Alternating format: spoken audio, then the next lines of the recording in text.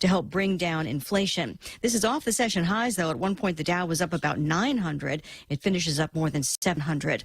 President Biden is visiting Puerto Rico, which hadn't fully recovered from 2017's Hurricane Maria when Fiona hit last month. I'm confident we're going to be able to do all you want, Governor, and I'm committed to this island. Alongside Puerto Rico's governor, who requested a major disaster declaration, the president says the cost of clearing debris, search and rescue, and sheltering people will be fully covered. On Wednesday, he visits Florida, still rescuing people from Hurricane Ian. Search and rescue teams have been out countless hours, straight through the night, nonstop, with over 800 rescues. That's huge. Lee County Sheriff Carmine Marcino says his county alone has had more than 50 deaths, more than 80 blamed on the storm statewide.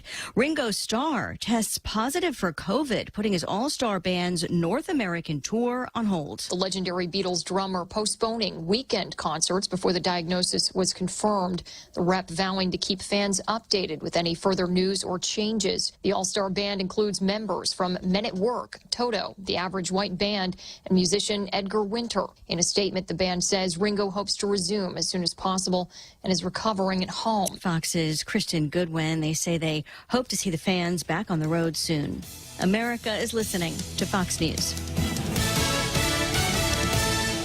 Family Finance has been serving the people of Guam since 1959, and they will continue to be there for you in the years to come. Whether you're looking to get a personal loan for that summer vacation or paying off those long overdue bills, Family Finance has got you covered. Apply for a personal loan from $1,000 up to $4,100 by calling Family Finance in Hagåtña at 671-475-4545, Upper Tumon 671-647-5626, or in Dededo 671-633-4473.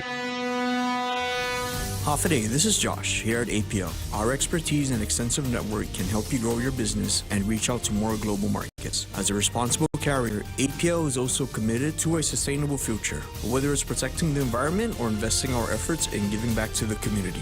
Our dedicated teams in Guam, Saipan, and on U.S. mainland are here to support you. Call 588-4651 or visit www.apo.com.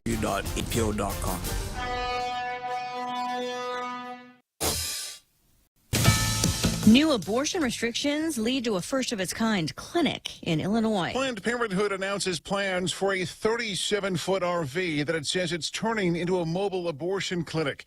That Planned Parenthood says will stay in Illinois, though travel close to the borders of adjoining states that have banned abortions, following the U.S. Supreme Court ruling. The announcement after a surge in abortions in Illinois, where the procedure is still legal. Planned Parenthood says its first mobile clinic will begin handing out abortion pills by the end of the year and plans to allow for first trimester abortions in the mobile clinic by next year. Jeff Manasso, Fox News. A former Secretary of State set to testify against a former Trump aide. Rex Tillerson served as Secretary of State for a little over a year under former President Donald Trump and is now set to testify against the former chair of his inaugural committee. Tillerson is expected to be a government witness at the federal trial of Tom Barrack in New York. Barrack is a billionaire private equity manager who's been a close advisor and friend to the former president. He's accused of secretly working as a foreign agent for the United Arab Emirates. Fox's Ryan Schmelz. Another deal aimed at expanding the reach of a fitness company that's been losing steam, this time teaming up with a major hotel brand. By the end of the year, Hilton hotel guests around the U.S. will be able to hop on a Peloton bike to get their workout. All 5,400 U.S. Hilton-branded hotels, including Hampton, Doubletree, and Embassy Suites, will feature at least one Peloton bike in every fitness center as the struggling company continues to broaden its customer base. Hilton is the first hospitality brand to feature Peloton bikes across its entire U.S. hotel portfolio of 18 brands. Fox's Hillary Barsky. Peloton has already announced deals to sell products at Dick's Sporting Goods locations and on Amazon. Elisa Brady. This is Fox News. Is your business ready for digital transformation? The latest Wi-Fi technology is here, and it's Docomo Pacific's WorkPass, powered by Plume. WorkPass unlocks connectivity, productivity, and security tools all in the palm of your hand. Access features like adaptive Wi-Fi, guest and employee networks, evolving AI security, plus so much more. To learn more about WorkPass, visit business.docomopacific.com. Docomo Pacific Business. Work better together. Burger King says thank you to our drive-thru guests with a very special offer. Every Monday in the month of October, visit our drive-thru locations in Tumon or Hagutnya. Every 10th car will receive a free fire-grilled Whopper coupon with your order. This is the King's way of saying thanks for celebrating our 33 years on Guam. Check out our drive-thru service, 6:30 a.m. to 11 p.m. daily. BK Your Way, Tumon Bay, Hagutnya, the Micronesia Mall, and the airport. Go green, go hybrid, go to Nanbo Insurance, and your next power bill is on us. Insure your hybrid car at Nanbo and get up to $350 towards your next power bill. That's instant savings for keeping our island clean and green. Nanbo has been providing Guam with over 50 years of reliable and affordable auto insurance. At Nanbo, it pays to go green. Terms and conditions apply. Visit nanbo.com or call 477-9754 for details. Half a day and good morning, Guam at 6:06 on Tuesday, October 4. I'm Donna DeJesus with a look at your local news on The Point. Former GPD officer Mark Torrey Jr., who was twice cleared of criminal charges connected to the shooting death of fellow officer Albert Piolo, is officially getting his record expunged. Superior Court Judge Arthur Barcinas signed the order on Friday, nearly 2 years since a jury found Torrey not guilty for Piolo's death. In 2015, the pair had gone out for a night of drinks and ended up in front of Torrey's Jigo home when Piolo died of gunshot wounds.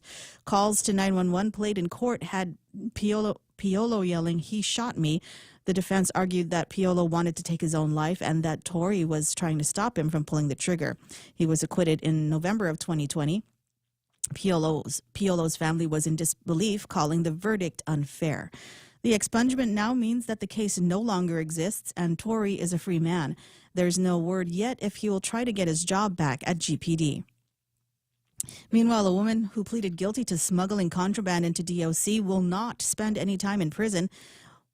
Wilmelyn Cabrera told Superior Court Judge Alberto Tolentino yesterday that she has learned from her mistake. Cabrera attempted to smuggle meth, tobacco, and marijuana inside 3 small packages within her body cavity to inmate Jacob Meno in March of 2017. Cabrera was facing a sentence between 3 and 10 years in prison, but has only spent 1 day in jail and has been out on release.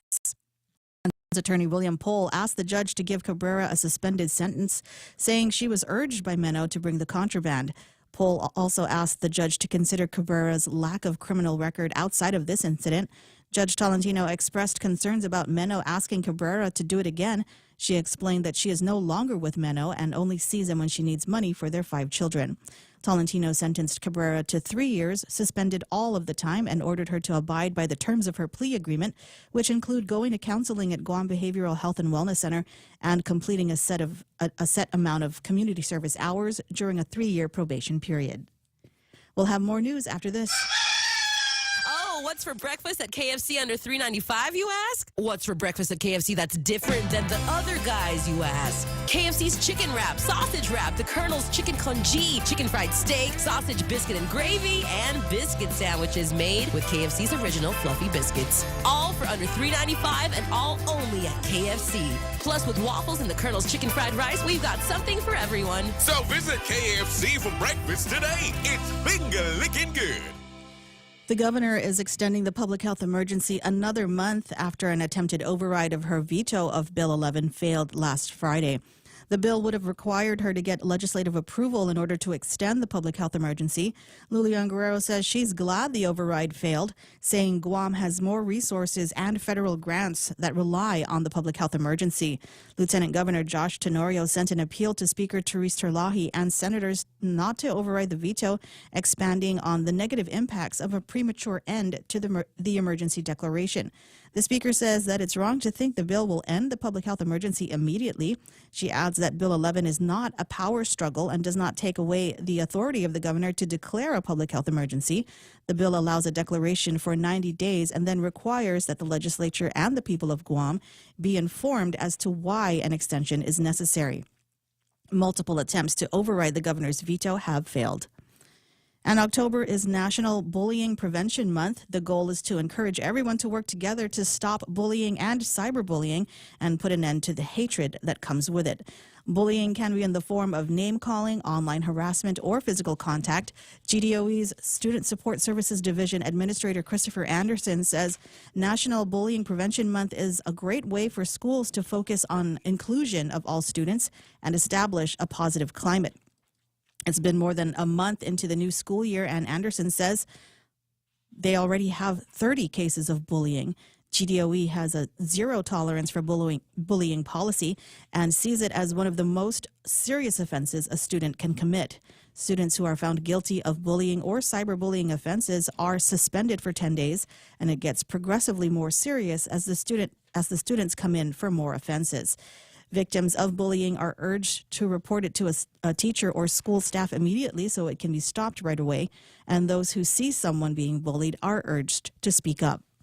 And those are your top stories right here on The Point. Now here's Ray with your weather. Stop bullying me. Stop. You're trying to make me do. I don't want to do the. You told me to tell you to do the weather. Like, that's what you said. You said even if I don't do the weather. Make your kids tougher. Yeah. Send the kids to judo lessons. Yeah. Right? Everybody. Nobody messes with them. I'm gonna pull your arm through my legs and choke you out. That's what's gonna happen to the bully here. Right? So just could be one of the harden them the blank up. Maybe is what's gotta happen with the little snowflakes out there. 6:11 in the morning. You wanted weather? I did. It's in here somewhere. Oh, I got it. It's okay. Joe put it together for me. Now all I need to do is read it. Put on the appropriate background on the screen. There it is. Mostly sunny skies today with highs near 87 degrees. East-northeast winds about 9 miles an hour. Is that grill marks weather I'm talking about? When I see mostly sunny skies, I'm thinking play hooky today. Scattered showers and thunderstorms could be moving in. Mostly cloudy with overnight lows of about 76 degrees. East winds 3 to 8 miles an hour. They're still there teasing you with the showers and thunderstorms for tomorrow, but they say partly sunny skies, mostly cloudy skies by tomorrow night. With the heat index today, it will feel like 94 degrees. And what do we got here? 30% chance of rain. Okay, maybe. Sunrise this morning was about 3 minutes ago. Sunset tonight is going to be at 6:09. It was nice last night. You catch it? Yeah, plenty of nice pictures on Facebooks and Instagrams of sunset last night. We'll try to redo it tonight. Yeah, news and weather together brought to you by Bank Pacific, banking on the Pacific for 68 years. Everyone has a busy schedule these days, and sometimes we forget to schedule our routine dental checkup and cleaning. Don't neglect your dental health. Schedule one today with Dr. Robert Yang and his Smile team, conveniently located at the East West Business Center on Marine Drive, Upper Tumon. Call us today at 647-8702 or 3. Again, that's 647-8702 or 647-8703. We make smiles happen. Gas is expensive, so let the bank come to you. Through our remote deposit capture, you can deposit your checks into your account from your phone. And with our Dynamite Bank Pacific Visa debit card, you can use your money anytime, anywhere. It's the perfect combo. Now we're banking on the future. Services to choose. Bank Pacific, where others put branches, we place roots. Equal housing lender. Member FDIC. Crank it up. I'm cranking it up here, 6:13 in the morning. Ray Gibson Show brought to you by APL, American President Lines, a global presence with a local home. Also brought to you by Guam Regional Medical City, the first choice. No, wait. No, it's that's us, right? GRMC, your healthcare partner. The Ray Gibson Show. Morning talk that matters. Call now, 888-TALK. That's 888-8255.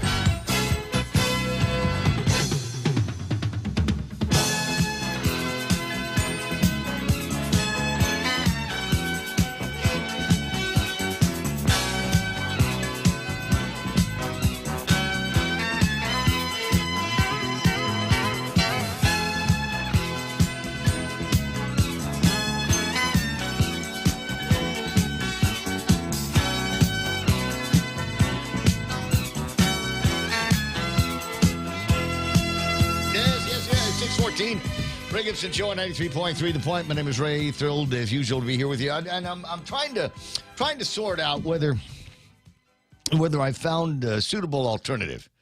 You ever I mean, sometimes you think about suitable to change your job, change your car, suitable alternative to the one that you're driving, change your relationship, find a suitable alternative for that. But I've been, it's okay, Joe. It's okay. Just try to stay with me here. I'm sorry. I'm sorry. This is probably not where you thought we were going to start the show today. It's just that when I went to the gas station this morning, and I wanted to. Want to get my Mr. Brown coffee and the newspaper, and I don't know why, but it came to me in a dream last night that a suitable alternative to Foremost orange drink might be Glasso orange vitamin water. What? No. There's no sugar in that, Ray. Not enough sugar in it. But it's got the bottle is the right color, Okay. And I'm just good. The bottle is the right color, and it's close enough to the right thin. It's not super in your face. Like too orangey. Orange drink is a DNA, man. All right. I like Tang. There are people on Tang right now. This is their old thing. Come on, because we're still all from the 60s. And wait a second, this is the stuff the astronauts took to the moon. It's that good. But I don't know. So I wanted to try it out this morning, and I'm not unhappy with the results. Obviously, there is no replacement, and if there was, they would have already brought it out. There would have already Foremost guy Marcus would already have been in the studio talking about. We finally found one. But I'm just saying, until such time where Marcus decides that they've got a replacement, then this might be a suitable replacement for those of you that have been fiending for the taste of Foremost orange drink. All of this time. Oh my God, I want diabetes too, Ray. I've got another recipe for that. I've got another one a little bit later on. Stay close. Well, don't worry. I'll get you dead here before you know it. Hey, welcome, as I said, to the program. Excuse the mess. It is the Ray Gibson Show on 93.3 The Point. I'm sorry. I'm just trying to cover a lot of ground here. Because I realize that I've only got a finite amount of time with the listeners before they all drift off to watch the football game. But that's not going to be until what, 4 or 10 o'clock this morning? Okay, so Rams and not, okay, 10 o'clock. All right, never mind. We're going to be together all morning long because you don't have to ditch me until after 10. All right, groovy. Anyway, so Real Joe gets the phone. You call 888-825-5888-TALK. If you're groovy, you say all the right words to him or bully him. I don't know. One might work with the other. I know it's bullying awareness month. Not this month. Don't bully him this month. Don't bully. Oh, it's not National Bully Month. I'm on my cycle. Come on. Wait a second. No, I looked at your phone. It's bullying prevention. Oh, prevention month. Oh, sorry. That changes everything then. Just whatever Really? with Joe, 888-825-5888-TALK, and let him know that you want to talk about something on the radio. Try to be specific with him. Every once in a while, this will happen. It's like, I'll see a name come up on the call screener, and I'm going, yeah, what do they want to talk about? And Joe's like, well, he didn't say. Well, you can just ask him, Yeah, man. or her, so I don't get Don't ask, don't blindsided. tell is my policy. Don't ask, Right. don't tell. It's a surprise. We're going to see if we can stump Ray Gibson on something here today. Oh, you want to try that? I don't know if I'm up for it. I didn't get a lot of groovy sleep last night. I had one of those toss and turn nights because because I went to go see Tattoo Shawnee yesterday. Oh, really? I didn't get it yet. I didn't. We just went over. Yet, huh? What are you going to get? It's a consultation. So you saw the binder? No, you don't go. You go with an idea. I don't want to go in and look at a binder and see tattoos that somebody else already has. Well, you never know. I was thinking about a tramp stamp though. I was looking at something. Don't do it. How about those old like 90s tribal designs? Oh man, The old tribal Barbarella designs. Yeah. Come on, let's do some of that. Do you think I could pull off the Hawaiian, the Chamorro Saipanese tattoo? Not there. Not there. Get it on your leg, bro. Someplace, or the little like dolphin-y, shark-looking things on my thigh. Anyway, so I went there, and I was just kind of excited about that, and just the thoughts about the design and everything go around in my head, and wondering if this is going to look, like, will my motorcycle friends laugh at me? Is the thing, and the answer is probably yes. You're going, what are you, 65? Yeah, and you're just now getting a real tattoo? What are you, stupid? You're never too old.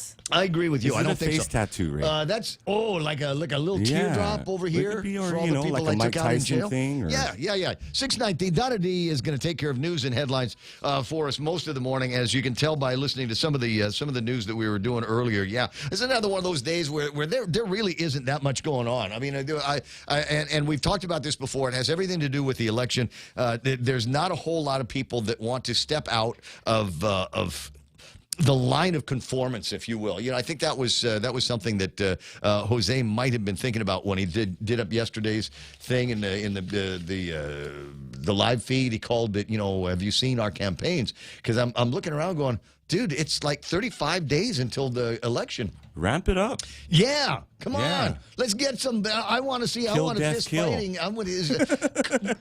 Look at what they're doing in Saipan. What did Cousin Troy say? They are so far ahead of us in Saipan in terms of, you know, getting the passion, the yang of the voters up there. I mean, Vinny. Vinny, Jimmy, I'm a Jimmy, I'm Felix, I'm a Tony, I'm even Lou and Josh. You know, we got the all-in thing, but I mean, that just, you know, the ads over here, ads over there, wave over there. You know, I mean, I'm not feeling a whole lot of like, you know, that's what we need. Is I guess what I'm asking for here. Is the opportunity for the two gubernatorial campaigns to get too geographically close together, so it's got the feeling like there could be a gang fight any second, right? Oh, yeah. You know, like somebody just effing Baba's the wrong guy in the wrong way, and then all of a sudden, throw down, Brown. That's it. That's what I'm kind of hoping for. But otherwise, you know, we just got there's just nothing out there. Not a whole lot coming out of the legislature. You want to talk about an entire series of limp-wristed legislation that came out of there. What do we got? A zero waste thing that we're supposed to be doing? Hi, my name is Ray, and I'm wondering how much that's going to get in the way of me enjoying my life. Is that one of those? What do I have to have another bag when I go to Payless, or am I going to have to like report all of the trash? You know, some kind of inventory to the guy and what I did with it. I had this many plastic containers. I had this many aluminum cans. I had this many cardboard boxes. And this is what I did with it. I buried it in a hole in my own backyard. Here's your $8. 6:22 in the morning. All right. So, but there are a couple of things that I think are interesting. In the front page of today's Pacific Daily News, emergency crisis. Did you see this? You know why? I'm out of betel nut. I am literally out of Pugwa this morning. I don't have anything in my pants. I looked in the bag. There's nothing in your pants. There might be some that have been, you know, rolling around underneath the passenger side of the truck for a while. Like how come I don't most see of that the year. Pugwa that you chew at the store? They only sell the green one. Well, I may have to resort to that. Oh, no, Rick, I don't know. I have not seen send Pugwa from my man. The last time I saw Guam-style Pugwa in a store was in Inarahan. You know, the store right across the pools?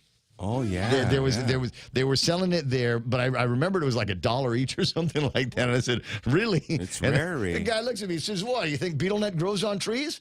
And I'm like, sure used to. Okay, so that's it. And now the story is about housing and all of that stuff. We covered a lot of that yesterday. Thank you very much, Haiti. But I do appreciate that. So emergency crisis, and if you're wondering what it really is referring to, it's referring to the fact that I am out of betel nut right about now. Now the thinking is maybe I ought to quit.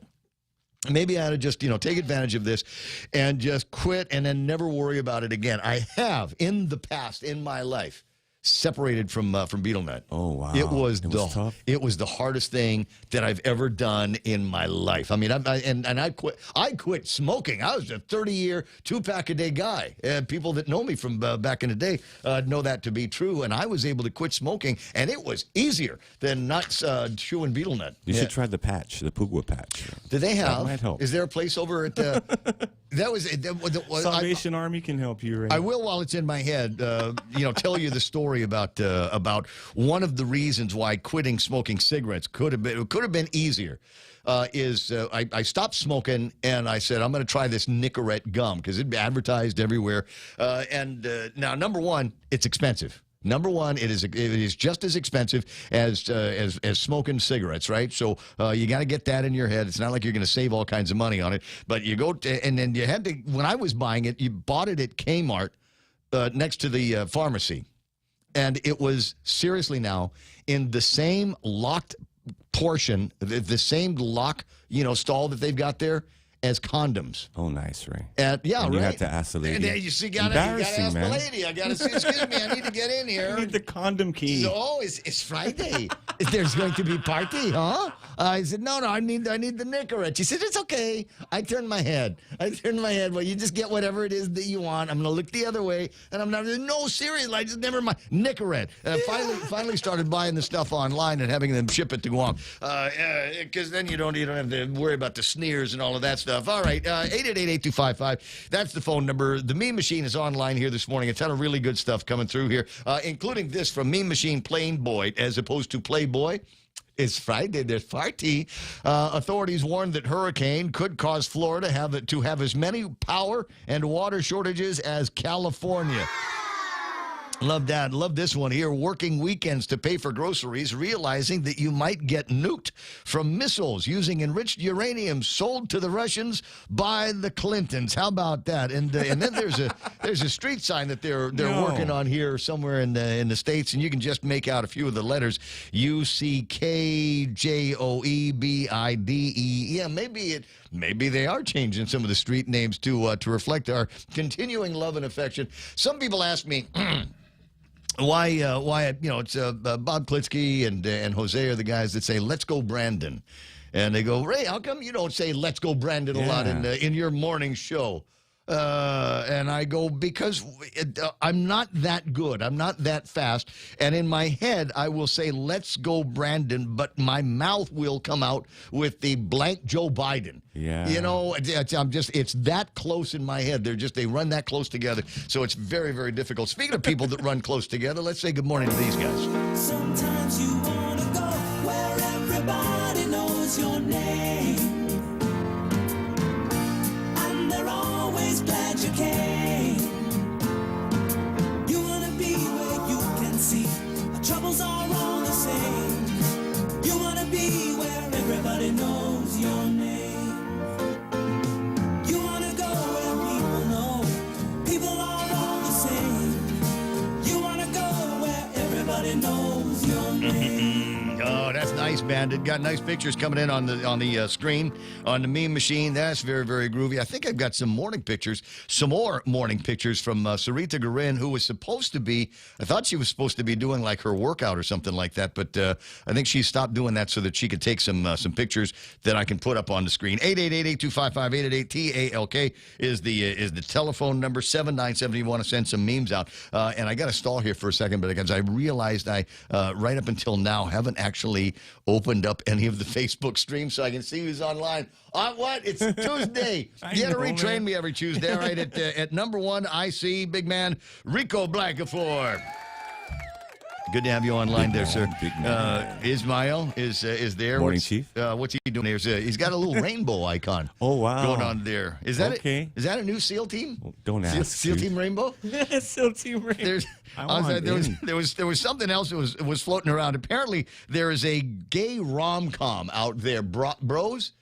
Almost called it Bros. Yeah, it's called Bros, and apparently is not doing very, very well in the market, and guys on the markets are they're complaining. The producers are complaining because a bunch of homophobic weirdos haven't seen the movie. So if you don't go watch Bros, then it means that you're a homophobic weirdo. And I'm going, what's a strange kind of marketing tactic they've got there is to insult the potential audience. Maybe I just wanted to stay and see Smile first because it's a scary movie around Halloween. Maybe I wanted to watch that first. Let's go, Ray. Or just, it's one thing to have the homo, what do you call it, the LGBTQ stuff kind of seeded into your entertainment. It's a whole nother one to go there on purpose and get it. So I don't know about that. Who else is there? Tommy Bernardo online. Tim Zedeker. I got JB St. Nicholas and MT Farron. J. Rojas is online here. Happy birthday to you. Happy birthday to you. Happy birthday to you. That's nice. The hot sister of the program online. Pam Duvall, Auntie Bennett, Lohan Duenas, and Franklin Menos in Kahulu. Good bunker. That's Bunker. Hey, Biba Bunker. Hey, buddy. Who else is playing around? I got, let me see, Tommy Bernardo, early and online, Marla Carbolito Duenas, and Valerie S.A. Untalan. Ava Benidosu Tautau is online saying good morning to everybody. That's nice. Henry Miglotnia and checking in. Carolyn Long saying good morning. Well, it's good to have you online here, Carolyn. Welcome to the program. Excuse the mess, as I'm fond of saying. Jane Nauta is there. Now I got to switch over to this side and see if I've missed anybody. Sandra Regis, Biba, we say good morning to her. And Dona Mila Martinez agreeing with me on this point. Seriously, the Camacho ads need a shot of espresso or vodka. That's what we're looking for. Vodka. Espresso Red Bull campaign. That's what we're looking for. I'll take the bull from anybody, but let's make it a Red Bull. Let's throw some kind of excitement around energy, here. You know, it's everybody's running around here, and we're all very sedate, and we're quoting the Bible and everything. And I'm going, yeah, you know what? You do that. Maybe that'll be the thing. Okay, Felix, you do the statesman, quote the Bible stuff. That's good. And Tony, we got to get Tony into Pitbull agate guy mode. You know? Yeah. Or you know what? Here's how we do this. I can't play the audio from the video, but did everybody get the video with the guy with that yellow car yesterday? Oh yeah, dude, that's the kind of excitement that we want to see in the campaign. Thing, yeah, he was angry. He was letting loose with all of the invectives, right? Yeah, he had restraint though. He had restraint on the guy who was holding him by the collar. Anyway, I'm kind of wondering if they're interested, so I'm just preparing my mental health for more terrible governing from LGT. The only positive I can get out of it is it'll be the last we have to see of her. Wow. As I said, Tommy Bernardo, a good toke on a vape will clear your throat in a few. Condoms, because real coochie can kill, says Benny Dosu. I had not looked at it in those terms there. I appreciate. I never know where the commentary is going to be taking us. Edwin Napati says, Salumpas patch, Ray. Yeah, I tried those. Too hard to light. Brad Woods online. I got Rico and Steve and Liz and McGuian. Keenan McCausland watching the program. Hey, it's our buddy from APL, Charlie Hermosa. Oh, wait. Or is he our buddy from Bella Wings? Both, one or the other, both. Okay, groovy. The incredible Doug Moylan is on with us today. Way. Yes. Doug Moylan hanging out with us. Somebody said, there's certain very manly trucks that you can drive. You get the biggest F whatevers and the bigger. And when you open the hood, they make that noise. They make that noise. It's one of those kinds of things where you just open it up and you're a manly man. America. Doing manly business, yes, and saying America. Good to have, what's that, Jose Martinez, because the demographic of rom-coms are men. Absolutely. Bandits online and Jennifer Leon Guerrero hanging out. Big Sister Shelley is online as well. I probably should have gotten to these a little bit earlier. I'll check the name list a little bit later on. In the meantime, you might be wondering if there's anything on the table of contents that is... you know what? You got to go to my table of contents. If you look in the newspaper or the newsrooms, I think you're going to be disappointed. Like I said, emergency crisis, high demand, low inventory of housing units. Go look up Mike St. Nicholas on Facebook and see what he had to say and some ideas that are in there. Jimmy Moylan reminding everybody that they had some housing initiatives that were put into actually introduced over at the legislature. Yeah. And you know what happened to them? What? Nothing has happened to them. They're like, I'm not even sure if they've had public. Get Jimmy on. Wake Jimmy up. Get the other Moylan. Get him up and ask Senator, him. Wake up. So what's going on? He's already up, he's man. another one. I'm going to give him a hard time. Did we not last week tell him that he needs to start acting more like he's running for Congress? Yeah, you got to puff the chest out a little bit. You know what I mean? So yesterday in the social medias, what do we see there? Picture of Madeline Zebradalio, who is the holy godmother of all things politics on Guam, in a picture with Judy Wanpat. Yeah, I saw that. Man. Saw that, right? I and did you make comparisons? Who had the hair better? Who's doing hair better? It's still Madeline, right? Oh, yeah, man. I know. I come away with the same thing, but you still gotta make that comparison every chance you get. But anyway, so Jimmy, we gotta get Jimmy on this and find out maybe if there's some like last minute just before I leave the legislature thing that he can do because I recognize that there is a housing crisis. There's just too many people on Guam and not enough homes that all of these people can afford simultaneously. Little pink houses for you and me. How are they doing that in Hawaii? Oh, no. It's It is Tuesday. Tuesday, brother. It's Tuesday. And they say there's an article here, rising prices, increasing poverty, slowing job growth. It's Hawaii's economy facing grim times. Stuart Yurton wrote this, I want to say, for one of their magazine's newspapers out there, and who's the guy here? Carl Bonham, executive director of the University of Hawaii's Economic Research, says other than downsizing your house and moving in with auntie, there's not much you can do. Are we all ready to move in with auntie? What's the tomorrow equivalent of that, of moving in with auntie? We go to grandma's house. GMH, grandma's house. We're all going to live under 7 generations under one roof. I'm starting to see that. I'm starting to see people do that. You know, it's like 4 generations of moms under the same roof because we can't afford to live in our own houses on Guam. 6:35 in the morning. Other items in the table of contents. Okay, I'm definitely going to go with mine here. So, I saw the fence. Got off a Bud Ugly chain link fence. Yeah, I drove by on the way home yesterday, and took a look at the fence, and I thought, wow, because I thought it was just one hole. There's 2 holes in. Really? Yes, yeah, one for Lou and one for Josh.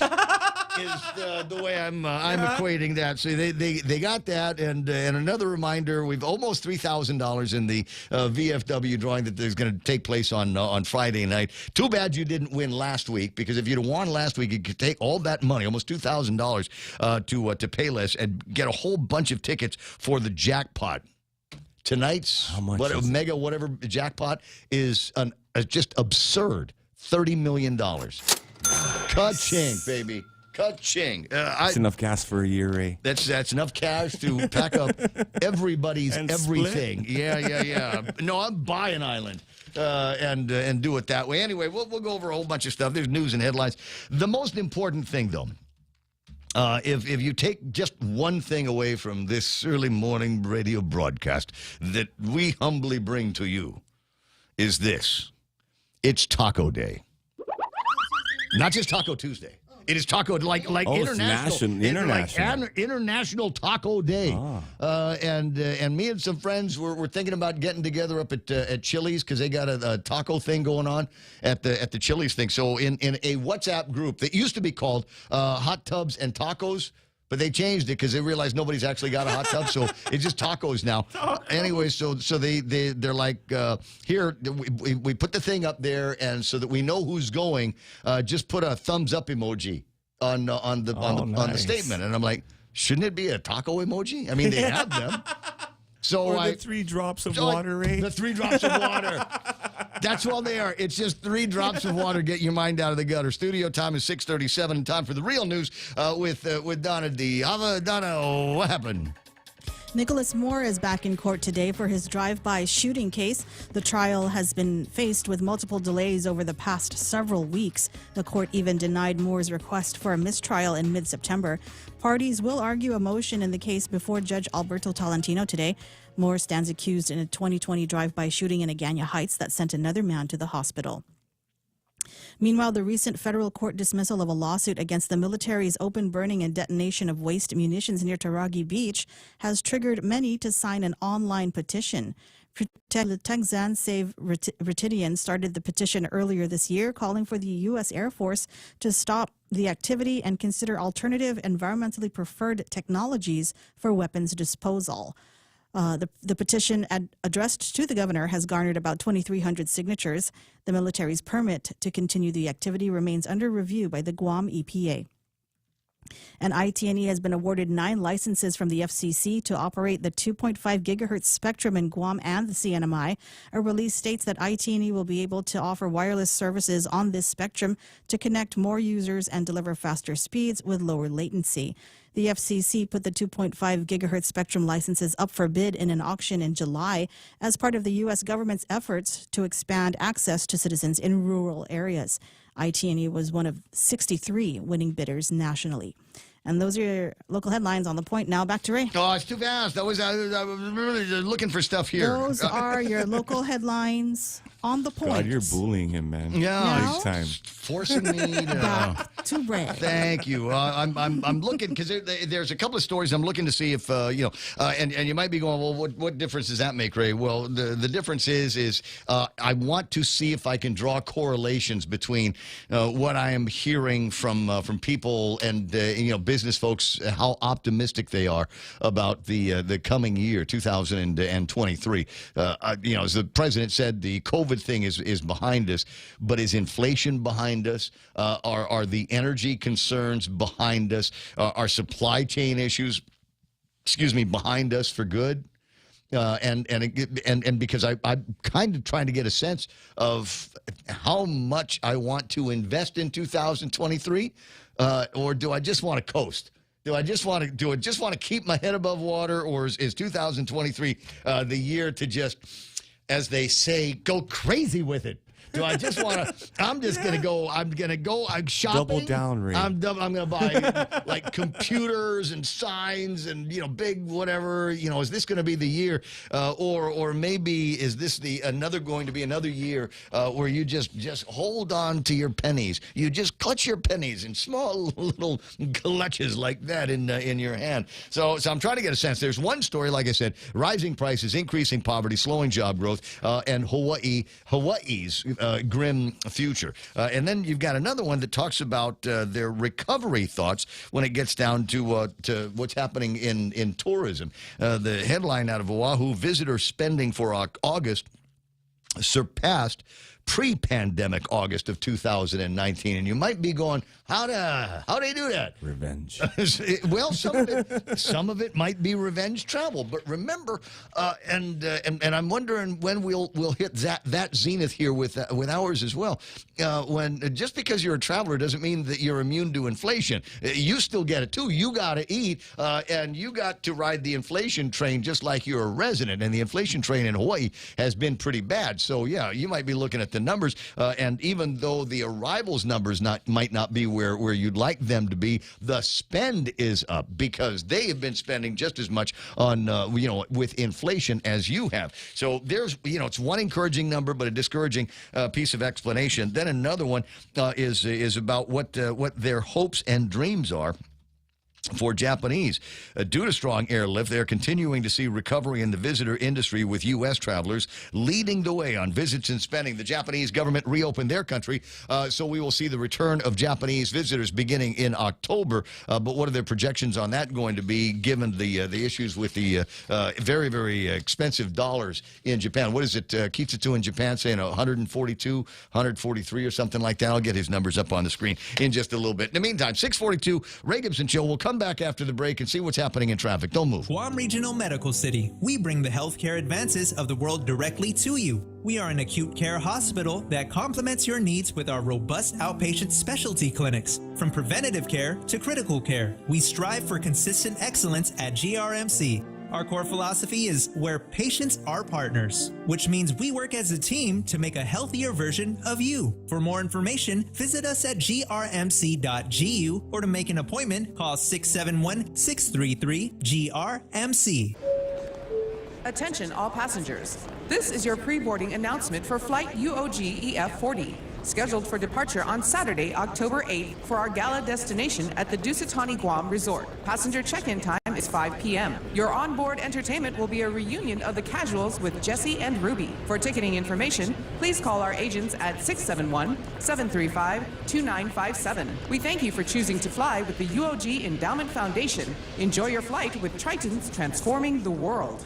Want more internet speed, more mobile data, more TV, and more reliable phone service? Introducing the new GTA Choice Bundles. The more you choose, the more you save. And for a limited time, sign up for a new Choice Bundle with home internet service up to Internet 50 and get a free Roku Express. Or Internet 75 or higher and receive a $100 account credit. Visit GTA.net and get more choices, more savings with GTA's Choice Bundles. Conditions apply. See website for details. GTA, we start with you. How much fun do we want to have with this guy today? Village Viral. I like to say it was just after I woke up from my nap yesterday, and all of a sudden I realized my inbox was full of all these images of and video actually of some yellow car, and there were no tires on the car, and the guy yelling like his hair was on fire, and then a video which focused on this handsome young man. Right? And he is apparently the guy that perpetrated the crime, and he was able to literally get collared by the owner of the car, right? So this is cool. There's no actual action on this. In fact, I remember looking at the video of this, and that was his expression the entire time on the video. Yeah, tweaked out. But he might have been tweaking there, like grinding. His or pupils are huge, the smell like cat pee or something like that. Probably. Look at the death grip, Ray. That's the death grip of the guy that caught him. Holding him, like you are not going anywhere until the policeman comes, and we are going to let him continue to pinch you. But there's enough room. I want to point this out. There's enough room in the video so that you might be able to get some like a good meme thing going, right? Oh, you are right. At the top, you put there's words there. How do we meme this thing out, right? It's like, I agree with Lou, Guam is safe. Maybe something along those lines, or maybe the cautionary tales to the kids. Ice will ruin your life, or something like that. I don't know. You guys figure it out and get back to me. 6:45. I heard the traffic music. Let me get this up on the screen and do a quick refresh and see what we can see. All right, northbound traffic up in the Jigo area. Looks like it's getting busy again. I don't want to say that. Yeah, it's starting to look like it's going to get busy again over at the other gate at Anderson Air Force Base. There's a name for it. And I'm going to blow it, so I don't want to, because the guys will call.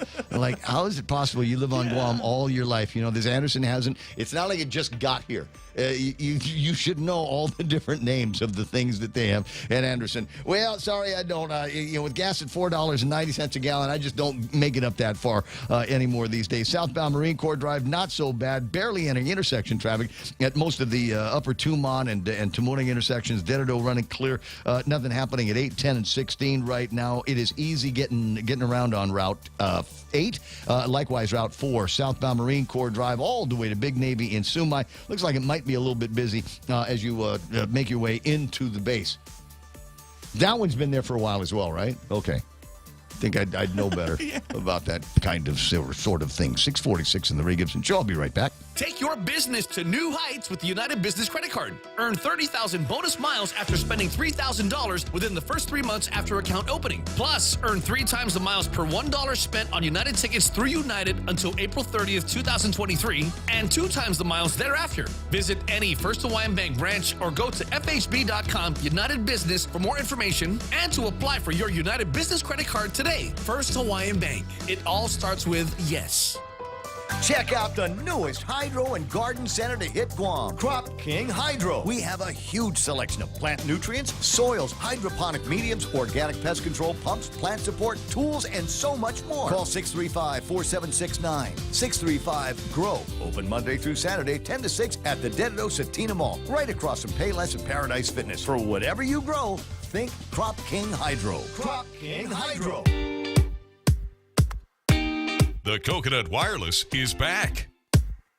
The Ray Gibson Show. Call now, 888-TALK. That's 888-8255. Oh, Northgate. Firestone exit Northgate. No, I don't know why they call it Northgate. Let's give it another name. No, not Operation P. Golden B. Oh, it's Golden P. It's the name of the operation. All right. Jennifer Leon Guerrero, like I said, online. Big Sister Shelley, Pam Duvall. I challenged Donna D to improve the Camacho ad campaign jingle. I've not heard a jingle. They might hire her and take her away. Well, I mean, Donna could absolutely do it. Can we riff on something that might be worthwhile? You know what? Steal a page out of Joe Ada's book and just get that song that is it Lou Rawls did that Whitney Houston remade. I believe the children are our future. See, that's a remake? Hello. Wow, man. Dude, Big I'm Sister crushed Shelly always today, playing that dude. in the big Sansui speakers in the house. Once upon a time, yes, like that. Charles Craw, Need a Jungle. I have to admit my new Tacoma is lacking. See, Tommy Bernardo saying the same thing. Yeah. That's what you got to do, Tommy. What you got to do is get this thing like a little MP3 player, and then whenever you open the hood to your Tacoma, it makes this noise.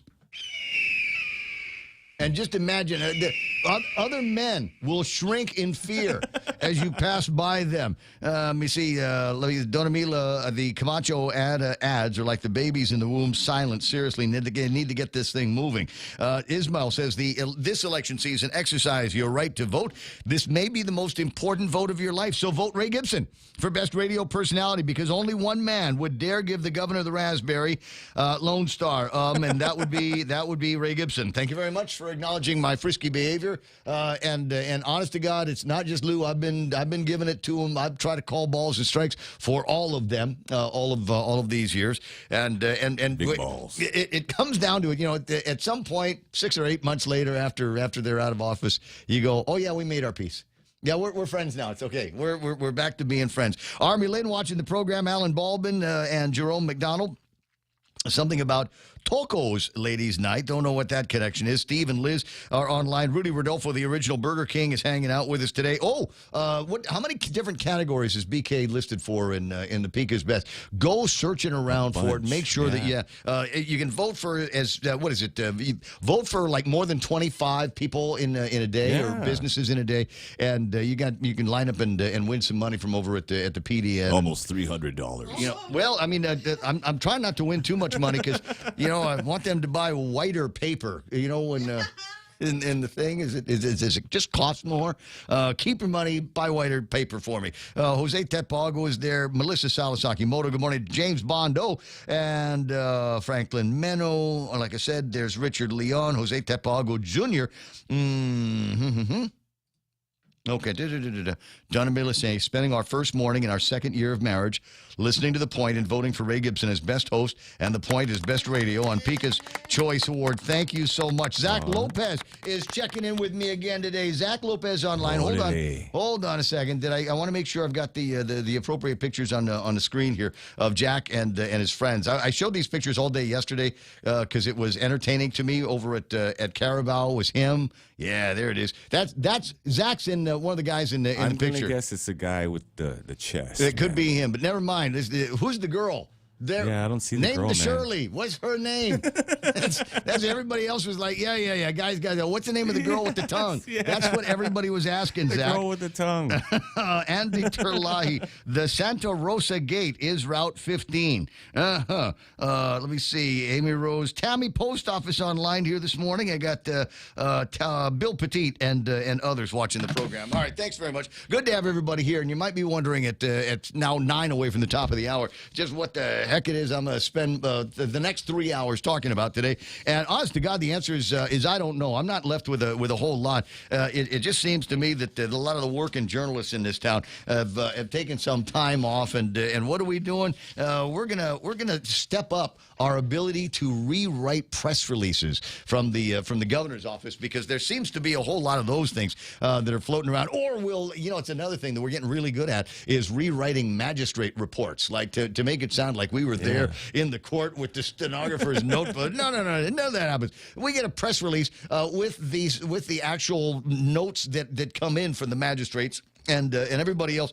just kind of embellishes there. Are there magistrates for which I might embellish this morning? Oh, absolutely. I got one where there's a guy who was originally supposed to get busted and thrown in jail for entertaining mutual combat with ex-girlfriend. Yeah. Anyway, so he first got the attention of the Guam Police Department and the criminal justice system in that case back in September. But it was just the other day where he was once again found to be running outside the fuzzy parallel lines of the law and couldn't keep his car in the appropriate lane or even in the right direction. and the cops busted him for that. And now this time it looks like maybe he's going to be sticking around, I don't know, jail cells or something like that. Love this story. White House plans to help Guam. Governor Lou Leon Guerrero said she plans to ask the Biden administration to help Guam pay for a new hospital, among other needs, after one of the president's advisors told her the administration will be, quote, pumping resources to the island. Now, based on what I saw in a newspaper the other day, they're only talking about spending about $1 billion. And that's among all of the islands and everybody that they've got to try to impress to keep the Chinese from doing that belt and rope thing that the Chinese want to do around here to try to wrest the control from the United States of America. And first I looked at that number and said, $815 million? Is that it? And now the new part of the story is apparently they're threatening to put more Peace Corps people around here. Did you know a lot of Peace Corps guys in the 60s and 70s?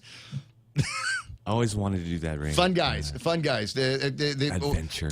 I don't know the actual words in their language that they use to describe them, but in Yap in particular, and I was down in Yap once in the mid 70s, and they had a bunch of Peace Corps guys running around, and there was I want to say specific words in their language that they used to refer to the Peace Corps people as basically wild Americans is what they called them. Oh yeah, wild Americans. I said, what's that mean? Wild Americans. That's what that means. That's who those guys are. But the White House plans to help Guam build us a new one. The hospital will cost more than what the Biden administration says they want to send to all of the other islands in the Pacific combined. And the only thing that they care about is the climate crisis. They don't care about building a new hospital here on Guam. I don't know that they're knocking each other down trying to get to the button to push at the Department of Interior to send us all of this money. But hey, man, I don't work at Adelup. We'll see how that plays. And then the rest of it is, a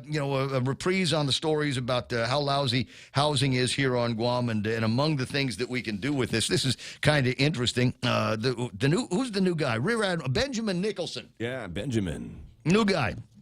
At Joint Region Marianas told the Chamber of Commerce last week the military is looking at the impact of the overseas housing allowance on the local housing availability and costs and whether a different model or system should be used there. And then he goes on to say, I offered the government, we still have the original maps. We can show them exactly where all those structures are if they want to work with the community here to look at projects to have some incentives to refurbish those dwellings instead of building from the ground up, Nicholson said during a Q&A with chamber members. He says, driving past the airport, one can see houses that people have made nicer. Slightly. Dude. Little bit nicer. You have that junior officer come pick me up. We'll go driving around Teedson, and you can try to show me some of those people, some of those houses where people have niced them up. I will agree there might be one or two that somebody put some money into, but the rest of them just kind of slummy. And that's what happened the last time the federal government, i.e. the Navy, gave some property back to the people back to the government of Guam. They decided to give it back to the original landowners who weren't able to do anything because there's a reversionary clause on it. And that means that the bank's not going to loan them anything to get anything done. So if they don't, unless they got money in their pocket, they're basically sitting on sunk property that nothing is ever going to happen to. Carl Gutierrez had a far better idea, and it was vetoed by the guys over at the legislature. Anyway, 6:57 and change. Other items in the table of contents here this morning. Don't get sick. Apparently, there's another story coming out of the Guam Daily Post. Another anonymous source notified the Guam Daily Post that GMH's emergency room was inundated with pediatric patients recently. I'm here to tell you that I think everybody's emergency room has probably been inundated recently. Is it me, or is everybody I know is either recovering from, in the middle of, or is about to come down with some kind of crazy sickness? Yeah. So, yeah. I mean, I had it most of September. I was down with, what did they say that was? Was it AIDS or cancer? Yeah. Or whatever? No, it was a kidney infection. Oh, yeah, that's right. That's what it was. So the kidney infection went away, and then I don't know what. Was it monkeypox? I don't think it was. No, it was not monkeypox. No, I don't go to EMF shows, man.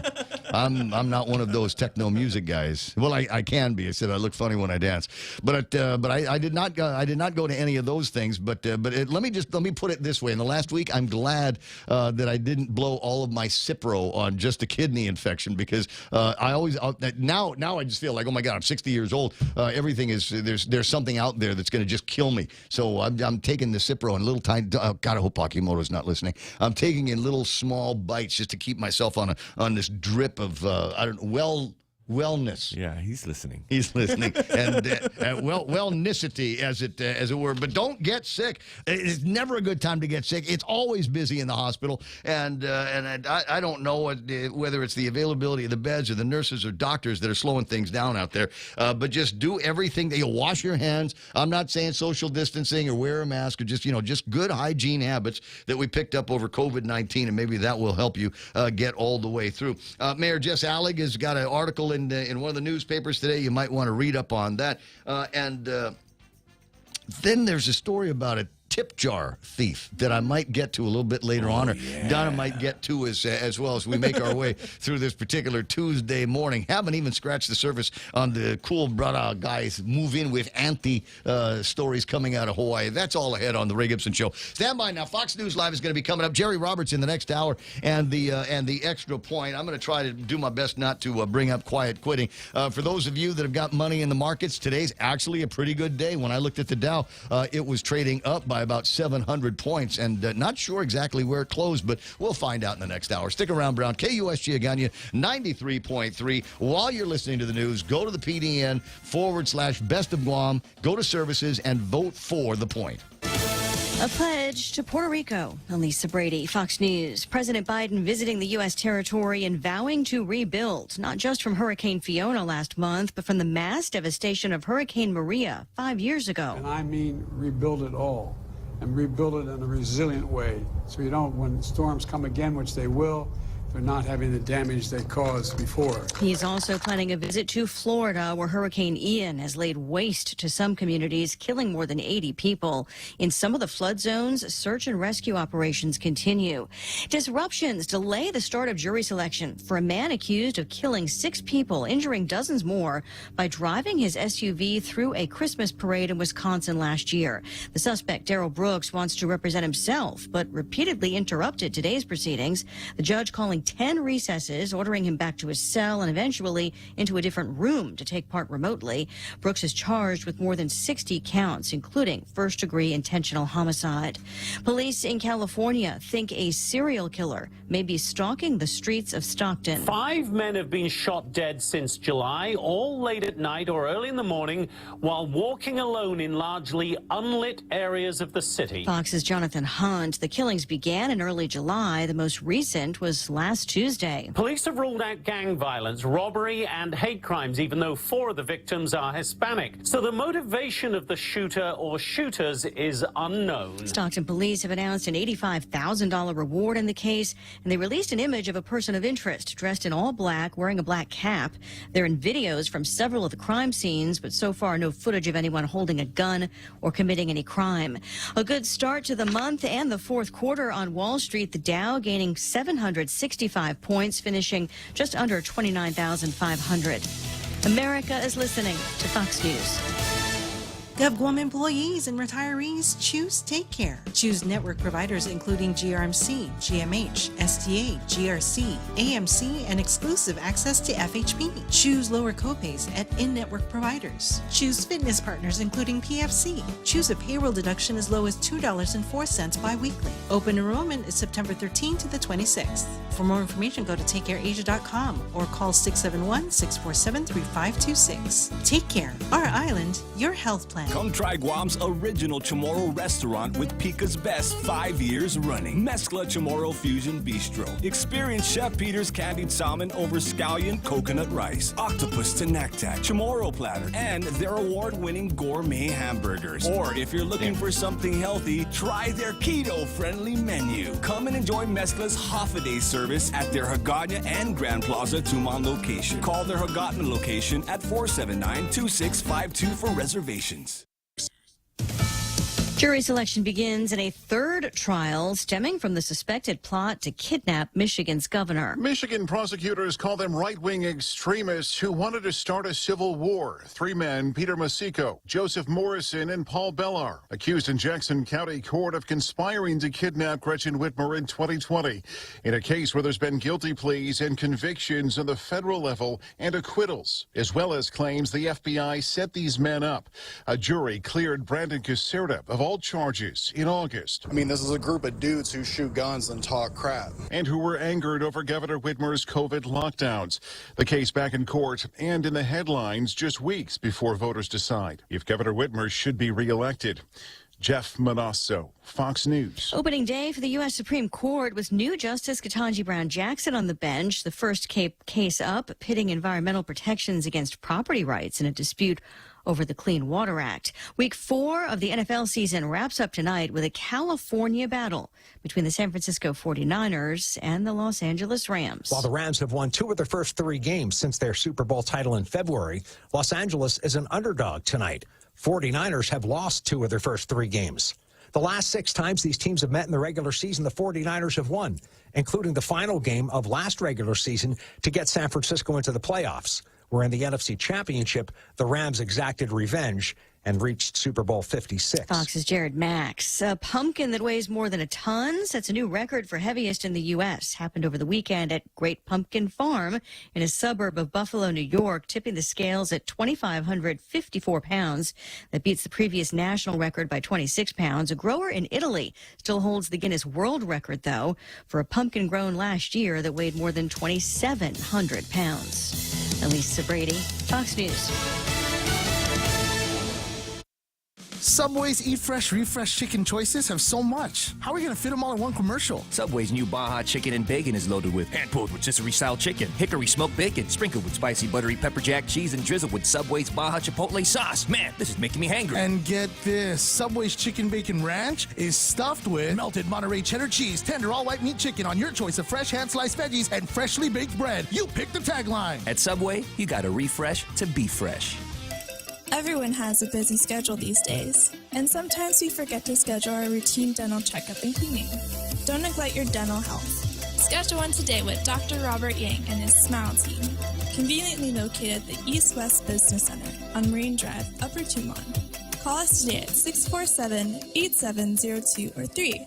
Again, that's 647-8702 or 647-8703. We make smiles happen. Tell me about it, stud. Circle K's Craft Beer and Whiskey Festival is back on Saturday, October 22nd. We rockin' and rollin' at the Dusatani Guam Resort from 2 to 10 p.m. Bring your friends and come dressed in your best grease costume to win up to $500 in cash and prizes. So bust out those leather jackets and 50-style outfits as we party the night away at Circle K's Craft Beer and Whiskey Fest. Don't be a square. Get your tickets now at craftbeerfestguam.com or cruise on by any 76 Circle K location. Now that's cool, baby. Half a day at 7:06. I'm Donna DeJesus. Here's a look at your local news on The Point. 32-year-old Tom Cicera has been arrested for stealing a donation bucket meant to help public school children get eyeglasses. Police officers responded to a reported robbery around 2:15 on Saturday afternoon outside of the Dedito Payless. Court documents state that a man told police he was standing in front of the supermarket entrance holding a donation bucket for the Lions Club when Cicera came up to him, grabbed the bucket, and after a brief struggle, ran off with it. Cicera was found at the nearby ponding basin at the old flea market grounds. Officers observed Cicera, who was homeless, place a large amount of cash into his pocket. He was charged with third-degree robbery. Meanwhile, survivors of Guam clergy sexual assault are a step closer to obtaining compensation. Yesterday, District Court Chief Judge Francis Tidinko Gatewood began hearing arguments that would get the Archdiocese of Agana out of bankruptcy and pay claimants $34 million to $101 million. The remaining concerns about the plan related to the Boy Scouts of America, among other things, are expected to be addressed. The joint plan is anticipating up to $55 million to come from the Boy Scouts, but this is not guaranteed. If the judge confirms or approves the amended joint reorganization plan this week, payments could start reaching survivors in 90 to 120 days. There are more than 270 Guam clergy sex abuse claims from those who said they were raped or sexually molested by parish priests and others associated with the Guam Catholic Church as minors. More news after this. News this hour is brought to you by the friendly folks at Hoffaday Realty. Jody Duenas, principal broker, and associate brokers Saran Sajdev, Libby Pierre, and Lolita Kamet. For all your real estate needs, please contact Hoffaday Realty by calling 671-588-4232 or email hoffadayrealty@gmail.com. Located at 426 Chalon San Antonio, Suite 104, Tamuning, Guam. Open 10 a.m. till 4 p.m. Monday through Friday. With more Marines headed for Guam, the housing allowance for military personnel is putting increased pressure on a competitive housing situation. The housing allowance allows service members to pay more in rent than civilians who are competing for the same apartment. Joint Region Marianas Commander Rear Admiral Benjamin Nicholson told the Guam Chamber of Commerce last week that the military is looking at the impact of the overseas housing allowance on the local housing ability and costs, whether a different model or system should be used. He says there have been conversations with GovGuam officials on this. Nicholson adds that the thousands of acres of land that the military returned to GovGuam had former family housing units on them and could still be used for housing. But the Marines aren't the only ones coming here because of the buildup.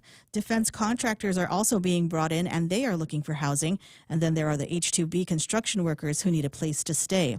The Guam Association of Realtors, or GAR, has been trying to work with GovGuam to see the shortage of housing for construction workers, which contributes to housing shortage for the general public, as an emergency crisis. Meanwhile, those interested in home-based businesses will have the opportunity to attend 2 free training sessions this month at the Tamuning Community Center. The sessions are sponsored by Guam Unique Merchandise and Art, or GUMA, to assist in creating or enhancing an existing business operated at home and to help develop endeavors. GITA and the Administration for Native Americans funded the program with a mission to visit each village. GUMA will be providing free home-based business mentoring, training, and incubation through public and private partnerships. The nonprofit organization will also be working with mayors to develop village directories of businesses in each municipality and will assist in hosting village trade fairs. The second round of home-based training is planned for 2023 and may group neighboring villages together into one workshop. The Tamuning training sessions will be held on Friday, October 14 and Saturday, October 22. Seating is limited and interested individuals are urged to contact their mayor's office or GUMA to register. For more information, email info@gumaguam.com or visit gumaguam.com or call 646-3448. And those are your top stories. Back to Ray with weather. So wait. The Admiral was saying something about taking some military property and converting that to housing for folks? That's what it looks like. I want Flag Circle. Oh, wow, Ray. I want... That's prime, dude. I know. That's why I'm asking for it. That's a great spot That's up where the there. officers... Yeah. I was an officer in ROTC. Okay. Yeah, that's I mean, right. I remember how to do the marching and everything, and how to shine my belt buckle. Shine. Yes. Yeah. I'll make my shoes shiny. You can see yourself on it. That's how good I was in ROTC. So can I have Flag Circle? I don't want the Admiral's house because I've been in that one, but there's another one with a view that's almost as good. Almost, I say. At any rate, 7:11 in the morning. Hi, Ray Gibson here, and I want to say thanks very much to Elvis Kanata, who is trying to relieve me of my own personal crisis emergency situation, which is I'm out of betel nut. I'm not even. I don't even have the shakes. I don't mean like shakes. I meant like shakes as in the shards of betel nut that are in your pocket. Yeah, those are the remnants. shakes. But anyway, so Elvis heard me whining on the radio and has brought me a bag. Joe. No. Ooh, la, la, la, la, la. Wow. Yeah. I'm gonna keep the bag. Hey, so Elvis has left the building? Apparently so, but this is I don't have Thanks, regular Elvis. Quietus anymore. You saved our guy. So I just got like the Home There Depot, you go. whatever it is thing. Powerful. So yeah, so I'm gonna open this up. Oh my God! Please don't be white. call Please don't be jobbies. white. Please don't be Do you white. keep that in your desk? Is that Yes. what that's for? I have It's one at the just house, for and this? I've got one here. Yes, my exactly. word. That's exactly what that's for. Are you ready? Is it purple? Oh my God, Becky! Come on, man. Yeah. Oh, Take a look. wow. It looks like a jewel. It is. Ooh, this is literally the good stuff, ladies and Heroin. gentlemen. Yeah. This is smack to me. heroin. I'm telling you right now, absolute kryptonite. Now I'll be able to sleep good tonight. I got to cut it open. See, now this is the worst part is Tomorrow fentanyl. I want to throw it in my mouth, but here's the hard part. I got to do the weather. Where is the weather? Let me just go and pull this thing up here. I'm dedicating this weather to Vilma Antonio, who is watching the program on the YouTube side with some of the bad boys. Mostly sunny today, highs near 87 degrees. East-northeast winds about 9 miles an hour. Tonight, scattered showers and thunderstorms could be moving into the forecast area. Not exactly why. Wait a second. What's that? Are we doing memes? I was looking for weather. Oh, there's got to click on this one. Here it comes. There it is. And I'm not sure where all of that weather they say is supposed to be coming in.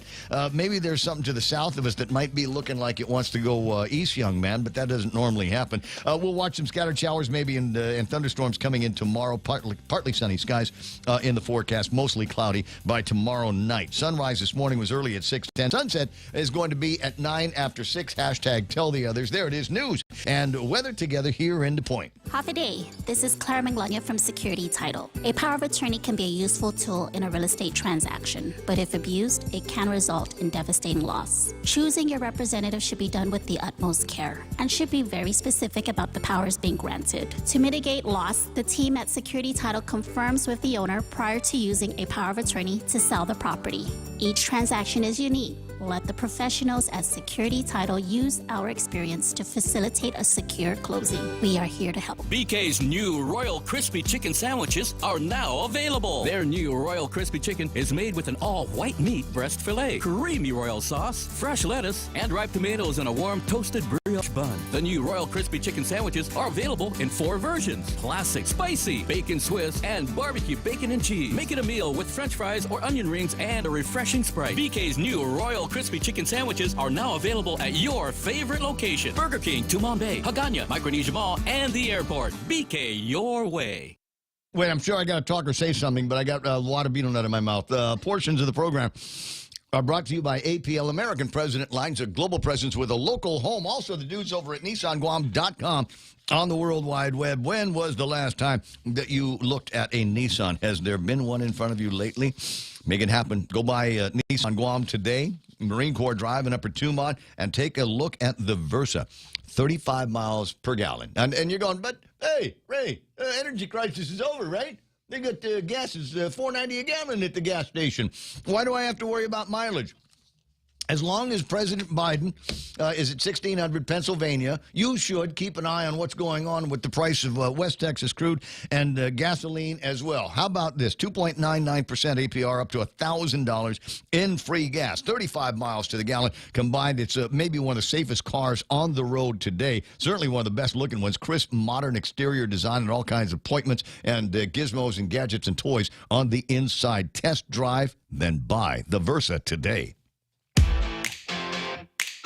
Real Talk Radio is back. Welcome to The Point, Guam's FM News Talk Superstation.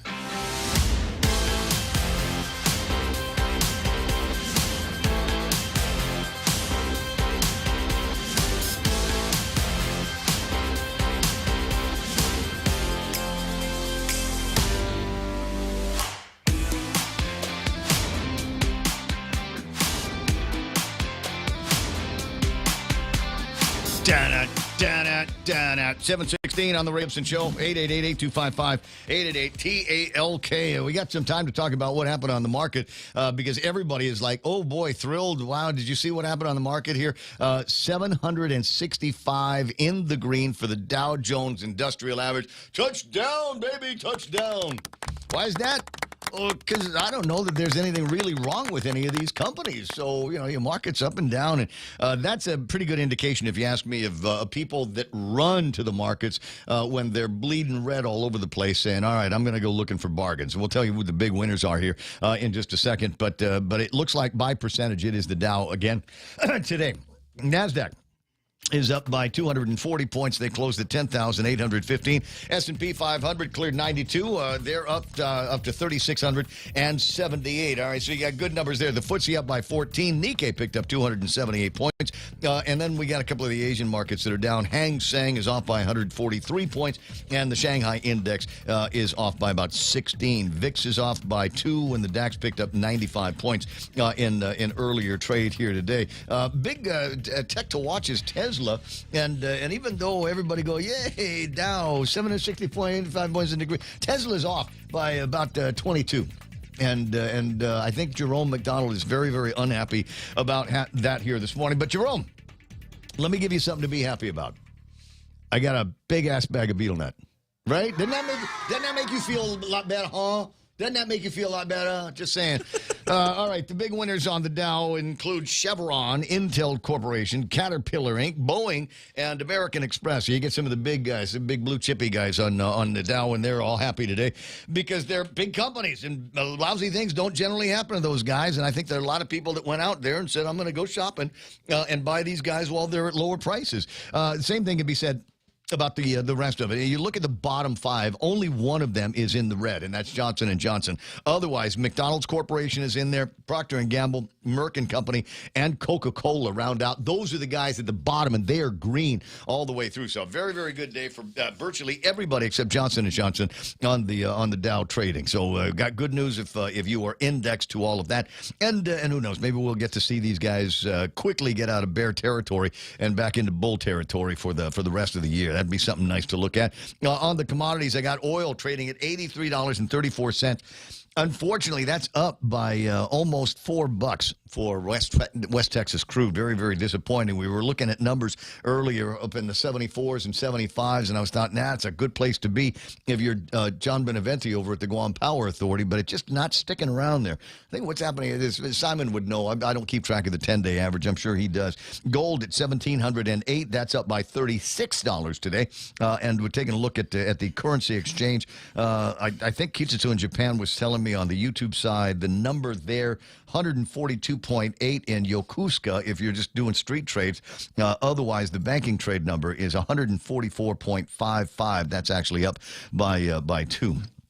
So more stress on the Japanese yen and the Japanese travelers. I spent some time with some friends that we were talking about the possibilities of putting together kind of a group crazy trip off to Japan once they get open. And the thinking was, hey, man, the yen's at 144. Man, we ought to be able to take that for a ride and just do everything on the cheap. And I thought, yeah, but here's the other part of it is I'm sure they have the same inflation that we have got there. So that Spam musubi that you wanted to try over at the 7-Eleven out there or the Lawson or something like that may not be coming in at the same low price that you remember it the last time that you went up there. Everybody says, "Oh, we'll go up to Niseko and we'll go skiing snowboarding and snowboarding." And I go, "Why? Do you want to break your neck? What's the matter with you?" Beer drinking. And, yeah. And they don't care what time it is. They don't look at you funny if it's 7 o'clock in the morning and you've decided that I've hit the trail too many times already and it hit back, and so I'm just going to stay here and drink Sapporo beer until it's time to go back to Tokyo. Not that I have any personal history in that regard. I will say, though, every once in a while, I got to talk about Niseko because it really is a fantastic place. I don't know if it's cold enough yet for good skiing.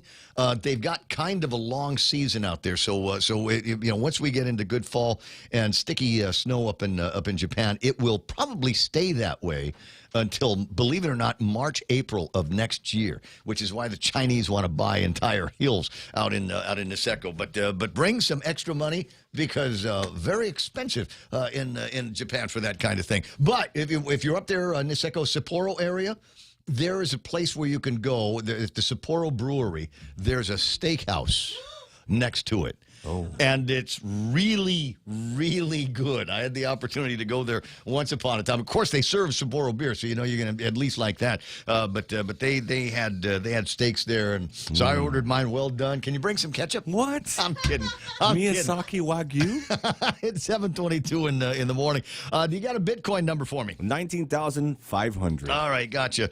Interesting to see what's going on with McDonald's in the Dow. I was looking at that. and I'm wondering if maybe there was some additional sensation going on with McDonald's, because we were talking about the adult Happy Meals yesterday. You remember that?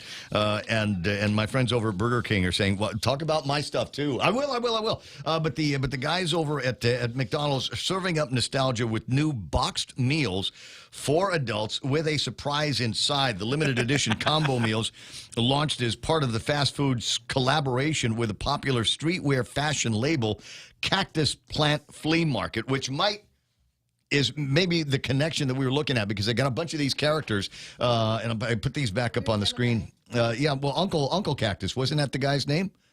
Uncle Cactus in the thing. Hold on, I can put I still have it from yesterday. These are the collectibles that you will be able to find in those combo packages. McDonald's says it was reimagining the feeling of pure joy when you ordered a Happy Meal as a kid to reignite a new generation's love for our food and the brand. One of 4 toys is included with the meal, which is Big Macs or McNuggets. That's why it's an adult meal, so it's not a little burger, right? It's an actual Big Mac that goes in there. 3 iconic McDonald's characters, the Grimace, the Hamburglar, Birdie, along with the new Cactus Buddy. That's the one that you see it? Okay. The trucker hat on. Yeah. What about the vegan adults? Don't drag me into that mess. I don't know that there's a vegan adult Happy Meal. Maybe cabbage in it. Maybe that's the way. Maybe that's the way that the any people need to meal look with at that meat is a Happy Meal. Get out of here. Maybe that's the way we got to do this. Is we'll give you the Happy Meal and bring the combination of the flavor of a Big Mac and the nostalgia of getting it in a Happy Meal might have you remembering the days when you were a kid before you were a vegan. I don't know. Maybe that's some kind of therapy that we can work on. 7:24. Jerry Roberts is in the studio, and about time to break into giving him a hard time and find out what's on his mind with the Extra Point. Brought to you by First Hawaiian Bank. Well, if you're employed in management, does it also mean that you're employed in leadership? If it does, how much of your job is manager and how much of your job is leader? Of the two, which is most comfortable for you and which motivates you more? If asked to answer on the differences between the two, how would you respond? We'll chew this over next on the Extra Point. Fly to new experiences with 3 times United miles with First Hawaiian Bank's United credit card. Earn 3 times per dollar spent on United tickets purchased through United ticketing channels until February 28th, 2023, and 2 times miles thereafter. Visit any First Hawaiian Bank branch or go to fhb.com/United for more information. Don't wait. Apply today. First Hawaiian Bank. It all starts with yes. Hafa-day, this is Severina. Here at APL, our expertise and extensive network can help you grow your business and reach out to more global markets. As a responsible carrier, APL is also committed to a sustainable future, whether it's protecting the environment or investing our efforts in giving back to the community. Our dedicated teams in Guam, Saipan, and on U.S. mainland are here to support you. Call 588-4651 or visit www.apl.com. So the next couple, 3 days, we're going to talk about management versus leadership, because there's just some confusion about how all this works, and we'll try to shed a little light around the topic. Not all of it. They write big books about this, but we'll get to some of it. There are thousands of people in Guam who are involved in organizational management of some kind. This ranges from supervising a frontline group or being a team lead through middle management, which might include directing a department, into senior manager territory, often with responsibilities over a division, and then into general management over an entire operation. We're using the term management a lot here, not leadership. And I want to approach this topic from different directions, but not blur the lines so much that we get lost. What is the expectation of the organization? Do they want you to manage, or do they want you to lead? If you're now in management, did you ever ask that question when you were going through the hiring phase, manager versus leader? If you had to apply percentages to the job you do, how much of the time are you a manager? How much of the time are you a leader? To go a step or two further, what percentages would your boss give your job? And what would those who work for you say? We're going to spend a couple of days on this because it's important for you, your employer, and the people whom you manage and or lead. What is the difference between the role of a manager and a leader? We hear the two terms tossed around a lot, but at gut level, what are we realistically talking about, and does it matter? Without getting into any wordy and confusing definitions, what if I called the manager the guardian of the process and the leader the keeper of the compass? Managers have been given goals for the annual operation of the company. They deal with budgets and planning, organizing and staffing, and solving problems that may endanger that process. Their job is to govern the process and keep the unit on track to the achievement of the goals. If you consider yourself in the manager category, is this a fair description of what you do most of the time? Leaders are made aware of the status of the process, but are freed up from the day-to-day operational issues and will plan the direction of the organization. They're in the growth and vision business, and their job is to not only decide the direction, but to influence everyone concerned to get on board with it. Does this describe where your efforts are centered? In larger companies, these functions are more easily separated, or should be. That said, most of us can probably tell stories of leaders who spent too much of their time managing and not enough in the vision and direction work. This may be because they had trust issues and hadn't developed a manager who could keep up with the process, or they just found it hard to let go. In smaller operations, it's not quite so simple. The manager may also have to be the leader. If this is where you are now, we can get back to those percentages. How much time are you putting in as manager, and how much time are you putting in as leader? My guess is almost all of your time is the day-to-day managing of the process and very little in the vision and direction, keeper of the compass side. You may be good at both and able to effortlessly slide between the two, and the unit thrives. But that's not the norm. Okay, we've established the differences in the two roles. In general, how it goes in both large and small organizations, and where you might be in your present position. This sets the table for getting into some problems that gum up the works in all of this for both the manager and the leader. And we'll launch ourselves down that road tomorrow. That's the extra point. Be responsible and make something good happen today, whether you're a manager or a leader.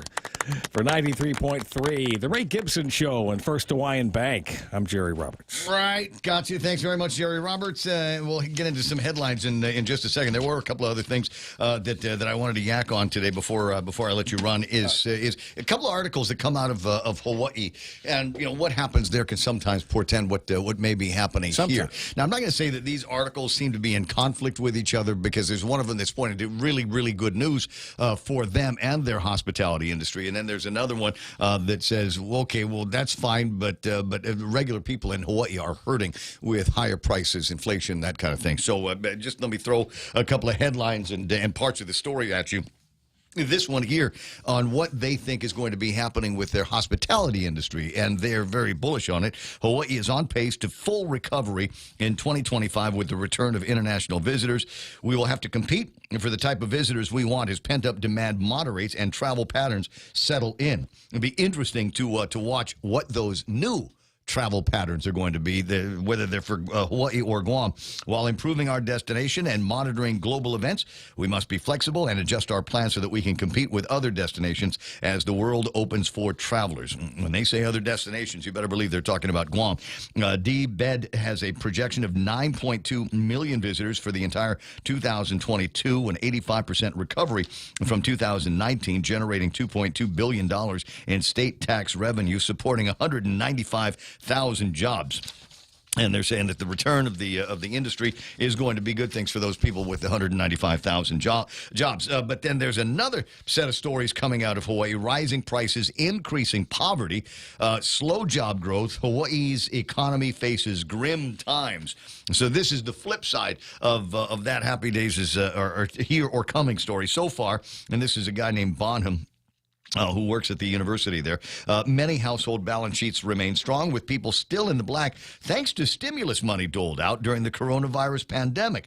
But as prices rise, federal money goes away, and people spend down savings. Households will be forced to rely on credit card, charging higher interest rates and otherwise reduce spending. That's when it all hits the fan. Sound familiar? Yeah, absolutely. And then a couple of other parts of the article. Last week, his organization predicted Hawaii might avoid a full-fledged recession if Japanese tourists return in time to offset declines from mainland visitors. But, as he said, there's a risk weak Japanese yen will keep people from traveling all the way out there to Hawaii. Can you see the opportunity there for Guam? What do you think the airline ticket costs and hotel costs for 4 days, which is the average trip for a Japanese visitor? To hear, I honestly don't know. They come in for three nights and 4 days. Yeah. What it is, it's what it's always been. I think, right. So what would the average ticket be for airline, and then when you throw hotel on top of that? So package, what's the package to Hawaii and what's the package to Guam? Yeah. Somebody do an AB committee. If Jerry Perez is listening, he probably has that information at his fingertips. Or Governor Gutierrez. Jerry, well, I think the governor might be out of town. But Jerry, if you're here, you've got my WhatsApp number. Send me what you got. And then they want to talk about what the options are for politicians. The impulse among political leaders is to cut taxes to ease costs on working people. They're having this conversation in Hawaii. In Hawaii, they're talking about this. Yes. Wow. Both major gubernatorial candidates, Lieutenant Governor Josh Green and former Lieutenant Governor Duke Iona, have vowed to eliminate the state's general excise tax on food, which would lower cost at the register by 4.5% on Oahu and 4% on neighbor islands. But it's a back and forth conversation that they're having. There are economists that are saying, "Hey, this would be great," but they're also saying, but what happens now with government coffers if all of a sudden they're off by 4.5%? That money is not necessarily going to be flowing into the Treasury, and that could hurt some of the services that the government wants to dole out. Well, that depends on how their government coffers are now. But I mean, are their government coffers like our government coffers are, overflowing? You gotta take 10, 15, maybe 20% of corruption into account for all of that stuff. So I don't know what we might be left with, but I don't know. It always seems to me that economically, if you get people at one end of a scale here, you save them more. You save them money in the grocery store. That 4.5% is going to come back somewhere else. I mean, they've got to buy other things, so it's not like that tax money is never going to be realized by the government. But is their tax layered like ours is with the GRT thing? I think it's flat. Every layer gets hammered. Yeah, I think it's just a regular old sales tax. Yeah, that's all it is. Yeah, 4.5 on Oahu, 4 on the other islands. Interesting conversation that they are having out there. But I did want to end on that note where there are politicians, both gubernatorial candidates, saying lowering, and specifically as Ray Gibson has been saying for a dozen years, gross receipts taxes on food for sure. I'd throw in medicine and baby supplies. 7:35. That's Jerry Roberts. He does the extra point. Donna D now being brought to you by our friends over at Burger King, inviting everybody to go to what's the name of it? PDN Guam /Best of Guam. And just be on the lookout for Burger King wherever you see them. Give them one of your votes today and every day. And while I'm there, maybe I can ask you to do me the favor and hit me up with a vote for The Point. And yeah, Ray Gibson is down his favorite personality. You can put me down on that one. I will say, they're using CAPTCHA. They are using CAPTCHA for your first votes. And I had the toy green turtle CAPTCHA, and I also Me too. Did you also have ducks in the water? No, just the turtle. I haven't got the ducks in the water. So to prove you're not a robot. But there were some turtles that I wasn't sure if it was a toy or not. Right? I don't know. They did not beer me in the CAPTCHA. I don't know. I asked specifically, for different brands of beer. News also brought to you by Hoffaday Realty for all of your real estate needs. Contact Pika's best nominated, Hoffaday Realty. The number is 671-588-4232. You can email them because they're technological like that. HoffadayRealty@gmail.com. Donna, what's the big deal? What happened in the news? Police and fire units were on the scene of an auto pedestrian accident that left a man seriously injured in Tamuning last night. GFD spokesperson Nick Garrido says the fire department responded to the accident on Marine Corps Drive around 6:20 across from Little Tommy's Barbershop. The elderly man was taken to GMH. GPD spokesperson Officer Berlin Savella says the investigation is ongoing. The driver remained on the scene. And Governor Lulian Guerrero signed a proclamation yesterday to make October Drug Prevention Awareness Month to recognize the Red Ribbon Campaign. The campaign started in 1985 after Drug Enforcement Agency agent Enrique Kiki Camarena was tortured and killed by drug traffickers in Mexico. Leon Guerrero says drug and substance abuse are big concerns. Speaker Therese Terlahi says that additional efforts to prevent drug use are underway. And voting for PDN's Pika's Best of Guam 2022 opened today. Only the top 5 nominated businesses and individuals have made it to the final voting stage for each category. Votes can be placed once per day between now and October 28. Only one email address per user will be accepted. To vote for The Point as Best Radio Station and for Ray Gibson as Best Radio Personality, log in to guampdn.com/bestofguam and scroll to the services category. And those are your local headlines. Back to Ray. Did you want some beetle nut? Thanks for the plug. Here's No. beetle nut. Come on.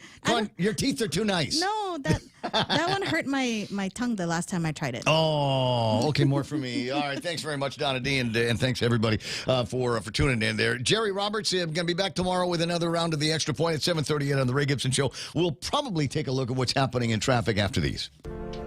Is your business ready for digital transformation? The latest Wi-Fi technology is here, and it's Docomo Pacific's WorkPass, powered by Plume. WorkPass unlocks connectivity, productivity, and security tools all in the palm of your hand. Access features like adaptive Wi-Fi, guest and employee networks, evolving AI security, plus so much more. To learn more about WorkPass, visit business.docomopacific.com. Docomo Pacific Business. Work better together. Attention all passengers. This is your pre-boarding announcement for flight UOG EF40, scheduled for departure on Saturday, October 8th for our gala destination at the Dusatani Guam Resort. Passenger check-in time is 5 p.m. Your onboard entertainment will be a reunion of the casuals with Jesse and Ruby. For ticketing information, please call our agents at 671-735-2957. We thank you for choosing to fly with the UOG Endowment Foundation. Enjoy your flight with Triton's Transforming the World. Wow, would you look at that line of traffic? Oh, that's terrible. That was yesterday. What, everyone? What? Some of the best pictures I got are from yesterday. Do I need to go through the list again and pick up that one there? All my best pictures come from yesterday. All right. Holy mac, where's the traffic? There's the gizmo. Put it on the screen. We got ugly traffic getting out of into now and apparently out of 1 and 2 down at Big Navy in Sumai. Wow, what's going on over at that looks like the intersection over by Santa Rita on the way in. Oh, that's the back gate. I think no, that's I don't think that's the back gate. No? No, that's up by the gas station. Mag, yeah. Yeah, on the way down there. I don't know what's going on, but it has the earmarks of an accident because I'm seeing traffic moving very slow in both directions. Otherwise, maybe there's a big charcuterie competition today. What with the new admiral and everything? I don't know. We got to go to Payless and get some cold cuts. Looking at traffic. Wow, we got ugly traffic in the downtown Gatineau area. Let me just go through this. Route 4 ugly on the way to the intersection by Aposento Gardens. You guys know exactly what I'm talking about. It looks like we've got slow traffic moving through there. Not sure why. If you got something that you can send me a picture or whatever, 7978255 is the meme machine number. Happy to get that. Otherwise, the traditional slowdowns on the way into the downtown Gatineau area could be getting to you. Route 8, very, very ugly here this morning. Looking at Route 10 on the way to 8, 10, and 16. And that one looks like it's running busiest.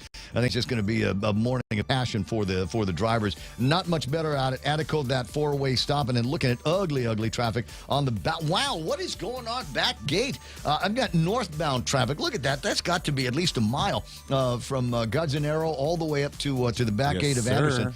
And I guess the Santa Rosa gate. Is that what I should be calling Santa it? Rosa. Santa Rosa. And then we got the north gate that's running busy as well. Look at southbound Marine Corps Drive from the lowest parts of Gigo all the way to Datadoo, and then up at Ukadu, where we've got busy traffic up there. This is one of those mornings where I'm so glad that I'm in here in the studio doing this, as opposed to having to suffer through the insufferable traffic that we've got for you today. News and weather together, and traffic here on The Point. Family Finance has been serving the people of Guam since 1959, and they will continue to be there for you in the years to come. Whether you're looking to get a personal loan for that summer vacation or paying off those long overdue bills, Family Finance has got you covered. Apply for a personal loan from $1,000 up to $4,100 by calling Family Finance in Hagaya at 671-475-4545, Upper Tumon 671-647-5626, or in Dededo 671-633-4473. JV International Safety Equipment has it all for you. Fall protection, rain gear, traffic signs, speed bumps, custom signs and banners, PPEs, fire extinguishers, plus more. Check them out on Facebook at JV International Safety Equipment Company or visit their website, www.jvisec.com.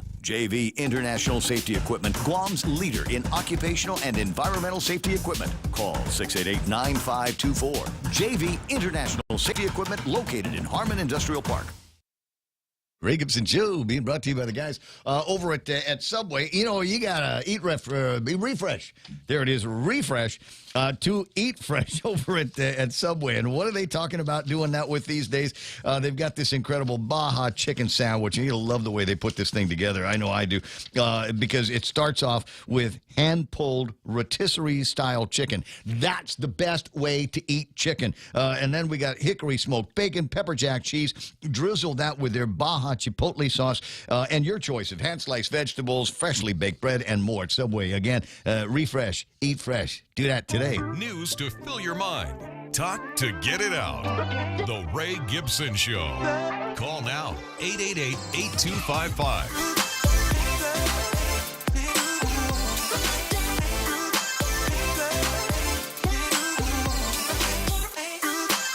All right, I got the 411 on what's happening over in this place here. You can see it, this Route 2 Alpha, and then that meets up with Cross Island Road and over at the gas station. You know where I'm talking about? I do, yeah, by Sumay Payless. Exactly. On the way to Sumay Payless, and so I'm looking at ugly traffic there. And Major Joe Bloss, Josephine, says this is what's going on, Ramon. Yes, ma'am. Is that yes, that's right, Major. What we are doing is apparently they're fixing the potholes. No, that's the smoothest road on Guam, Ray. I know, it's smooth. Yeah, like a baby's bottom. I tell you what, unless there's got the goosebumps or something like that. But that's apparently what is going on down there. Is they're going down with the crews, and maybe they're going to be scraping off the old road, and they're going to be putting down some new road, and that will make it so that the lowrider trucks can speed through there even faster, faster. Thank you for the federal. Thank you for the federal funds. Exactly. I was bragging kind of low key not that long ago about how pleased I was with Roy T. Demion. Roy T. Demion, which is the road that I live on that road for all intents and purposes, and really, I never liked it before. Wait a second, but no, I just. No, I'm it's just smooth now, Roy T. Damian. Sorta. There were a couple of places where they broke it up again. The residents decided that we like speed bumps, and so they've got speed humps now in certain locations. And again, that might be the only thing that keeps certain lowriders down. But as I'm trying to take a nap in the house yesterday, conserve electricity, so I didn't turn on the air conditioner, which meant that I could hear every sound outside the window for about a 2-mile radius, including somebody, and maybe he was one of the guys that was involved in in that heist yesterday that went south, the rim and the tire heist that went south. I think that was a show car, Ray. It looked like a really nice show car. I'm gonna put this on. There's audio here, but not for a little bit. But let me play the video while I'm talking in the background. Candid, Zach put this video, and it says, "No one blank elected officials say Guam is safe." It's one of those kind of things where everybody is silent, but elected officials know, no, Guam is safe. And what Zach did was he went through and pulled some of the videos now that are village viral. These are videos that are playing all over Guam on WhatsApp, neighborhood watch groups. Everybody's sharing the information back and forth with each other, going, you recognize this guy? Have you ever seen this guy? And it is amazing in some of these videos to see literally how fast some of these guys can go through your garage and just like that, all of a sudden, whatever, some kind of prized possession, kids leaving the bicycles out, bush cutters, and weed whackers and things like that. All of a sudden, these guys pick them up, and what happens to them? They go and get fenced, and they get turned into money right for ICE. There's the guy. There's the guy. I think there's audio on this that is safe to play. So let me just back up to the beginning. 21 that Great Camry, boys. This is the guy. Great Camry, boys. Great Camry. If you know anyone that's driving a Great Camry, please let me know ASAP. Right. Came home from work. But maybe he's not beeping that out quite the way I wanted to. But bring the audio down so we can play the rest of the video, so you can see this is the car that had 4 tires, 4 wheels that were taken off of it yesterday, and the companion video to this was the guy holding on. By the collar, the perpetrator that he apparently caught in the act. I'm dying to see what the magistrate report looks like on this. But there are also stories where we've got this guy here without the mustache and the beard and holding some kind of perpetrator paperwork. Oh, yeah, the mugshot. Yeah, exactly. Like over him, at the place. That's somebody's son, Ray. I know, but they needed to spank that kid a little bit more when he was growing up because apparently didn't get no fear apparently of the law or of anybody else's property and things like that.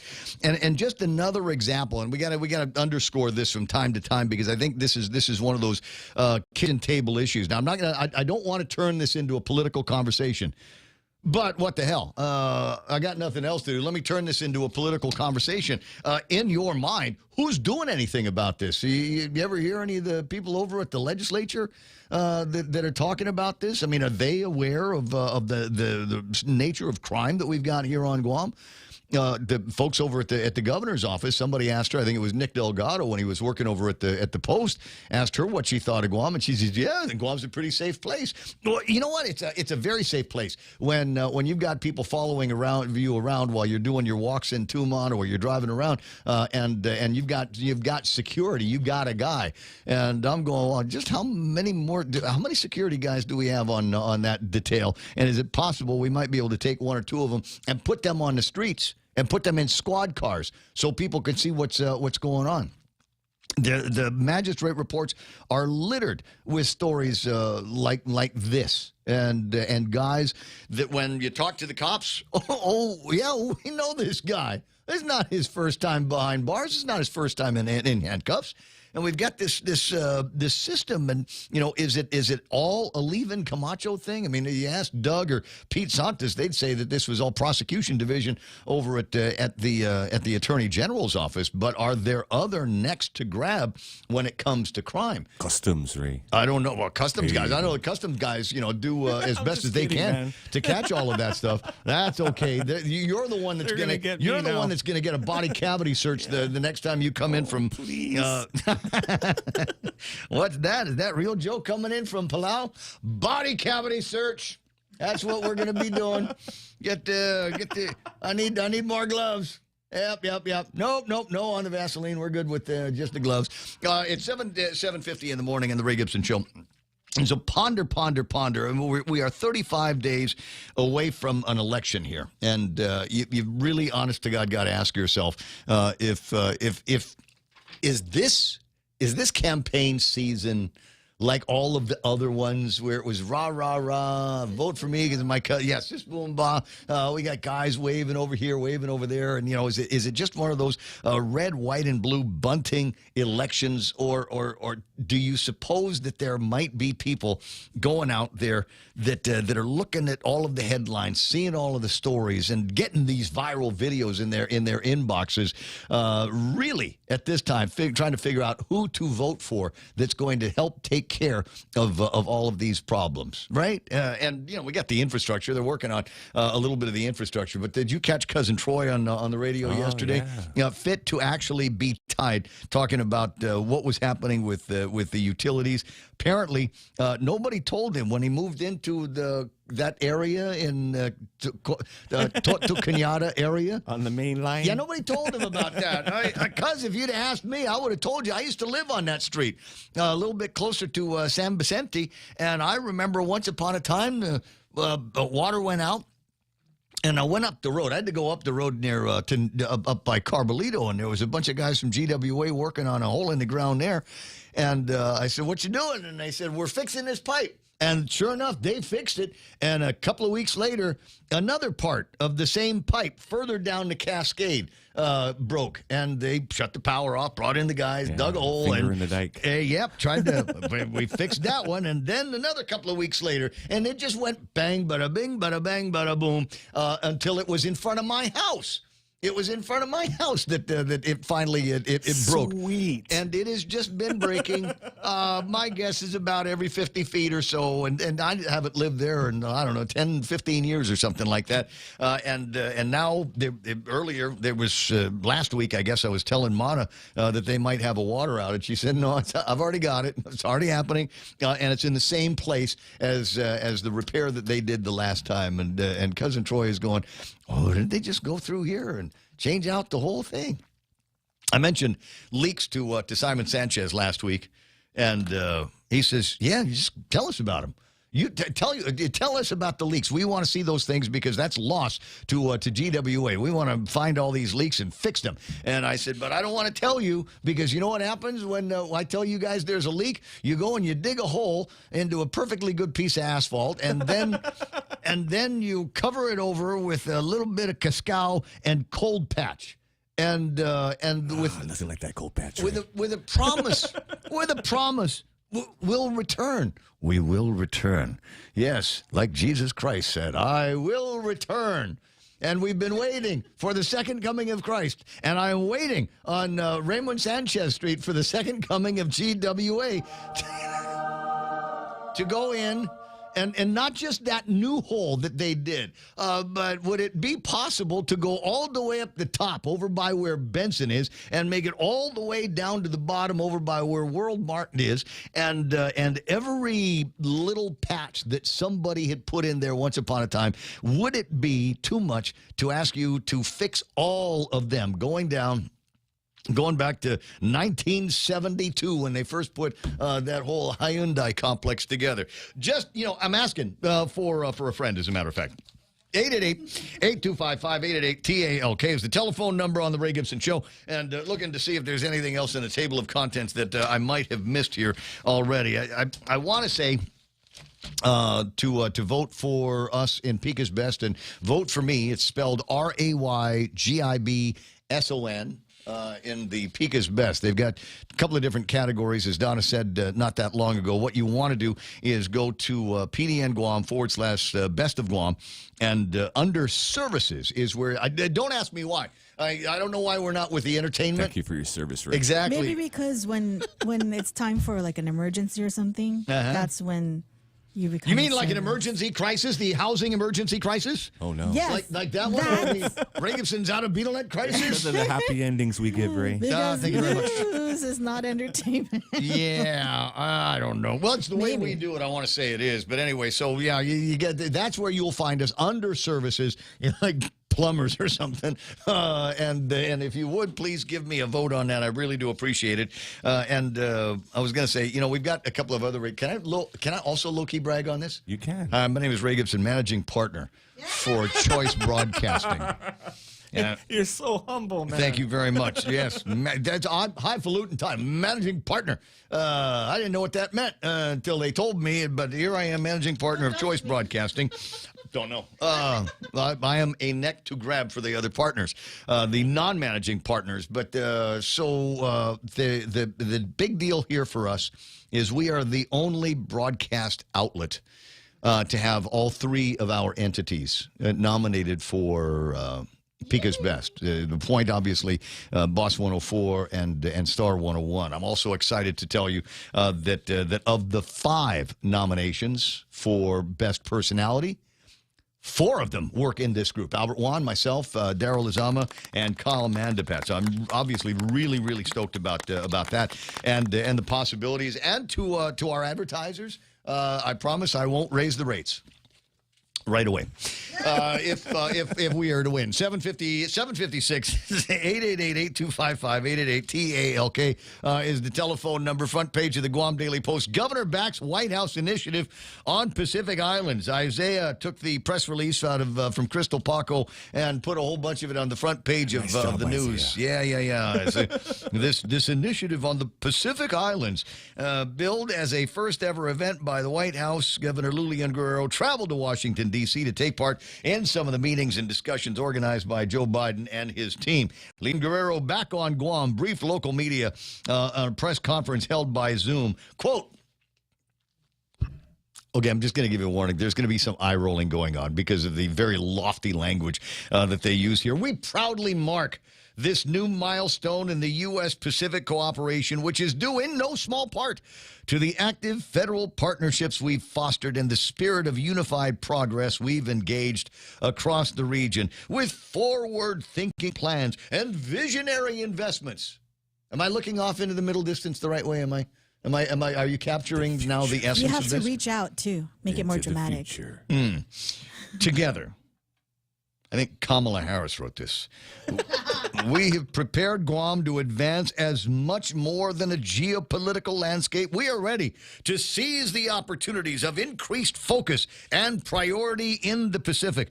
These objectives build on a long U.S. Pacific history forged through the sacrifice of Chamorros and Pacific Islanders in World War II and reinforced in our continued go to page 6.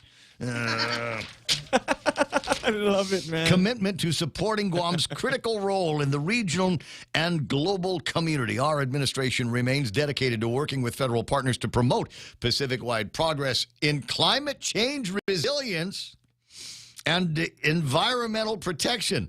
That's all? What? Wait a second. I thought the emergency was in housing. What do we do? We're gonna not invest in that. We're gonna put everything into what? Electric buses and electric governors. Okay, hey, when is the governor's car? When is her car gonna be electric? Yeah, I don't know about that. It's electric. I know you and I hit that note on this at exactly the same time. Our administration remains dedicated to working with federal partners. Yes, climate change resilience, environmental protection, resources, and economic development. Don't throw away your coconut shells. You know what we can make out of that?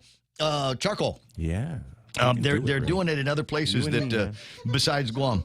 There's technology and connectivity advancement in maritime and health security. So all of those things in there are supposed to keep China away from I don't know, touting us and hanging out with the other Asian and Pacific Islanders. Like I said, some lofty language in there that leads basically, I'm sure, to more rules and regulations coming out of the federal government on things like paper bags and plastic straws and any number of things to just annoy us to pieces. It's 8 o'clock in the morning. The radio stations KUSG have gotten you lots and lots to talk about. Lots and lots of folks that we've yet to talk to this morning, plus whatever it is that you want me to talk about.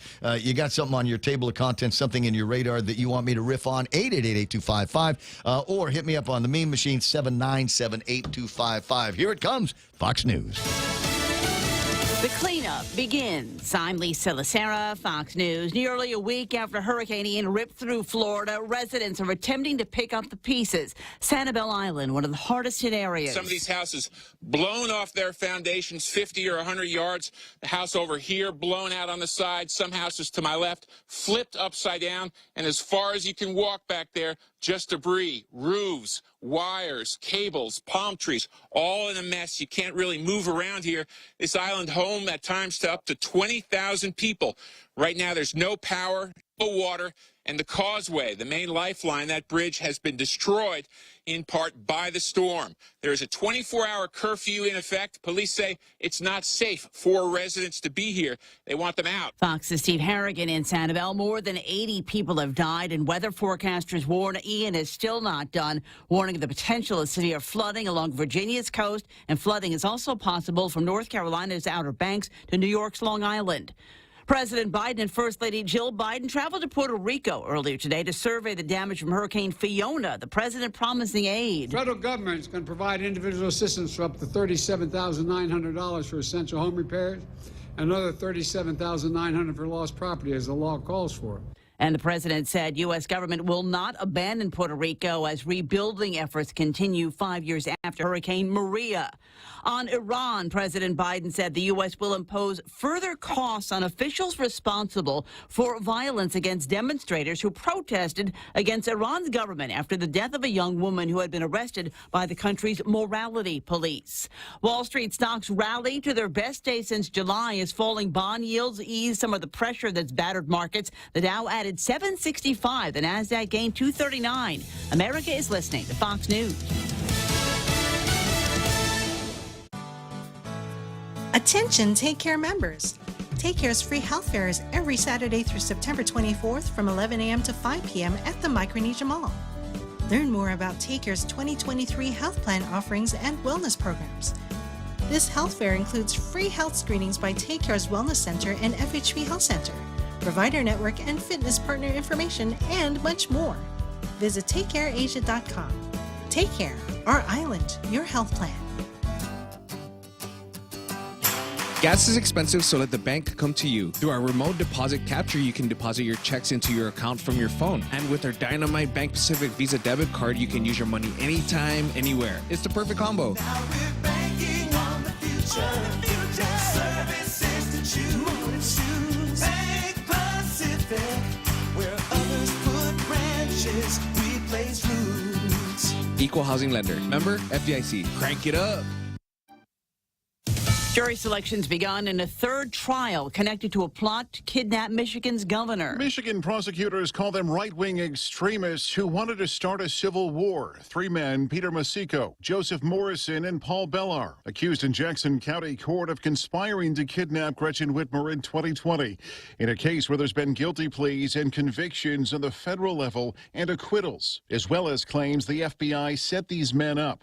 A jury cleared Brandon Caserta of all charges in August. I mean, this is a group of dudes who shoot guns and talk crap. And who were angered over Governor Whitmer's COVID lockdowns. The case back in court and in the headlines just weeks before voters decide if Governor Whitmer should be reelected. Jeff Manasso, Fox News. Two of the four former Minneapolis police officers convicted of violating George Floyd's civil rights are scheduled to begin serving their federal prison terms tomorrow. J. Alexander King and Tu Tao are scheduled to report to the U.S. Marshals Service, though federal officials have not said where they will go.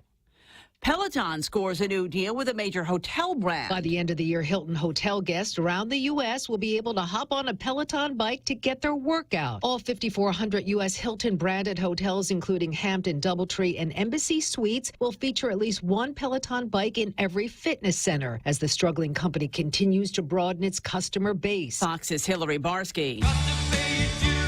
Ringo Starr has been forced to put his current tour with his all-star band on hold after testing positive for COVID-19. 5 dates, all in Canada, will be rescheduled. A statement from the band says Ringo hopes to resume as soon as possible and is recovering at home. The current iteration of the all-star band consists of Toto Steve Lukather, Men at Work's Colin Hay, Average White Band's Hamish Stewart, and Edgar Winter, where they were also forced to cancel last weekend shows. I'm Lisa Lacera. This is Fox News. Are you looking for a new place to hang out with your friends? Let's go along the sidelines at Sidelines Bar and Grill.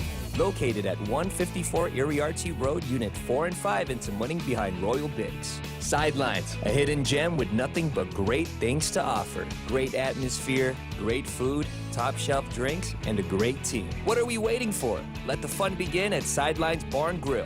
Open daily from 3 p.m. to 2 a.m. See you there. Wow, nice smile. So perfect and all. Thanks. I owe it all to Dr. Robert Yang and his smile team. They do wonders for a healthy, happy mouth. Got teeth? Don't wait until they hurt. Schedule your routine checkup and cleaning with Dr. Yang and his smile team. Suite 119 in the East West Business Center, Upper Tumon. Call 647-8702 or 3. The best thing that happened to teeth since toothpaste. Dr. Yang and his smile team. They make smiles happen. Joyce Broadcasting introduces their unbeatable lineup of morning show. Hands down winners of Guam's morning radio battle. Daryl Lizama grooves his way through Boss 104 playing Guam's favorite classic hits. Morning mouth Ray Gibson shakes the cage on 93.3 The Point. And now, we are proud to announce the Morning Blender with Kyle Mandapat, mixing it up at sunrise on Star 101. If you're an advertiser trying to reach the most valuable ears, we've got the shows that listeners have been tuning into for decades. One call gets all three. 671-888-7346. That's 888-REIO. Your local news is brought to you by Nambo Insurance. Skip the line, pay online. It's fast, it's easy, and it's secure. Visit nambo.com for more information. Top today, it's 8:06. I'm Donna DeJesus with a look at your local news on The Point. 40-year-old Jerome Cruz is recovering from serious injuries he sustained from a fire that took the Manilao home he shares with his mom last week. Cruz lived in a small tin and wood house in Puget and says he was cooking food on a portable gas stove that was near a couch. Cruz nodded off on the couch for only a couple of minutes before he awoke in pain to his face and clothes on fire. Cruz suffered significant burns to his face, chest, and hands. Although it's been a week since the incident, Cruz still feels a burning sensation on his body. He is hospitalized at GRMC and does not know when he will be released or where he and his mom will go now that their home has been taken by the blaze. He is also struggling with how to pay for the medical treatment he is receiving. Cruz is one of the many on Guam without medical insurance. His family has set up a GoFundMe fundraising page titled Helping Jerome Recover in the hopes of helping Cruz get back on his feet after he is released from the hospital. The family set a goal of $10,000. As of yesterday, less than $500 was raised. Meanwhile, former GPD officer Mark Torrey Jr., who was twice cleared of criminal charges connected to the shooting death of fellow officer Albert Piolo, is officially getting his record expunged. Superior Court Judge Arthur Barcinas signed the order on Friday, nearly 2 years since a jury found Torrey not guilty for Piolo's death. In 2015, the pair had gone out for a night of drinks and ended up in front of Torrey's Jigo home when Piolo died of gunshot wounds. Calls to 911 played in court had Piolo yelling, "He shot me." The defense argued that Piolo wanted to take his own life and that Torrey was trying to stop him from pulling the trigger. He was acquitted in November of 2020. Piolo's family was in disbelief, calling the verdict unfair. The expungement now means that the case no longer exists and Torrey is a free man. There's no word yet if he will try to get his job back at GPD. More news after this. Go green, go hybrid. Go to Nanbo Insurance, and your next power bill is on us. Insure your hybrid car at Nanbo and get up to $350 towards your next power bill. That's instant savings for keeping our island clean and green. Nanbo has been providing Guam with over 50 years of reliable and affordable auto insurance. At Nanbo, it pays to go green. Terms and conditions apply. Visit nanbo.com or call 477-9754 for details. $1.6 million in the second round of the governor's community care and after-school care programs has been awarded to about 40 beneficiaries. The federal funding opportunity was offered through a collaborative effort made by the Leon Guerrero Tenorio administration, GITA, and Public Health. Lieutenant Governor Josh Tenorio says the funds will increase the accessibility and affordability of child care for working families by giving additional support to child care providers, small businesses, and nonprofit organizations. 22 grantees received the first batch of awards in August of 2022, with funds averaging $39,000 per recipient. Programs that received funding from the latest rounds of awards include Kids Corner Child Care Center, Santa Teresita Church, Gala, and Skip. And GPA is hosting 2 food drives to benefit a couple of local nonprofit organizations as part of its activities during National Public Power Week. GPA is accepting both canned foods and supplies and will in turn donate the items to Catholic Social Service and the Salvation Army Guam, so the groups can stock their respective pantries. The 2 food pantries on the island, which operate on donations, provide for needy individuals and families on Guam, like those who are homeless. All donated food products must be fresh and in original packaging. Donations can be placed in Salvation Army boxes at any of GPA's 3 service locations, the Gloria B. Nelson Public Service Building in Manilao, in the Hulali Shopping Center in Hagatna, and the Joint Utility Office in Upper Tuman. The food drives will last through next Friday, October 14. And those were your top stories. And now back to Ray with weather. Is it? Yep. Okay, here it comes. 10 after 8, mostly sunny today. Highs near 87 degrees. Now, I put this down. Normally, I'd be jaw-jacking about something else, but decided to go ahead and put the weather first because it says it's going to feel like 94 degrees outside. You know what? Getting back to something we were talking about in the last hour, how the hell... I've never taken ice, so I wouldn't know. But, I mean, is it like when you do ice... don't you just, it's hot, right? I mean, you don't want to do anything. You just want to like sit under a tree and just like sweat or something like that. I mean, you got to get your next hit, Ray. So you got to just. And if you don't have money, Ray, I got to go find a garage. I got to go Yeah. break into a car. I just figured, you just like, it's already hot. And so you just kind of want to relax your way through all of that. All right. A little I know about any of that. So anyway, 94 degrees. And apparently the Saki Melanias are still going to be out there breaking into stuff. So be careful. Highs today near 87 degrees. Northeast winds. East-northeast winds about 9 miles an hour. Mostly cloudy and overnight lows should be about 76 degrees. East winds 3 to 8 miles an hour tonight. Tomorrow, mostly the same. Partly sunny skies, highs near 86, and mostly cloudy skies tomorrow night with overnight lows about 76. They say winds might be about 6 miles an hour, becoming calm in the evening. I don't know about you, but 6 mile an hour winds kind of is calm. That's not enough to make the trees blow. All right, mostly sunny and forecast for Thursday without a hint of scattered showers and thunderstorms, so it could be looking good. Sunset tonight is going to be at 6:09. Hashtag tell the others. There it is, kids. News and weather together on The Point. Fly even higher and get to your destination with the United Credit Card from First Hawaiian Bank. You can earn 40,000 miles with $2,000 worth of spending within the first 3 months. That's 40,000 reasons to get on board with the First Hawaiian Bank United Credit Card. It all starts with yes. Certain restrictions apply. To learn more about this offer, visit any First Hawaiian Bank branch or go to fhb.com/United. In a world where our cuisines unite, the Colonel has joined together your favorite extra crispy KFC fried chicken with an authentic hot and sweet Korean glaze, bringing you KFC's Korean fried chicken for a limited time. It's back here on Guam. Try KFC's Korean fried chicken and also available in Korean hot chicken wings. KFC, it's finger licking good. Ray Gibson Show portion is brought to you by the guys over at APL American President Lines, a global presence with a local home.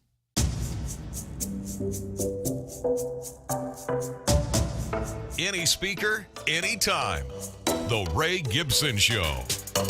Call now, 888-TALK. That's 888-8255.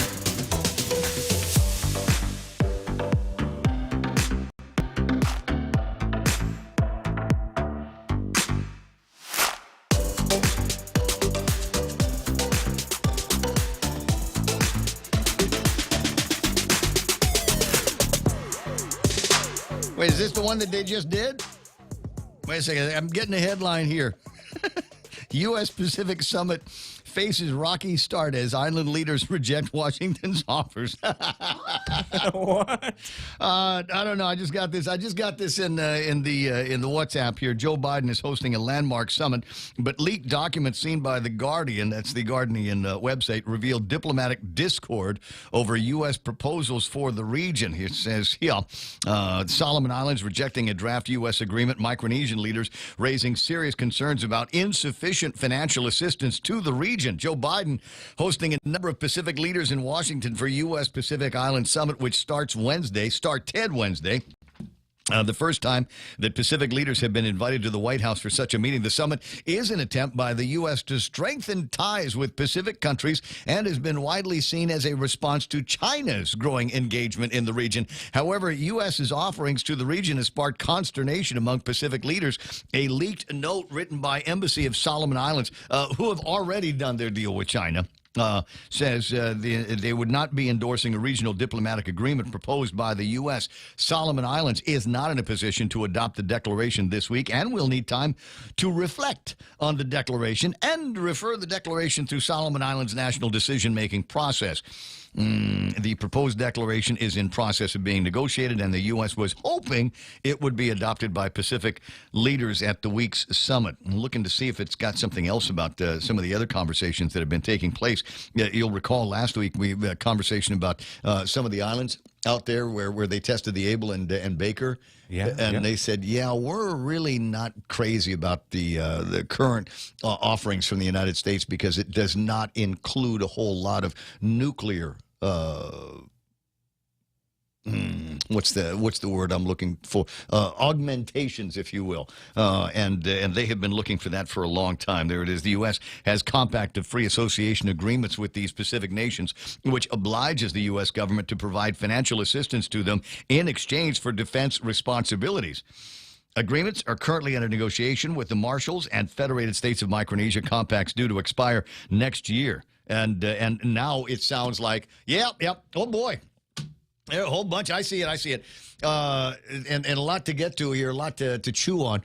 But basically, China has been out there courting everybody in the Pacific region and saying, we're the pretty new girls over at the dance here. And what have they done for you lately?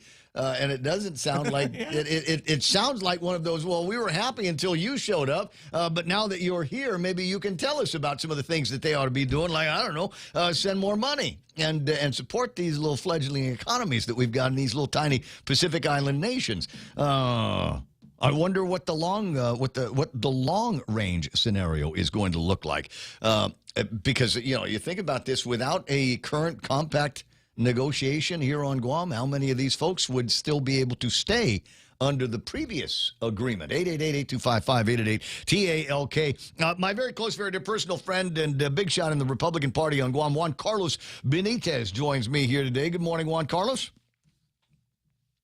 Happy day to you all. Well, it's always great to hear from you. I note that both of the newspapers here basically took the governor's press release and went with it. Governor backs White House initiative on Pacific Islands on the Guam Daily Post. And let me see here. I think we've got White House plans to help Guam. I think that was another one of the takeaways from this little summit here in Washington, D.C. But what did you hear that Guam got as a result of our participation?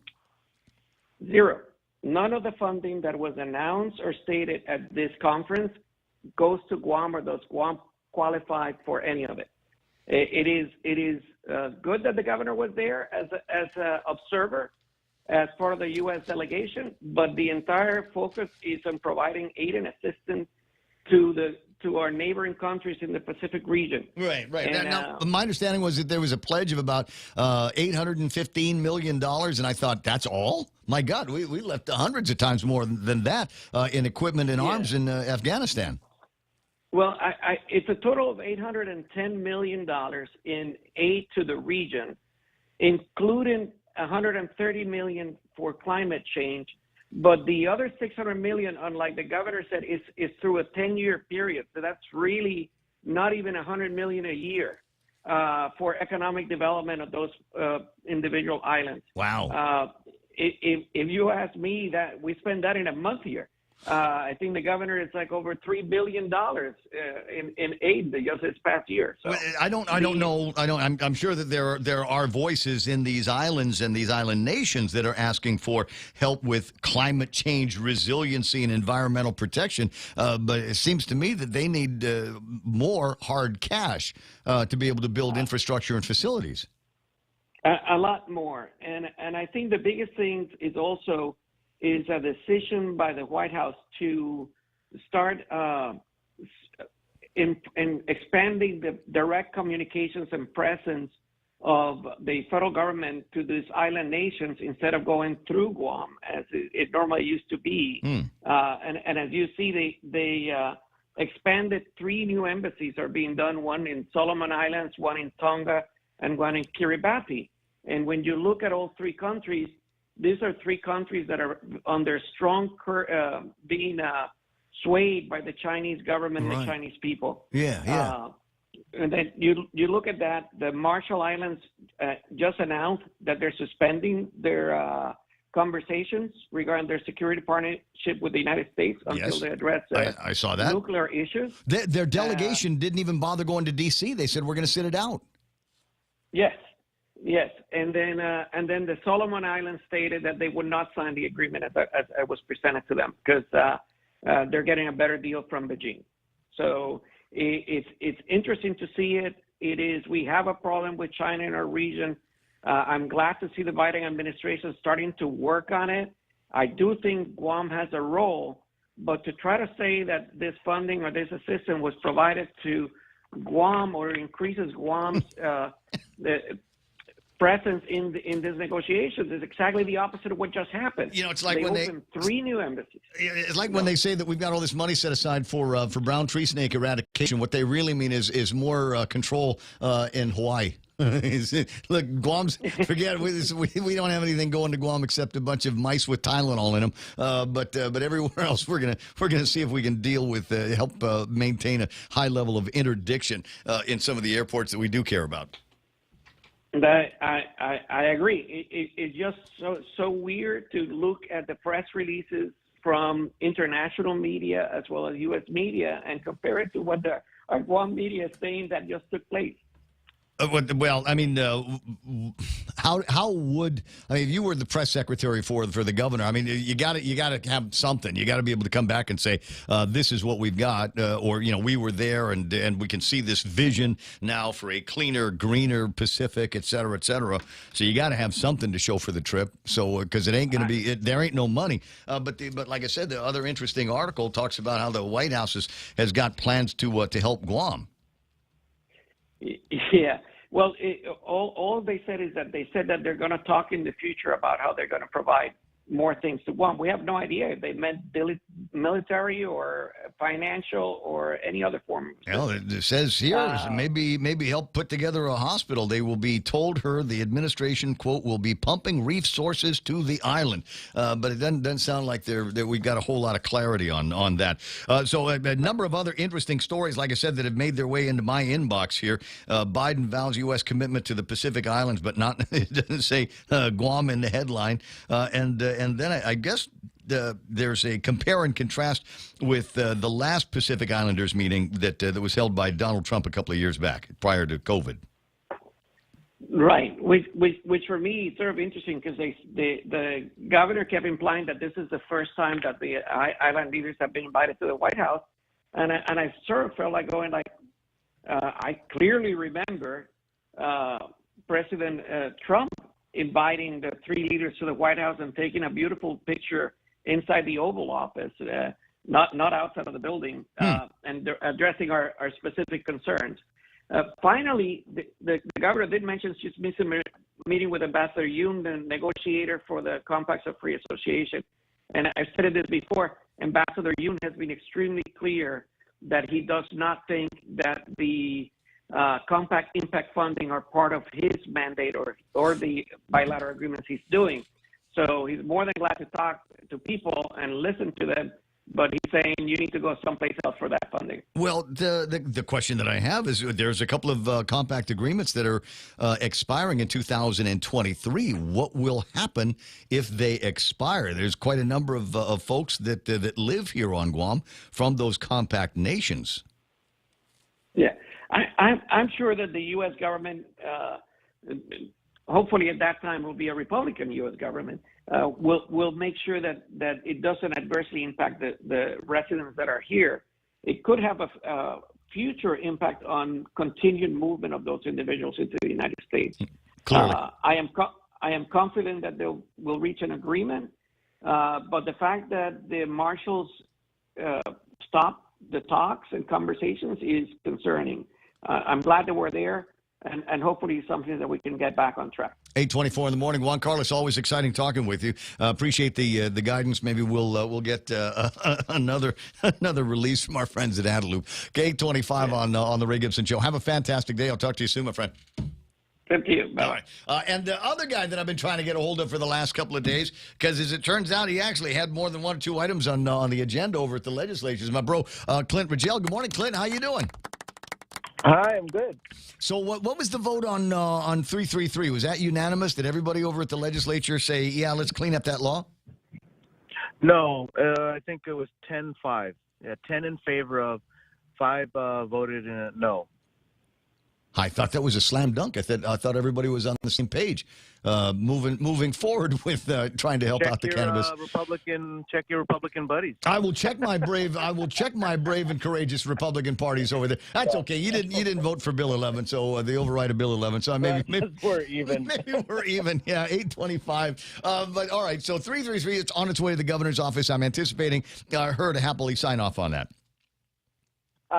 Yes, I believe so. All right. Now, I don't know if you saw it in yesterday's newspaper. I want to say it's the Guam Daily Post. I got to look it up in my notes. But there was a story in there.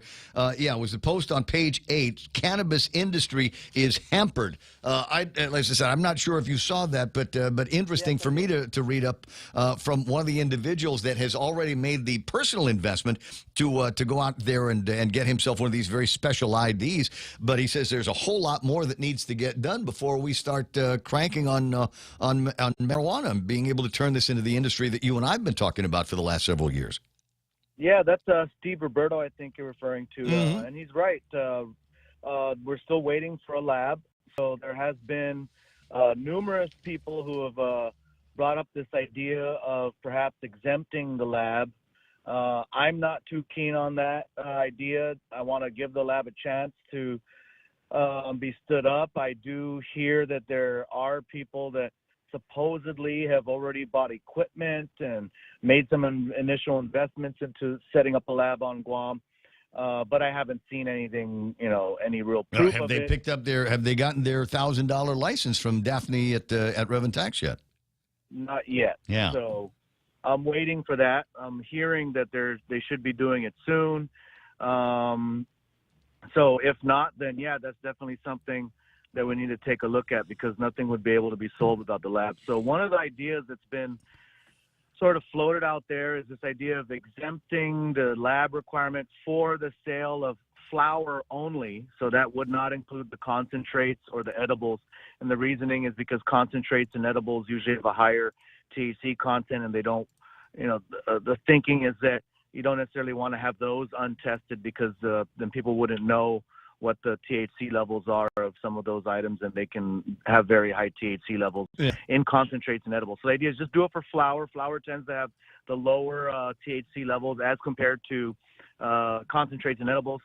So the thinking is allow an exemption for flower until such time that a lab is stood up. That's the idea that's been floated out there. But that would require another piece of legislation, or perhaps amending the rules and regs somehow. Maybe the board can do it. like pulling teeth and like having to go back to the legislature every time we come up with something that highlights. And you and I have talked about that. I don't think there's a lot of disagreement between the two of us. Just how unscalable the Cannabis Control Board was in some of their thinking. Yeah, absolutely. A lot of these things should have been ironed out before. I don't know. I've talked to. I'm not sure you've talked to Will as well. Will was he wanted something that was a little bit more laissez-faire and a whole lot less regulatory and compliant, and something that was scalable for a town of about 160,000 people. But apparently kept getting voted down by I guess they had a couple of twitchers on the council here. Well, yeah, there's a bunch of members that are mandated by law. Actually, the initial board from the initial version of the bill I introduced had way less members, number one. I think we initially only wanted like 5 members. Mm-hmm. So 4 other members were added by some of my colleagues. I don't remember exactly who. They put in amendments and say, we need to add the head of this agency. We need to add the head of that agency. We need to add, I believe GPD is on it. Through an amendment that was where they amended my bill. So the board grew to I think it's 9 members now. And so that's part of the problem. There are some of those members on there that are from agencies who were not necessarily in support of the bill. GVB is one example. GVB is a member of the board, and they actually testified against the bill before they were put on the board. So you do have some members that, this is not really their thing. They're just kind of stuck on the board by law. And so they don't really have the same vision or the same, not even they're not even very well versed with cannabis and its potential. I wonder, Clint, if maybe one of the things you ought to do after you're done being a senator in the 36th Guam legislature, if you haven't yet figured it out, is maybe the creation of a green chamber of commerce. Oh, like a cannabis chamber of commerce. Yeah, well, green's a little bit friendlier. That's a good idea. It's a little bit friendlier, but I mean, you get a whole bunch of guys that really deep into this and that have got some ideas on moving it forward. So we don't have to go in and do piecework on the legislation. Maybe we can go in and make some omnibus changes to the laws all at once, so we can be finished and done with it. Yeah, that's true. That's a great idea. Well, also there's a bunch of candidates running for office that I think will be able to carry the torch if they get in. There are cannabis supporters on both sides of the aisle. You've got Tom Fisher, who's an outspoken cannabis supporter on the Republican side, and of course Chris Barnett, Will Parkinson, John Tavares, amongst others. There are a bunch of others. So I feel confident that the next legislature will be able to handle a lot of the issues with cannabis. I got you. Well, I got fingers crossed. I mean, you and I'm not going to take any credit for it, but I was always patting Clint on the back, talking about all the things that we could do, the green mile, as it were, and businesses, retail places, and I keep looking at portions of Anigua that have seen better days, and I'd love to be able to get from district court basically all the way over to the governor's office. Just take a look at that area. A lot of distressed property, and turn that into our own little kind of a grass neighborhood, right? We'd have a lot of different retail places out there, places where you can go and get a cold beer, some craft brew, and maybe smoke a little bit, maybe some edibles that you might be able to try out. Look at the sunset on the beach, listen to some reggae music or something like that. And all of the businesses, I mean, can you imagine? There'd be clothes stores there. There'd be all kinds of places where the hemp people maybe will come in and put together some of their projects. I don't know. I've got a vision for the place, and I don't think it would otherwise happen unless somebody says, all right, here's where we're going to do it, and these are the incentives that we're going to give to the businesses to move in there, and we want them to be cannabis associated businesses. Yeah, I think that's a great idea, too. And again, I'm hoping the next legislature can work on some of the finer details of those types of things. I forgot also there's Bistra Mendiola. She's supportive of cannabis on the Republican side, running for office. And Angela Santos, supportive. There's a bunch of new candidates, actually, that are running for office that are very supportive of it. And I think if they get in, if some of them get in at least, I think there's a good chance for crafting more legislation to fine-tune the industry along the lines of the things you're thinking of, creating that green zone, or sort of a section somewhere like you mentioned, Anigua, where it could be focused on cannabis businesses. And absolutely, I'm all for it. Actually, that Green Chamber of Commerce is starting to sound like a sweeter and sweeter idea. And the first thing that they need to do in the Green Chamber of Commerce is put together their slate of candidates. Who are you going to vote for? Republican, Democrat, governor, attorney general candidates, all the way down to members of the legislature, regardless of party. Hell, I'd throw the CCU in there because you use a lot of water and electricity if you want to make some high quality marijuana, right? Yeah, absolutely. That's definitely going to be a factor. That's something that actually has been raised to me before, is the cost of electricity for growing. Yeah, because apparently those lights need to be on all the time. Dude, it's always fun talking with you. I missed you at Carabao the other day. Yeah, we'll catch up there sometime for sure. Hopefully we can drink there sometime, and they'll have like deer meat sausage. Oh, yeah, I was supposed to talk about that. Yeah, I'm out of time, bro. Can you give me another call on the deer meat thing? No problem. All right. Yeah, I'm sorry. I get so caught up on the politics of the cannabis. He's got another great idea, which would allow me to go out there, catch a deer, raise it with other deers in my yard, and eventually slaughter them and make deer meat sausage or deer meat. Beef jerky, deer beef jerky. That's the other bill that passed. But that bill passed unanimously. That one was unanimous. Well, because it's a smart bill. It's a smart bill. There's thank you. all kinds of things that we ought to be doing with meat that basically is running around wild. With people starving and having to make choices on where they're going to be spending their money, whether I'm going to get the can of beanie weenie or whether I'm getting one of those big tomahawk steaks. All right. Well, hugging a kiss to wife and the new kids. I'll see you pretty soon. Thanks, Ray. All right, bud. 8:35 in the morning. See, you can tell the guy did news before. So was there anything else that you wanted to talk to me about? Yep. Okay. Yep. But no, I'm out of time now for that. It's 8:35 in the morning. Pete, you stay there. Coming your way on the other side of news and headlines with Donna D. That's right after these. Attention all passengers. This is your pre-boarding announcement for flight UOG EF40. Scheduled for departure on Saturday, October 8th for our gala destination at the Dusitani Guam Resort. Passenger check-in time is 5 p.m. Your onboard entertainment will be a reunion of the casuals with Jesse and Ruby. For ticketing information, please call our agents at 671-735-2957. We thank you for choosing to fly with the UOG Endowment Foundation. Enjoy your flight with Triton's Transforming the World. Come on down to Chili's and create your own dynamic duel starting at $29.99. Choose any two of your favorites from these delicious options: margarita grilled chicken, country fried chicken crispers, 6-ounce sirloin, savory ancho salmon, or Cajun shrimp. For a few bucks more, upgrade to premium entrees such as the 10-ounce sirloin or ribeye cooked to your liking. Or go big with our famous half-rack baby back ribs. Your dynamic duo creation comes with loaded mashed potatoes. At Chili's, more life and great value happen here. Located on the second floor, Tumon Sands Plaza.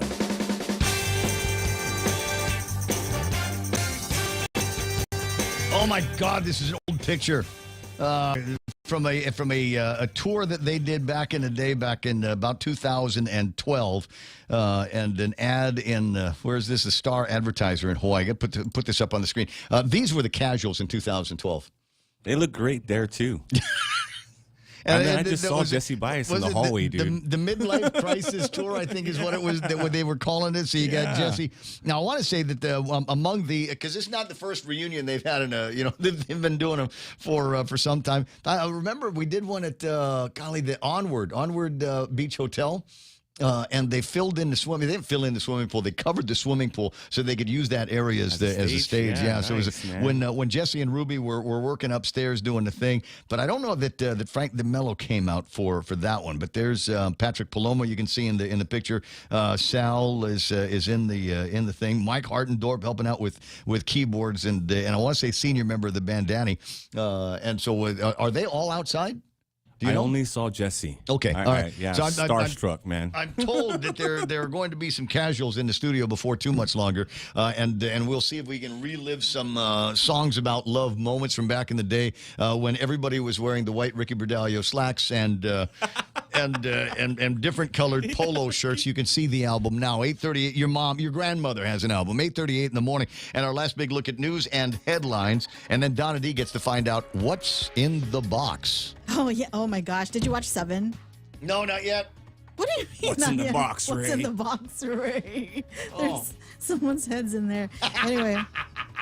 22-year-old Jeremy Alvarez, who faces murder charges in the 2020 deadly bludgeoning of 77-year-old Sun Cha Pak Allen, could be asking a Superior Court judge to toss his case. Defense attorney Doug Moylan told the court yesterday they've waited nearly a year for prosecutors to hand over the DNA report to be used as evidence. Moylan says he will file a motion to dismiss for failure to prosecute. Meanwhile, Governor Lulian Guerrero says she plans to ask the Biden administration to help Guam pay for a new hospital, among other needs, after one of the president's advisors told her the administration will be pumping resources to the island. The governor says she does not know why the administration wants to give more support to Guam, but said the administration recognizes Guam as a key player in the region. She says she will continue to press the administration for improved veterans services. And those interested in home-based businesses will have the opportunity to attend 2 free training sessions sponsored by GUMA this month at the Tumuning Community Center to assist in creating or enhancing an existing business operated at home. The training sessions will be held on Friday, October 14 and Saturday, October 22. Seating is limited, and interested individuals are urged to contact their mayor's office or GUMA to register. For more information, email info@gumaguam.com, visit gumaguam.com, or call 646-3448. And that was your last look at local headlines on The Point. Back to Ray. Gotcha. 8:40 in the morning. I'm sure there was other stuff. I did actually put this picture up on the screen. That's nice. Tattoo Shauna online going, Where? "Oh, Sal, there's our old buddy Sal," and I remember I did an interview with him. The entire group was in the studio, ready to go with the interview, and I said, "Where's Sal?"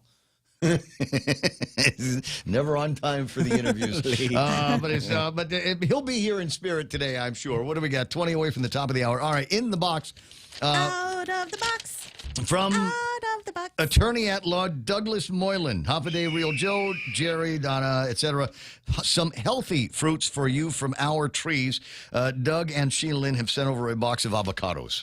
Yay, with milk and sugar. Is that a fruit, man? There's a seed in it. It's a fruit. Okay, I don't want to start a fight. Peter Santos is on the line. Peter Santos, would you say that an avocado is a fruit or a vegetable, sir? Technically, it's a fruit.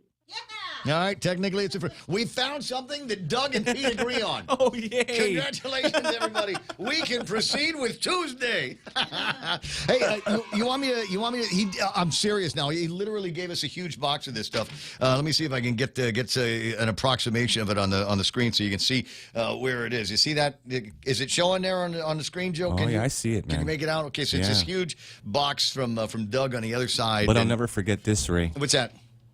Oh, I know, but it's a warm and welcome gift from Doug Moylan, but our beer drinking championship beer bottle openers from Peter. Yeah, those I won't forget that. Special pride of place at my house. I want you to know that. 8:41 in the morning. How you doing, Pete? Thanks for holding. Yeah, no problem. Thanks, Ray. Clint Rigel, that's my pui, my cello. Yeah. He only has one flaw. Go ahead. He supports leaving.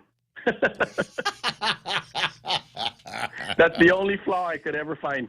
But anyway, wait. So look, there's this is Guam. This is Guam. Maybe there's reasons. These guys. Well, yeah, I like leaving, but secretly he's going to write in Peter Santos. Could be, but I guess the handshake was made long before. Yeah. Well, again, politics on Guam. Yeah. So I of course, if they made that handshake long ago, then that's good that he honors that. But anyways, notwithstanding, I wanted to share some great news that 3 folks got admitted into the Guam bar yesterday. Hey, I didn't get called. Nobody's had an honorary Guam bar position for Ray Gibson from The Point. I got your license card, Ray. I'll drop it off later. But the great news is one became a prosecutor. Oh my God! Wait. So somebody just passed the bar and they've already been scooped up by Levin Camacho? No, he was born and raised on Guam. He became a prosecutor in Washington State. Oh. Yeah, he fled Guam. He doesn't want to be a prosecutor in Guam. What the? Wait.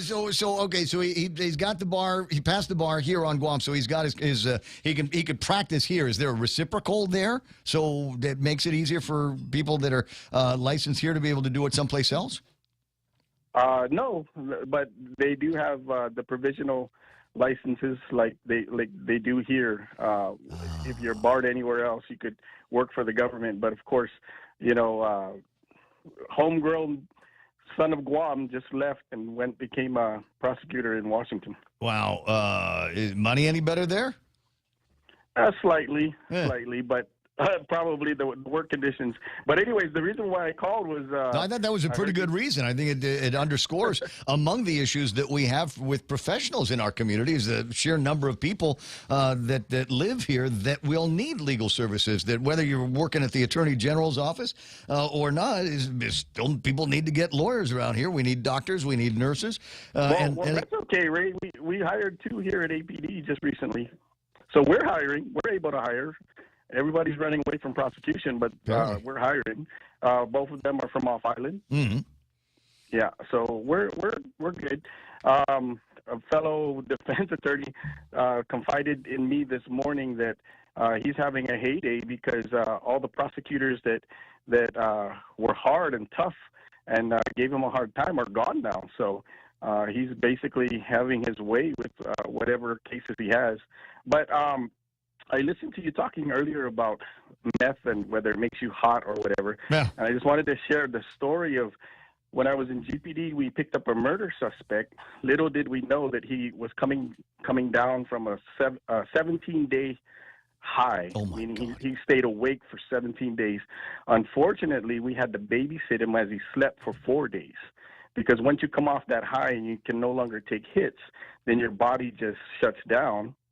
And then he woke up 4 days later and proceeded to drink 2 gallons of water without stopping. Oh my God, that's not very healthy. I mean, there's hydration, and you can overhydrate.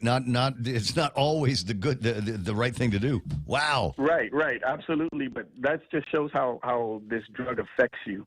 You know, I don't know whether it's changed because that was over 20 years ago. I don't know whether the chemistry has changed, but you know, it's still not good. So there's an argument that is being made, and I've heard it. I've requoted it on the show.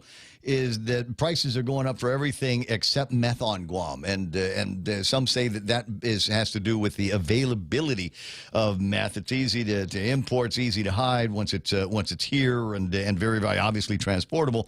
So the price is going down for the product. Somebody also said though that the price might be going down for crystal methamphetamine because it's being stepped on, it's being cut, it's being diluted a number of times. Is that up to?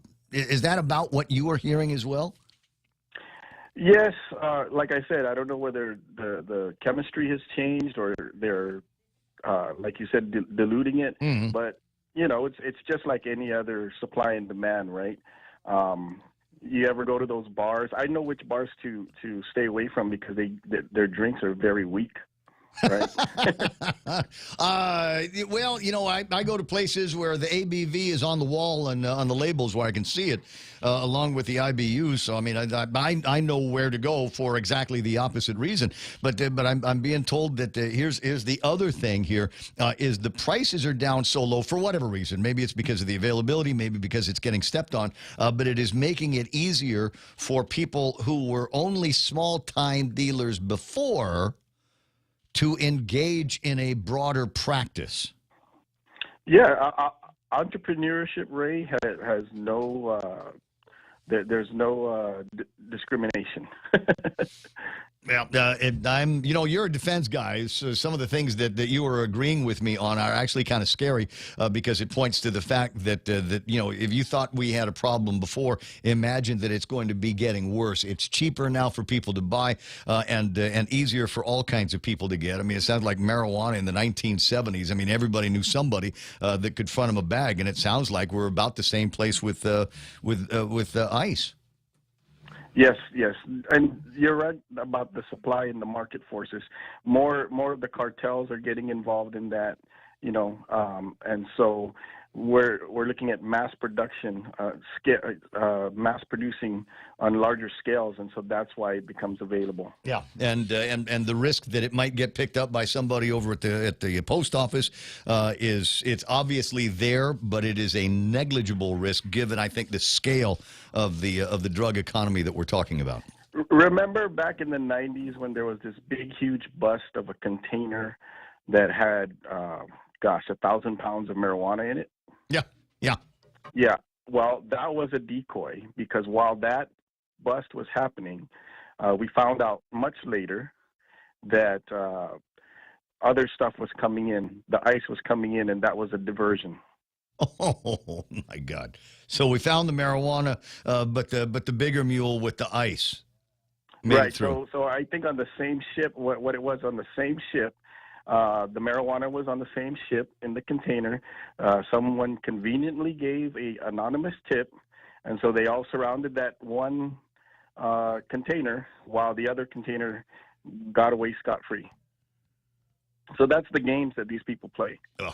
Are we equal to the task here, Peter? Will we be equal to the task of being able to put a dent in this problem? I mean, you're closer to things than I hope I will ever be, and I try to have a high altitude view of this kind of thing. But I remember the war on drugs continues to be a dismal failure, and anything that we've ever tried to do around here to curb ICE to control it has failed. I'm wondering in my mind, maybe you know better the thinking that goes into this, but why the hell, after 2 generations of uncles and aunts and mothers and fathers that have ruined their lives with ICE, and in many cases taken their lives, because sometimes suicide is that sweet relief that these guys are going for, and have taken their lives from, why do people still take it up? Why are they still trying it? Well, that's human nature, Ray. But to respond to your question, will we be able to make a dent?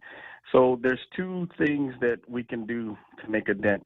One, of course, is the best way to fight this is human intelligence, getting the information, and then taking our precious little resources and concentrating it on things that matter, or things that will pay off bigger dividends.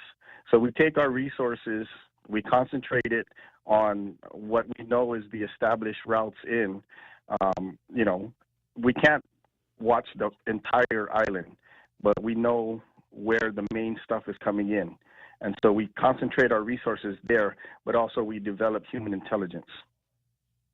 It's there. And when I say human intelligence, I think some of that is there. I don't know that everybody is sharing all the information that they need to be sharing. But the street cops know what's going on. They know who the players are in all the games. There are guys at the Attorney General's office that know what's going on, but may be powerless to act from there. Well, you remember Roy Cabacang, right? Back in the day. He had a lot of people on the take. He had customs officers on the take. He had GPD officers on the take. He had postal service workers on the take. Taking him down was a huge endeavor, and took years and years and years. And I think we're still seeing some of the effects of that. What about the fencers? You take a look and see, you get the second millennials that are out there, and had not that guy busted what's his face in his garage, no doubt that would have those tires would have gone someplace and gotten fences. Now, it's my understanding that they are known players in the game. If you shut off the access to the fences where people can go and exchange stolen goods for money or drugs, would that help? Everything helps, Ray, but with the problem with those types of guys, they live deep in a dead-end road where, it's hard to actually conduct surveillance or actually go in there and do anything without getting detected.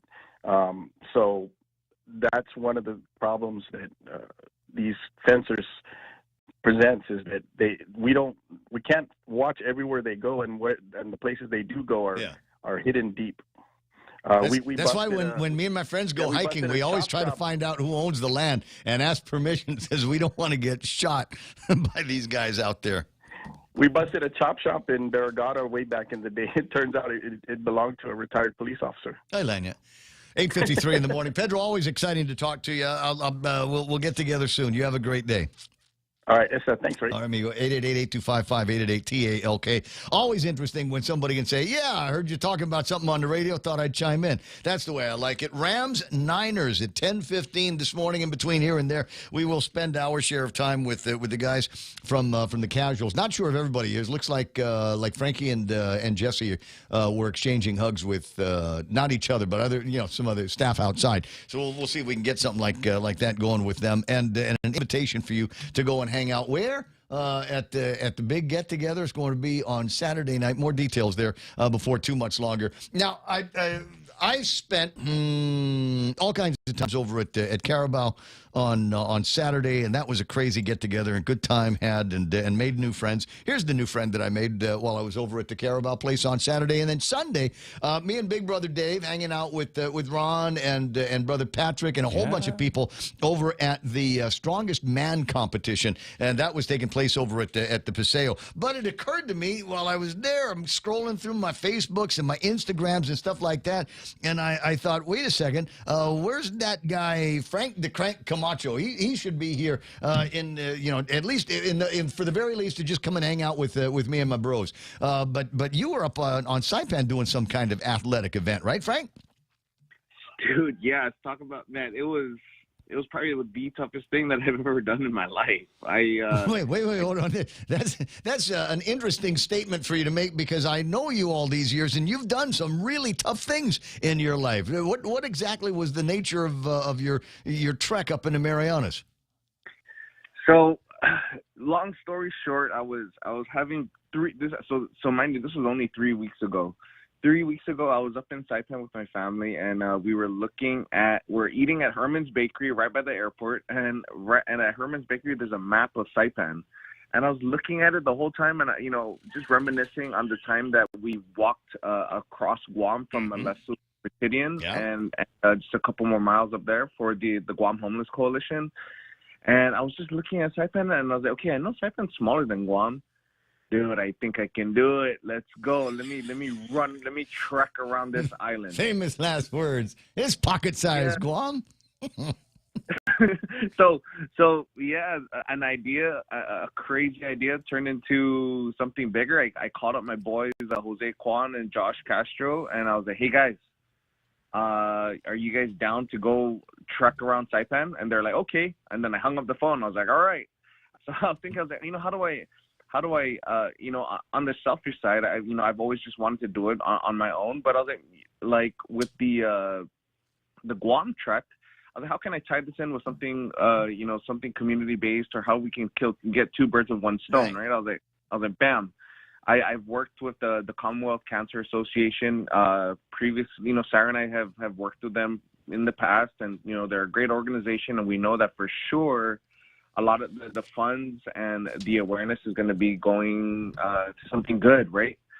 They haven't had like their yearly March Against Cancer because of COVID, so it worked out. It all worked out. So then, I called Bo Palacios. He is I think the chairman or the president. I'm not too sure what his role is on the board, but I asked him. One of 1,000 people up there, last name Palacios. Yes, one of them. So I told him this crazy idea, and we committed to have the CCA the beneficiary for this trek around Saipan, right? Not knowing, I was like, okay, if it's a little bit more than a marathon, dude, okay, I can muscle through it, Oh my goodness! After we committed everything, I Google mapped it, and I was like, holy moly, we're looking at almost like 50 miles. What am I doing? I've run 2 marathons up in Saipan, and I'm here to tell you that was the hardest thing that I've ever done in my life. I'm not going to say the terrain is unfriendly, but man, you start off, and I'm sure the same with you. There are some places where you go uphill, and it might be 6 or 7 miles worth uphill, whether you're running or walking. That's effort. No, and what killed us was we started on the west side, so we started from PIC all the way up to like last command post. What time did you go? So we started at 3 p.m. At 3 in the afternoon? Yeah. The sun is against you, and you got a headwind. You started at PIC and went north? Yes, we started at PIC. Yeah, well, the reason why is because we knew that we estimated around 18 hours. Yeah. Estimated 18 hours. So I was like, okay, let's just eat this last half of the sun so that we can try to clock in as much miles as we could at night. Wow. So we basically pulled an overnighter, yeah. But the west side was hard, and climbing Marpi was hard. Yeah. Man, but Ray, the east side was brutal. That was just hill central because we took the route. when you pass Calavera Cave and Bird Island, there's a road that they're connecting to all the way to the east side. I've never made it all the way across that road, I don't think. Yeah, well, no, because it's fairly new. I think it's not open to the public yet, but because there's still construction, but I think they just started construction just this year. And that I don't think that access to that road has been open like probably since the 70s. I remember some trails that you could poke through if you wanted to, but and maybe Jeep trails at that, but no, none of what you and I would refer to as a civilized road. No, for sure. So wow. Yeah, so we went to the backside, going through Talafofo up to Escos, through Capitol Hill. Oh my goodness. Yeah. Through Capitol Hill, and then down to Cagman, Marine Beach, Lao Lao, to San Vicente, Dan, behind the airport, and then back to PIC. But by the time we got to by the airport, oh man, we were hitting the 9-10 o'clock sun. Oh, so it was definitely an overnight walk. Yeah, no. So I think yeah. And so you've got that sunrise, and again, it's in your face at 7-8 o'clock in the morning, and then you got to do that all the way back to PIC. I'm assuming it was an 8A. Yeah, so it was. We probably did like around 8 miles with the sun up. Unbelievable. You're absolutely right, and there are people that do that on the bicycles with the Hell of the Marianas races and things like that, Tagaman, etc. I've done some pretty hard stuff here on Guam, and they say let's go try this up in Saipan. I'm like I don't know about that. There's it's just I don't know. And there's a level of complexity that the terrain and the environment will play with you. So you made some money for the cancer folks up there. And you had fun. I'm assuming that you're back here now. Yes, I'm back on Guam. We raised. Man, first off, I just want to thank all the sponsors that were a part of it. It was, on throwing an event in 2 weeks, the Saipan really pulled through and came through. Nice. It was great. And then, when our sponsors were amazing, the community was amazing, right? Like everyone was coming out. We were so full during the trek because, we couldn't buy any food or drinks because that was our pledge. Right. Oh my goodness, dude, the ice keki, our sponsors had a bunch of booths up. It was great. And then even at night, there were guys or families or people were even setting up like 2 in the morning, 1 in the morning, checking us if we were okay. And then also too, man, I got to give a shout out to DPS and DFEMs out there. They were escorting us the whole way, and we would have never made it. It was brutal. I'm so glad. Well, we'll get together. We got there needs to be another opportunity for some barbecue at where. So be in touch with the usual people when it's time. All right. Yeah, but honestly too, we raised like $57,000. Oh my God, that's real cash.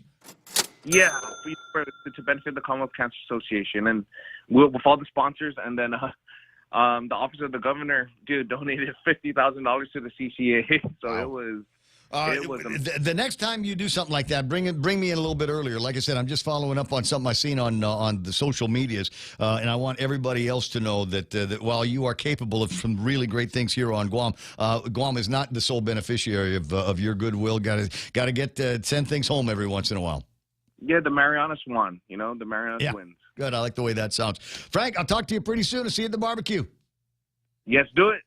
Yes, do it. All right. I like that. At 9:03. I got to look with my other eyes at what's going on. We got enough time to check in with Fox News and come back and kill the next hour of the show. Chair of his inaugural committee, Tillerson is expected to be a government witness at the federal trial of Tom Barrack in New York. Barrack is a billionaire private equity manager who's been a close advisor and friend to the former president. He's accused of secretly working as a foreign agent for the United Arab Emirates. Barrack pleaded not guilty to charges of acting as an unregistered agent of a foreign government. Ryan Schmelz, Fox News. Authorities in Stockton, California say a serial killer may have ambushed 5 men in recent months, shooting each one to death. Police say none of the men were robbed or beaten, and none appear to have known each other.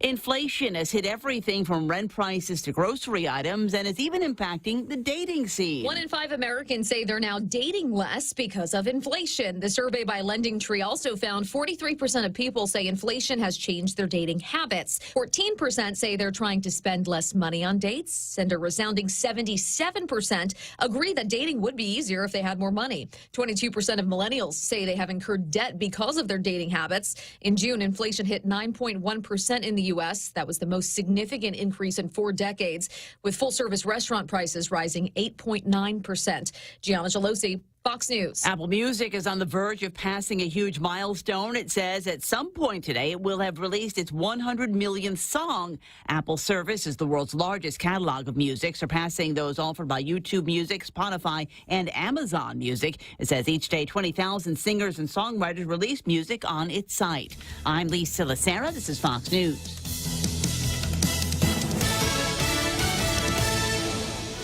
Siduos Maasi Guam for 40 amazing years of support for the UOG Endowment Foundation. Through your generous contributions, we have been able to award many student scholarships, help fund college programs, and facilitate capital improvement projects at the University of Guam. As we celebrate this milestone occasion, we look forward to your continued partnership and many more years of collaboration with our island community. Viva UOG Endowment Foundation. Gas is expensive, so let the bank come to you. Through our remote deposit capture, you can deposit your checks into your account from your phone. And with our Dynamite Bank Pacific Visa debit card, you can use your money anytime, anywhere. It's the perfect combo. Now we're banking on the future. Services to choose. Bank Pacific, where others put branches, we place roots. Equal housing lender. Member FDIC. Crank it up. Check out the newest hydro and garden center to hit Guam, Crop King Hydro. We have a huge selection of plant nutrients, soils, hydroponic mediums, organic pest control pumps, plant support, tools, and so much more. Call 635-4769. 635-GROW. Open Monday through Saturday, 10 to 6 at the Dededo Satina Mall, right across from Payless and Paradise Fitness. For whatever you grow, think Crop King Hydro. Crop King Hydro. 6 after 9 o'clock in the morning, Ray Gibson Show. And coming up, you hear the voices of a couple of members of the Casuals. We're going to see if we can sell some tickets for the University of Guam before too much longer. In the meantime, Ray Gibson Show brought to you by APL, American President Lines, a global presence with a local home. Rediscover talk radio here. Your FM News Talk Superstation. This is The Point.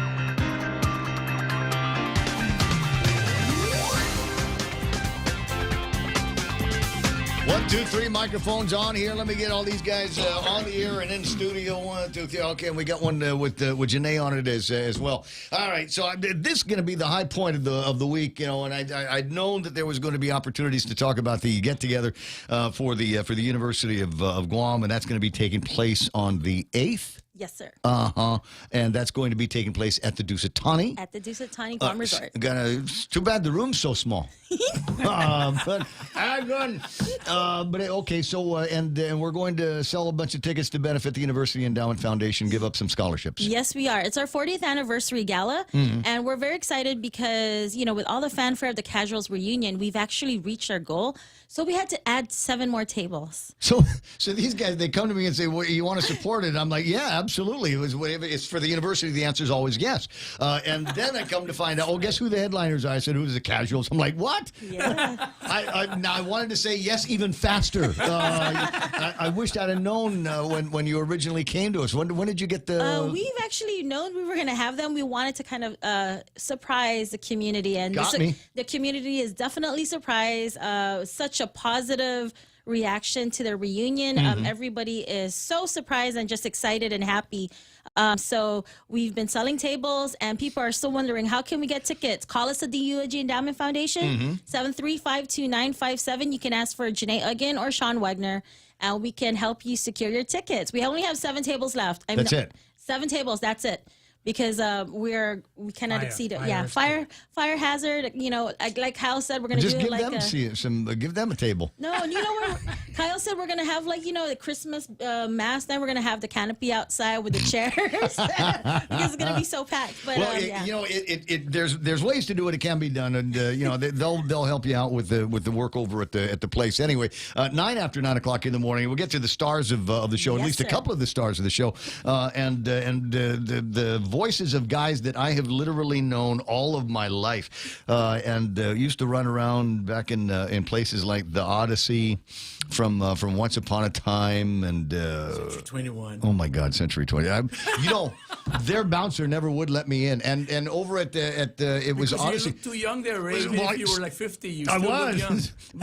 but Zenon Ballinger. Did I ever tell you about the story of Zenon?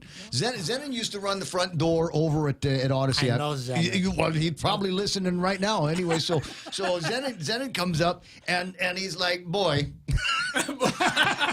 We'll start with boy. But I was, because I did yakking and talking with the guy. He was very, very close to letting me in. But you guys had a dress code, and we're talking about 1977, 78. It's a classy joint, no jeans, and unless they were attached to the nicest dogging in the room.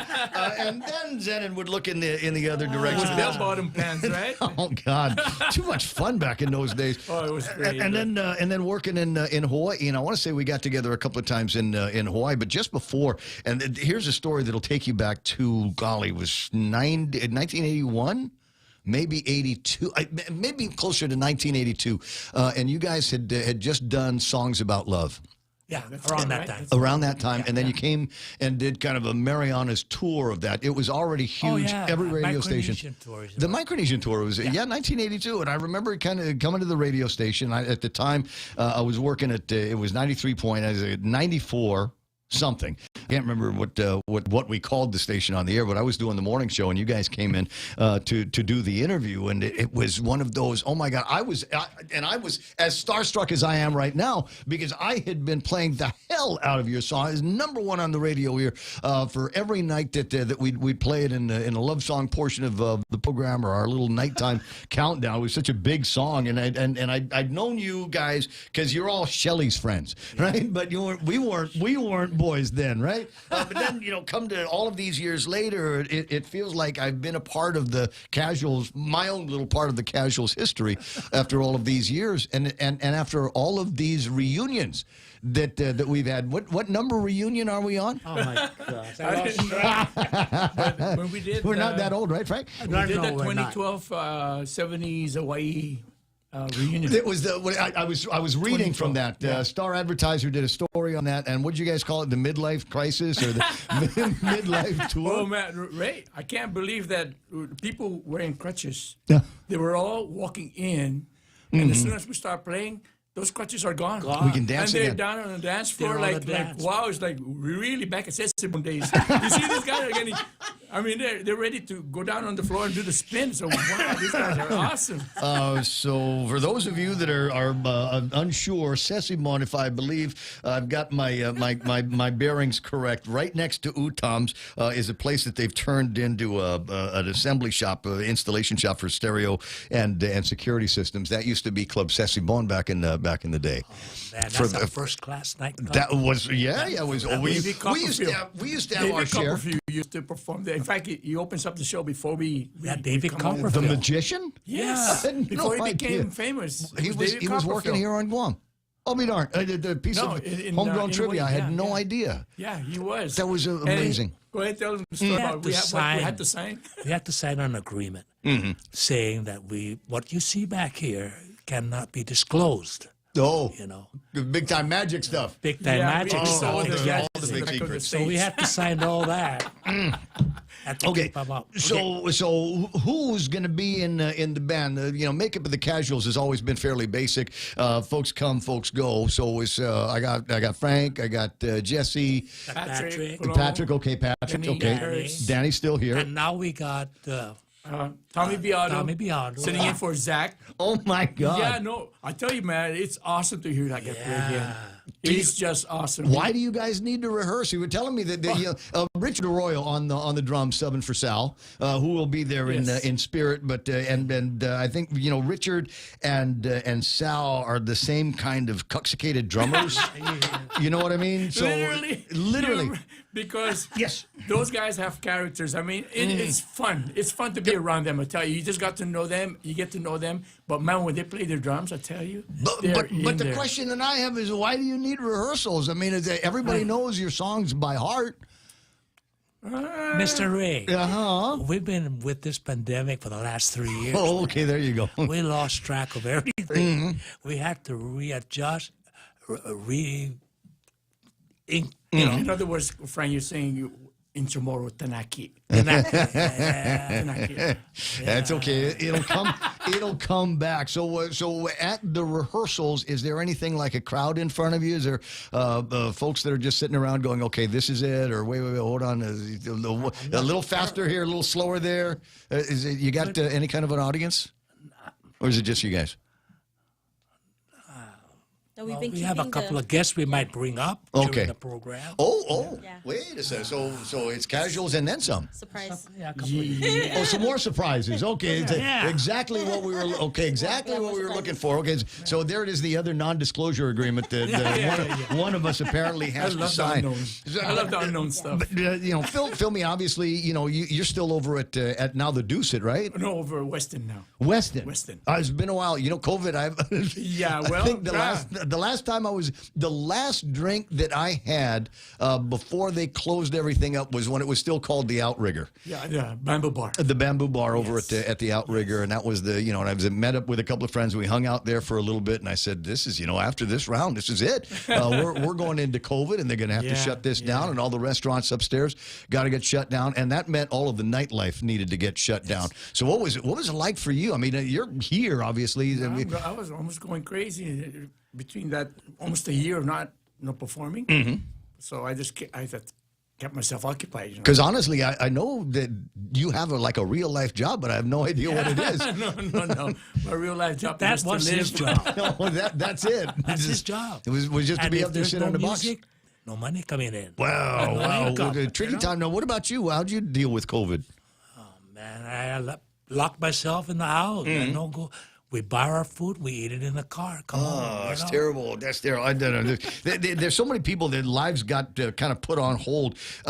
Did it help stir any kind of creativity? I mean, did you do any writing at the time? I tried doing that, but I think for me it's an awakening, not just for myself, but I've seen with a lot of people. I've witnessed that, so that was kind of giving me an insight to write, but it was just too deep. Right. Got much deeper as an artist. Most of the songs are fun. Yeah, I meditate, so that I find myself getting a bigger awareness of what's going on. Not judging what's going on. I was going to say clue me in, because I still I haven't figured it out. Is it just Groundhog Day, a continuous Groundhog Day? And now we're just beginning now to be able to have galas and get-togethers, which is really kind of exciting. And guys are starting to be able to get back to work again, which and this was hard for the entertainment industry. Yes. I mean, there's lots of stuff that was just shut down. I was watching Joe Coy's thing on Netflix the other day, and he says we're going to spend a lot of time talking about COVID-19 because literally that's where we've been. They told me I couldn't make jokes for 2.5 years, so guess what? I wrote a whole bunch of jokes about COVID-19. And I imagine there's a lot of guys that were also suffering through that. How do I want to say it? Because even I have an editorial outlet. I got to come to work every day and say what was on my mind for 4 hours every day, and try to report the news or tell people what's going on. But after I get off the air at 10 o'clock and go home for the day, I was like, what the hell do I do with myself? So meditation as well. Meditation with cold beer, bikinis at the beach for sunset. You go. You can see me. You can see me and my crew from the Westin. So when are you guys working? What's your schedule? We're there Tuesday through Saturday nights, 6:30 to 9:30. Okay. And then we have the Sunday brunch downstairs at Taste. Excellent. Yeah. Excellent. Good spot. So, man, we've been blessed to be playing that many nights. Mhm. So we weren't expecting that to happen. You getting the crowd? Oh, yeah, we're getting the Bamboo Can't Bar. even get in. Bamboo Bar. They followed you. They came. As soon as they found out we were there, they're all piling in there. So now you have to make reservations. Yeah. No way. Yes. Can we move the furniture like we did over at Bamboo Bar? That was Oh, no, they still do that. They still we always, knock on wood that we've been on all of the hotels where it's family user Well, friendly. even going back to the Onward, even back to the first shows that you and Ruby were doing over at the when it was Jesse's. Yes, is they had tables and chairs and things like that, but pretty soon you're sitting there going, "There's a gang of people I want to go sit with, so I'm going to bring that chair and that stool. I'm going to go and move over there." The only rule was don't block the waiters and the waitresses. That was otherwise everything was okay. But that was at the Bamboo Bar. That was about the best thing about it. First, the food was pretty good local. too. I mean, the vibes are very local. Super local. Yeah. I mean, island vibes. It was a different configured bar every night because whatever your group was, you could move furniture around. So little group over here, big group over there, but we're in different places every night. Families that we have like from the mainland that are Chamorros that live there, and when they come here, the first place to go is Bamboo Bar. Right. And these are the ones that they say, we want to hear music. We want to feel the vibes again, the island vibes. So there it is. It's just a place to have good So time. it's funny, Frank, is he talks about like it's work, but no, it's not work. Not at all. He doesn't look at it as work. Because I've been there, and every once in a while you'll get somebody that knows how to sing a song or two, and they'll get up and jam with you guys, we which do that. is always so. It's a different show every night too. Well, like I said, we're very spontaneous. I mean, we take things, as it flows. Hell, I walked in there, my we know nephew. that there's a talent in the house, especially the young ones that are now coming out. They're awesome. We like to, acknowledge Feature them and have them share their love on stage. When are you guys going out to see some of the new talent? Can I tell you where you need to go virtually any night of the week is go hang out over at Moses. I've heard of Moses. Moses down east. It's whose office did that used to be? The Quan. I got to tell them the old names. The Quan building. Yeah, Quan. From That's in Anigua. on the way. Yeah. Central Ganya. Yeah. But so you go for the food, but there's a different kind of entertainment every night, and it's young guys and it's older guys and it's fellas with guitars. I didn't get the name of the group, but last night there was a kid with a trombone and another kid, Jordan. Your boy probably knows him. Jordan, he's playing guitar and singing and did a bunch of great tunes. Got the crowd all riled up, and so I'm fortunate enough that I get out more than you. I'm not at the Westin every night. That's true. So I'm trying to. You see these guys and you go, man, there's an incredible amount of young talent that's coming up these days. Ray, the young generation now, they're just soaking it up, and for me, I make a joke about it. I think their DNA has been upgraded. Yeah, leveled up. Really, they do absorb all these things, and they can multitask.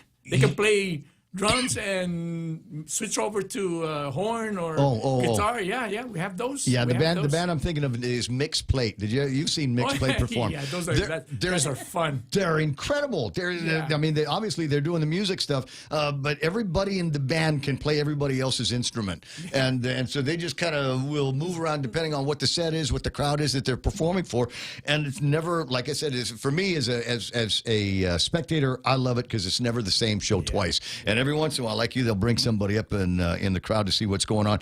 We'd mentioned a couple of guys' names here, and I was looking at the picture from 2012, and Mike Hartendorf was in that picture. He's a prodigy for sure. Oh, he's a prodigy. Almost understated. Talk about Is he a part of this gig? Is he available? He was with us on 2012. 2012 70s reunion in Hawaii. He did great. We brought him over. Right? Yeah. So to sub for Zach. Zach wasn't with us. Okay, so he's still incredible. He's got. I want to say he does a thing Thursday nights, or was doing a thing Thursday nights over at Tower of London. And I think his latest fascination is to spend a lot of time in kind of the America kind of bred, kind of Stevie Nicks and Steely Dan 70s. He loves Steely Dan.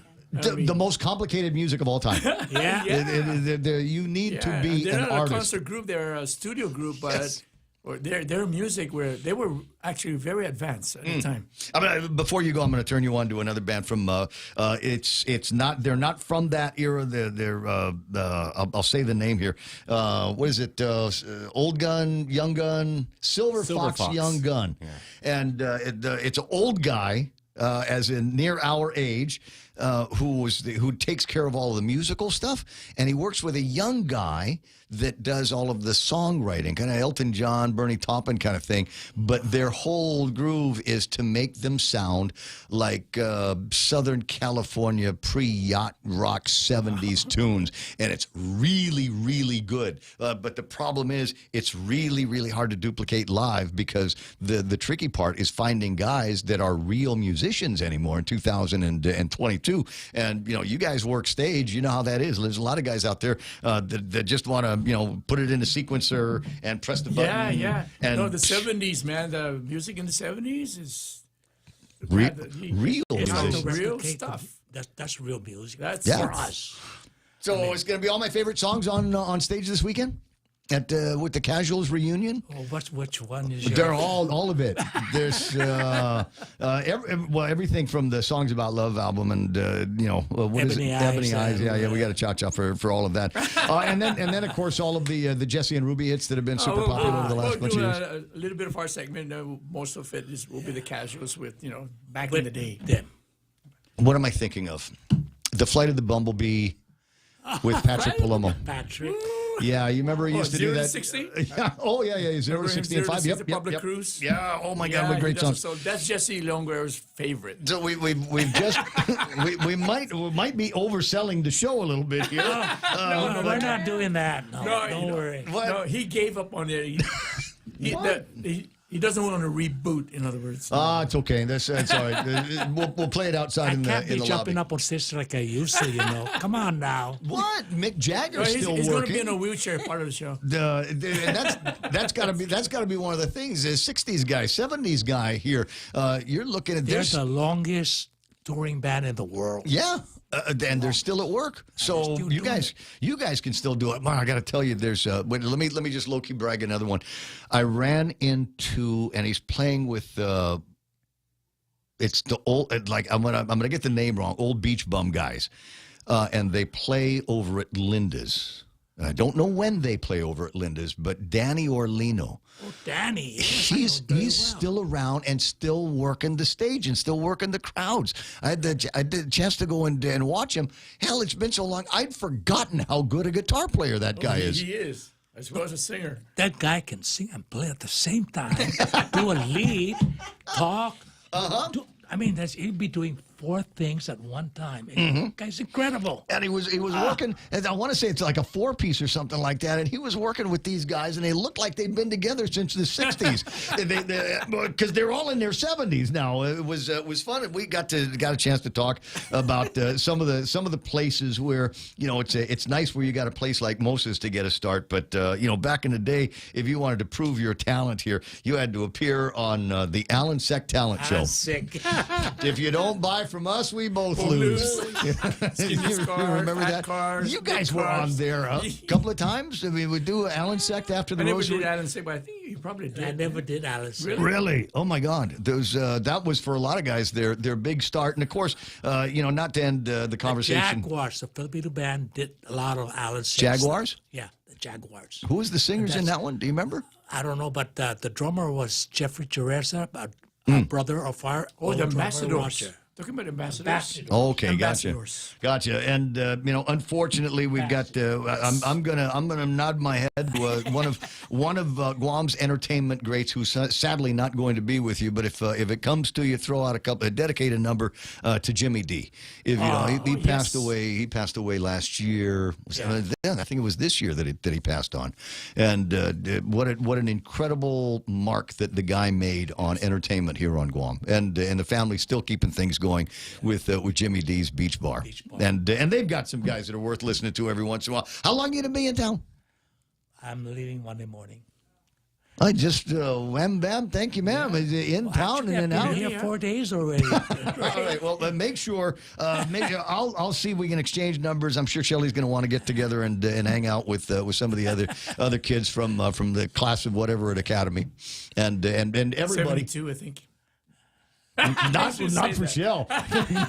Talk, Jesse. 9:28 in the morning. I better go face over in Janae's direction and make sure that we can sell some tickets to this incredible show. And you don't have to be an old fart from the village to enjoy this. This is going to be a family show, and old people are going to enjoy this. But I think the young people are going to enjoy this as well. Even if you were not born and raised on Guam, even if you just got here in the military or something like that, there is going to be a reason for you to want to get together with people at the University of Guam and maybe learn a couple of things.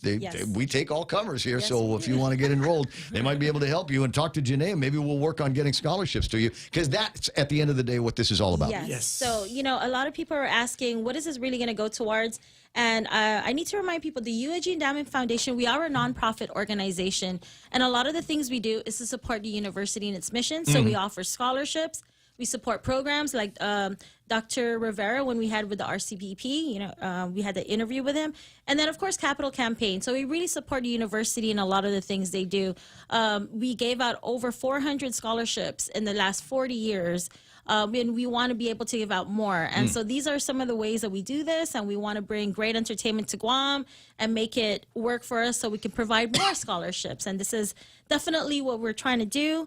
Our 40th anniversary gala, we're very excited. Tickets are still available. Like I said, we had to increase because everybody was just so excited. They told the world the casuals were going to be there. They just said the casuals, and then all of a sudden they're like, "Are you serious? The casuals?" Like, yes, it's a reunion. They're like, "Is there still tickets?" We're like, "Of course there's still tickets." I'm going, yeah. So give us a call over at the UAG Endowment Foundation. Our number is 735-2957, and we can get you in touch with some tickets, a table.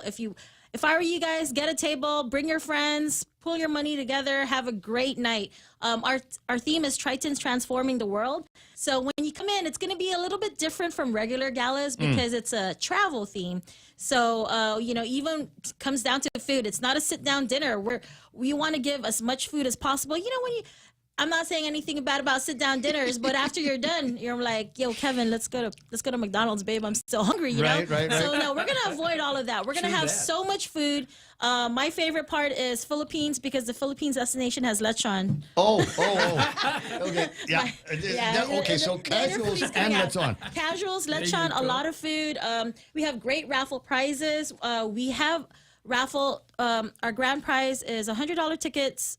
Wait, so I'm saying it wrong. It's okay. It's a $100 ticket, and the grand prize is a trip for two to anywhere in the U.S. mainland.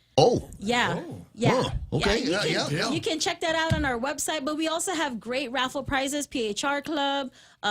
Also good. Who doesn't love gas? $100 gas coupons. We have that. So there's just a lot going on, and we're very excited.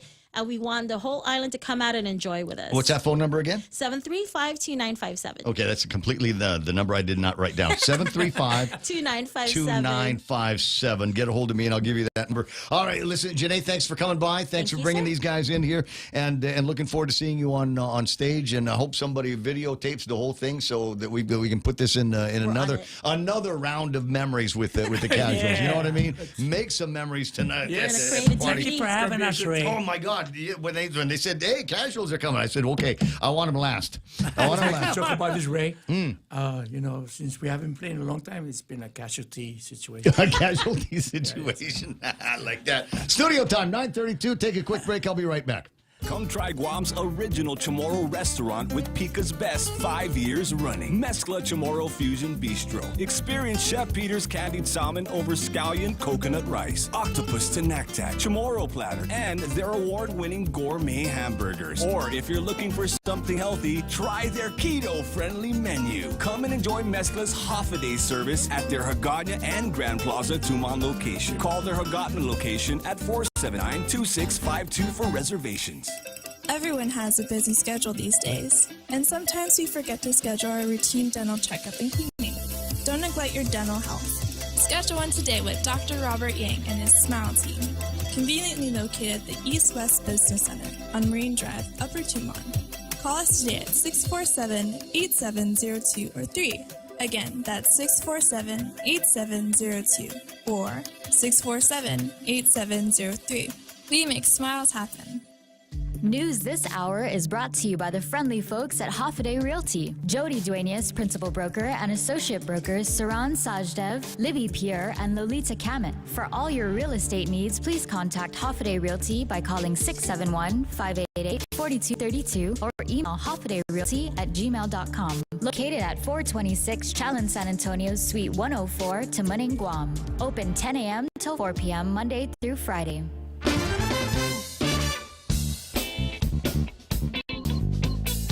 Oh, yeah. Memory lane. Not bad at all. I like this. Meme Machine Plain Boy sent this over. It's a couple of pictures of kids saying, I'm so glad I grew up doing this. And it's a kid, clearly from the 70s, on a motorcycle. And then the next picture over is a bunch of kids looking at their phones. Yeah, I've seen a lot of that lately. Right. Well, I mean, what are you gonna do? Yeah, what can we do? Because otherwise, you got to talk to the kids. You got to entertain them. You got to, talk to them in the car, and it's easier. Just here's the phone and do whatever. Watch your shows on YouTube. Tablet, man. Ruckus is hooked to the tablet, Ray. And what happens when there's no more power for the tablet? What happens when you go someplace and you say Wi-Fi is, Ray? You say, "What's the Wi-Fi password?" And they say, "We don't have Wi-Fi here." No, I know. I'm with you, but I cannot say anything because I have also found that when I'm not here in the studio, the phone is a major distraction, and I never thought I would need it, but there are a lot of features that come in with the new phones. The new watch, I updated the software and all of the systems that I use, and they all have applications now or settings that will try to help you focus, and it's hard. Because you're sitting there and all of a sudden the phone vibrates or something beeps or makes a noise. And then you got to find out what that is. It's a WhatsApp from somebody, and that reminds you need to do something else. And you open up the WhatsApp, and on the way to opening up the WhatsApp, you realize your TikTok is open. Didn't that sound like you're saying your townhouse is open? Yes. Yeah, Very close. Hey, your TikTok is open.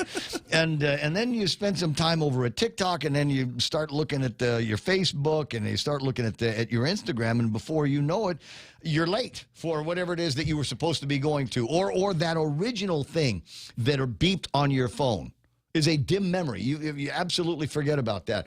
And I think there are people that have follow-up issues. I think there are people, and I'm scared that I'm becoming one, but I think that there's people that have got issues because they can no longer focus on one particular thing anymore because we've convinced ourselves that we're able to multitask. Can I tell you what the worst phone feeling is? Is when I'm looking at an app on the phone. And so I go, I'm not going to use this app anymore. Let me close this.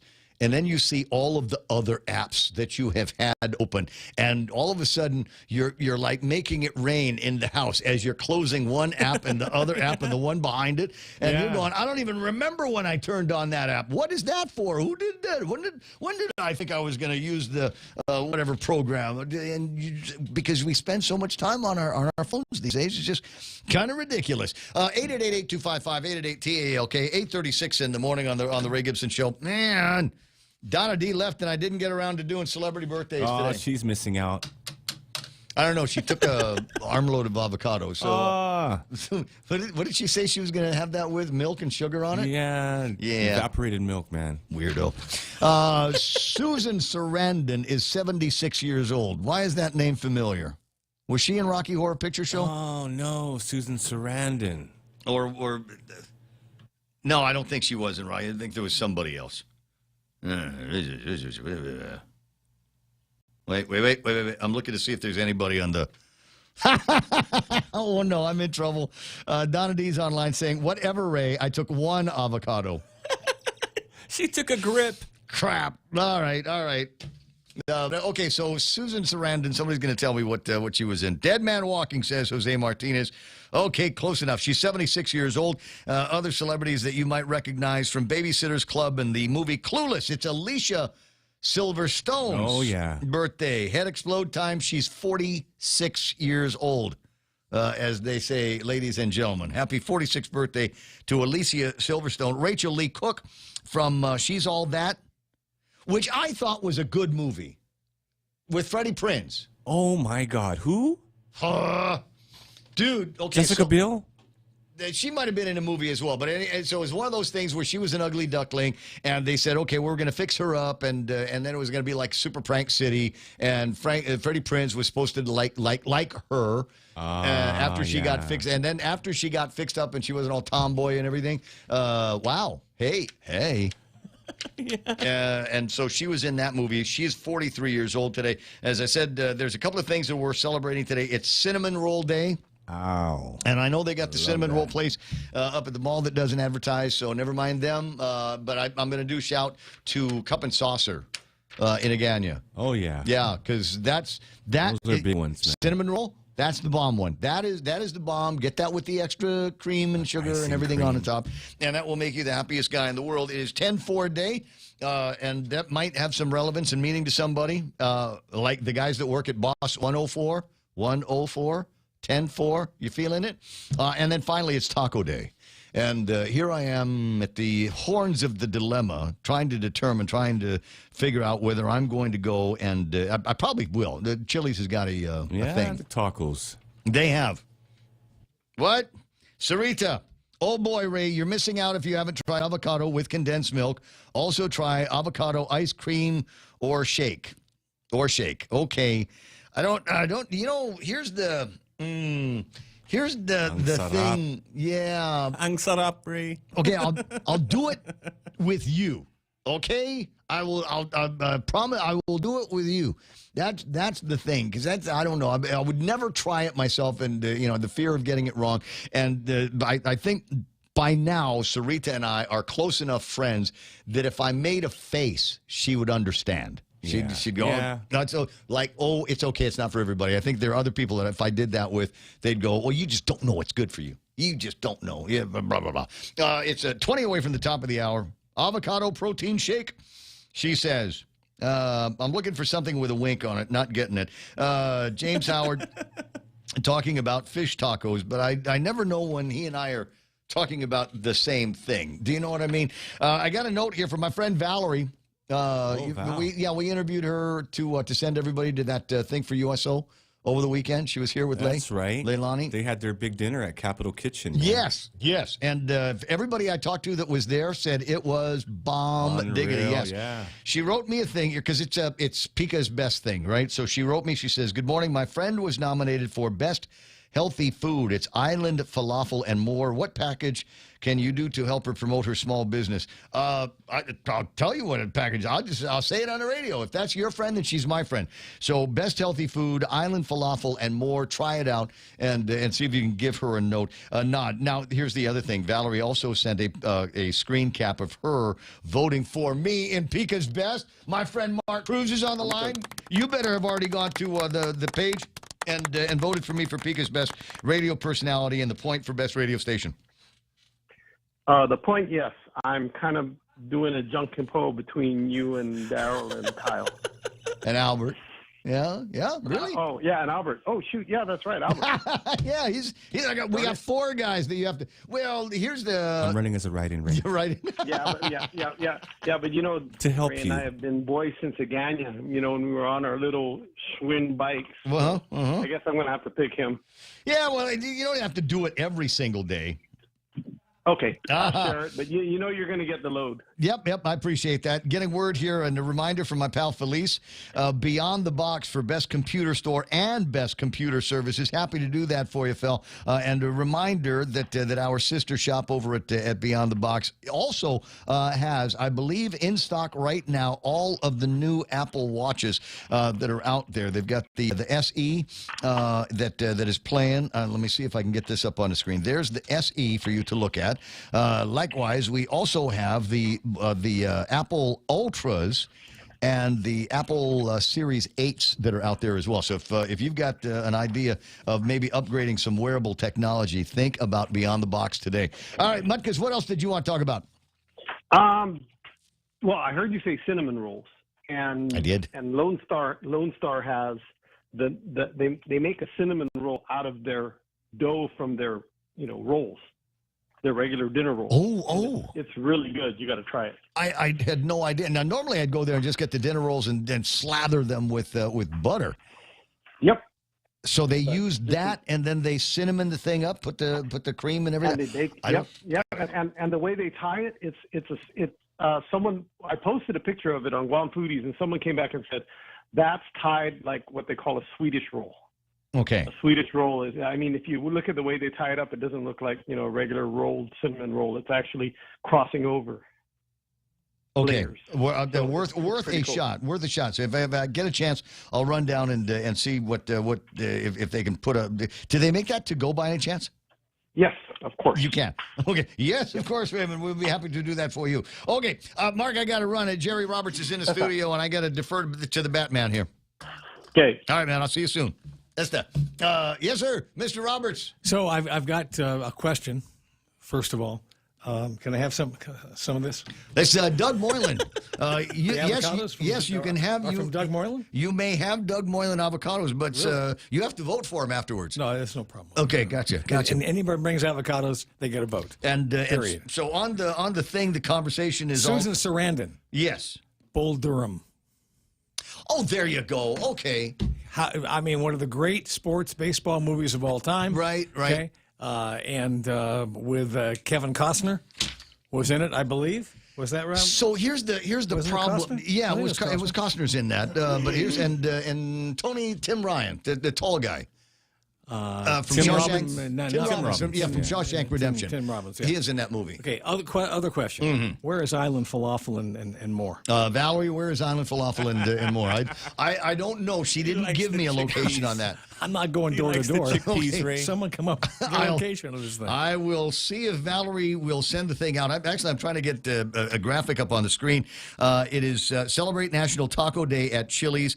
October 4th is Taco Tuesday, as in TWOSDAY, and purchase any margarita and get a free taco. All tacos are $2 each all day, Tuesday, October the 4th. And there is a crew of mine that have actually put together. This is how important Taco Day is over at Chili's. They put together a WhatsApp group.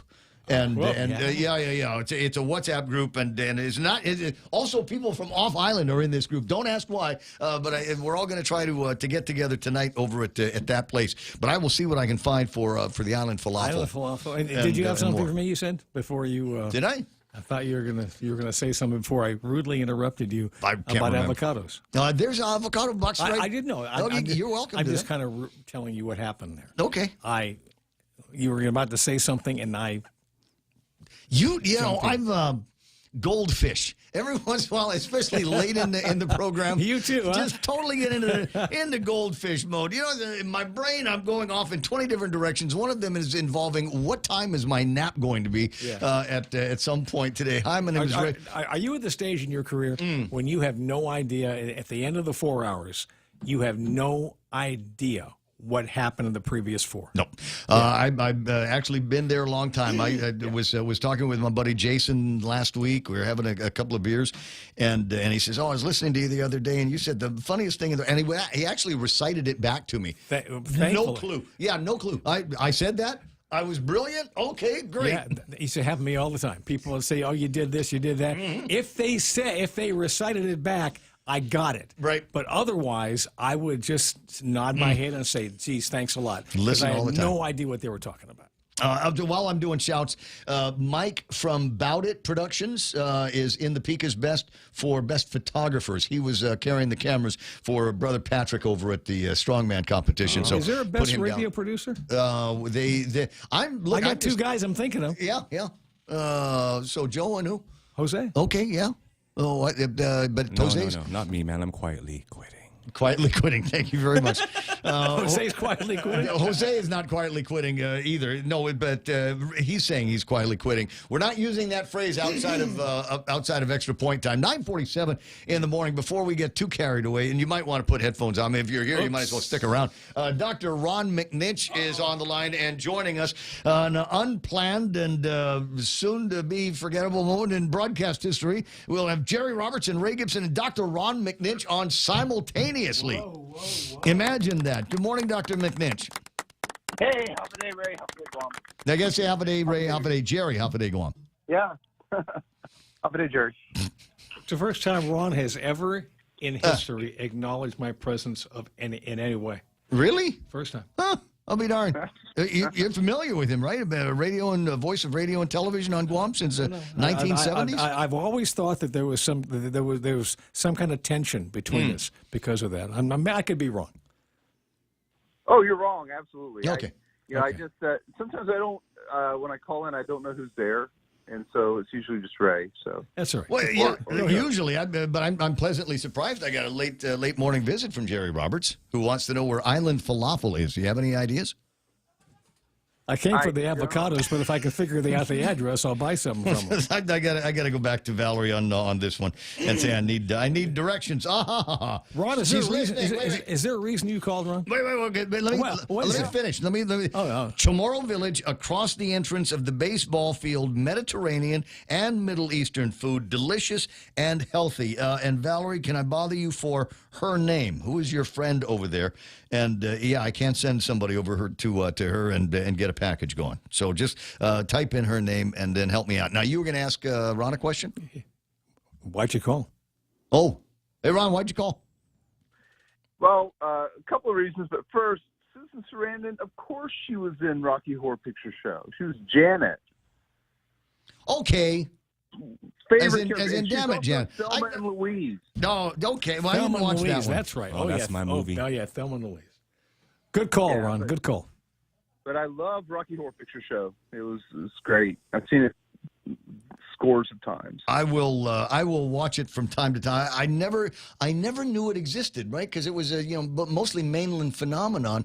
And I was a student at the University of Guam. I don't know, in 1981, and a guy, I can't remember his name. I think his nickname was Bear, and Bear had blonde hair, blonde wig, and was the closest thing to a hippie I knew.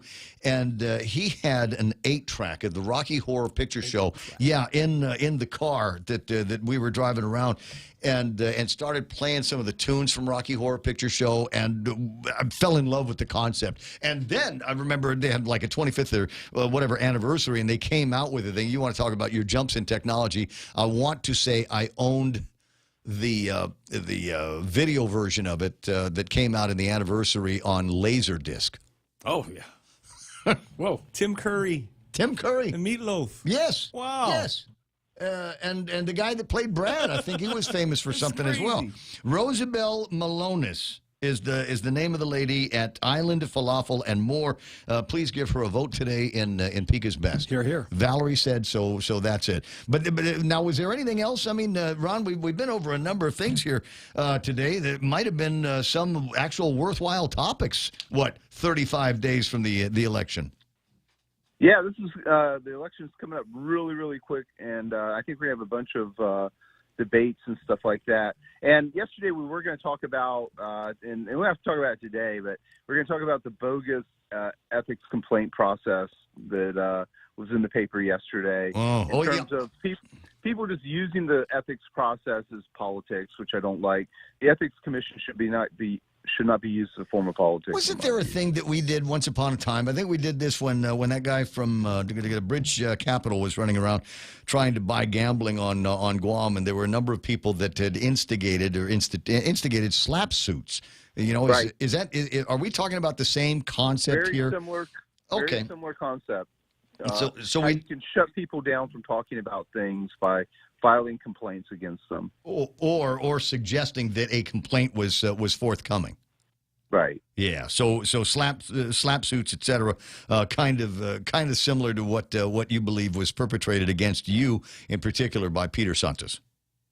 Yeah. I mean, I think he wanted me to stop talking about his shenanigans, and that's the reality in my view. Is that I don't think that, in general, if somebody wants to run for office, more power to them. Who cares?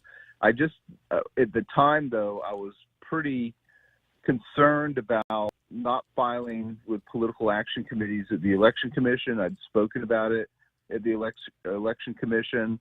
If people are running for office and they're collecting money, they should report that money.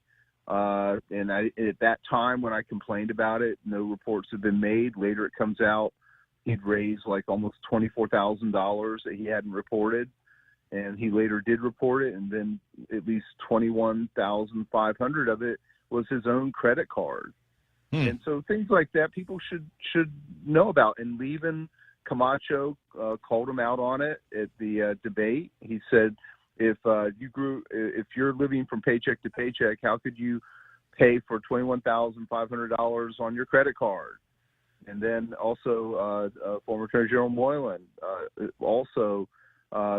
I believe that Moylan and Camacho are the legitimate candidates in the Attorney General's race, and everything else is just a circus. Yeah, like as I said, and I'm fond of circuses, so there's still the possibility that I might put my name as 36 days, but 35 days between now and then. Write in Ray Gibson for Attorney General. I cannot take that job. I don't meet the primary qualifications, i.e., you should be a lawyer and be a member of the Guam Bar. And you're not going to take the pay cut first. Oh, I personally can't take the pay cut. Ron, one other thought here, and I kind of started it this morning, and one or two people agreed with me, so I think maybe there's something to this. I'm not happy with the temperature of, with the exception of the Attorney General's race, I'm not happy with the temperature of any of the other races. And I intend to give a hard time to my friend Jimmy Moylan because it's time for me to start seeing him campaign for Washington, D.C. I don't know that we need to write any more letters that are going to get ignored by AdLoop, but he's got to realize that he's up against formidable competition in Judy Wanpat in the Democrat Party for that position, and they're putting a lot of support behind her. Yeah, but both sides of this thing they're kind of invisible. I mean, they've been overshadowed by the AG race and the governor's race. It's kind of like, oh yeah, there's a. Well, then you better hope that every Republican on Guam comes out on election day, because otherwise you're going to get beat by superior Democrat numbers. Yep. If it works out like that, and even the gubernatorial race, I'm not feeling, how do I? You would think it would be a little more contentious than it is now. Yeah. I'm not feeling, roller derby here. I want roller derby. I want wrestling. I want hockey, and I'm not getting that right now. It seems like in my mind, outside of debates, it feels like Lou and Josh are going on like they're the only ones running. Yeah, is this going to be the way it's going to end up, Ron? I wish that we had a bunch of pit bulls running instead of a bunch of cats that are sitting on everyone's laps and just sleeping. That's what it feels like. Other than the AG's race, I agree with you. I think that these are very low energy races, and I think the public wants to see WWF after the COVID experience. Who does it benefit? Let's take the governor's race first. Who does it benefit in a low energy race? Right. Of course, it benefits the incumbent. Okay. I can't disagree. Yeah. I can't disagree, especially in the kind of low energy race that we've got. I see where they're headed. I get the game that they're going at. It's the are you better off today than you were 4 years ago, and I can see where that would have some legs, but there has to be a little bit more in the trenches warfare going on. And I don't know that Felix ever really needed to do that. I mean, who did he ever run against for the race? I think he won at Uncle Robert after primaries. I think he is I'd have to look it up, but I want to say it was Uncle Robert versus Carl in the primary, and then Uncle Robert on his own in the other races. But Felix, he was unopposed, basically. Felix was, right? Yeah. But that's he the ran point. against Pinko and Calvo in 2002. That was a very contentious race. And he prevailed there. Good memory. I think also just in terms of the level of energy and the other points that relate to it, people don't vote on the thinking game, and that's where a lot of these major candidates make the mistake. They vote on how people feel emotionally. And no one's actuated any of the emotional points, which is a lot of stuff that Jerry talks about when in his daily sessions with you on the business side. A lot of it's soft skill people stuff.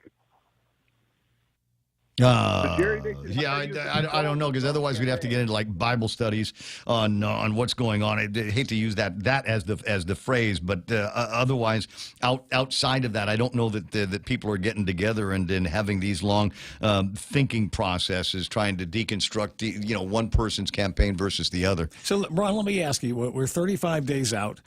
You've got a handle on these things. You come in pretty close always on the outcomes of elections.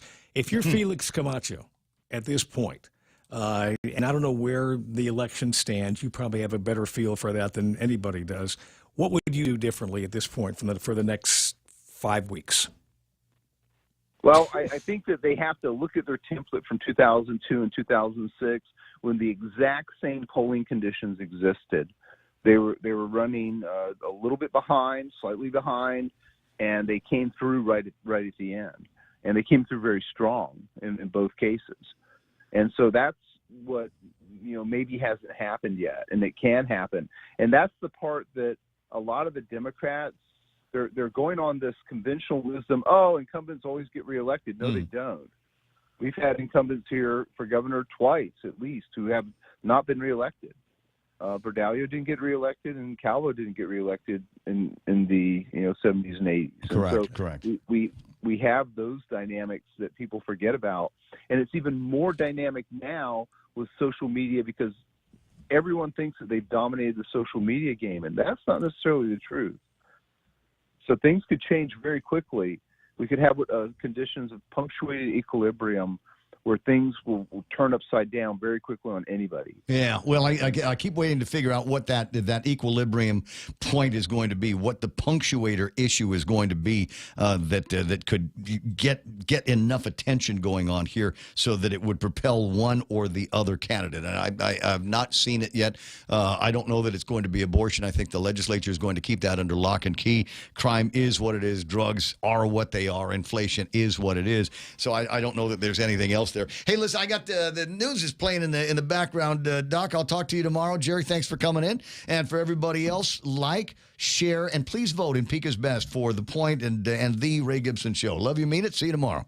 Less than a week ago. What I've told my folks at the state EOC and what they've put out the word is, okay, you're doing a good job getting all the power back on these other counties.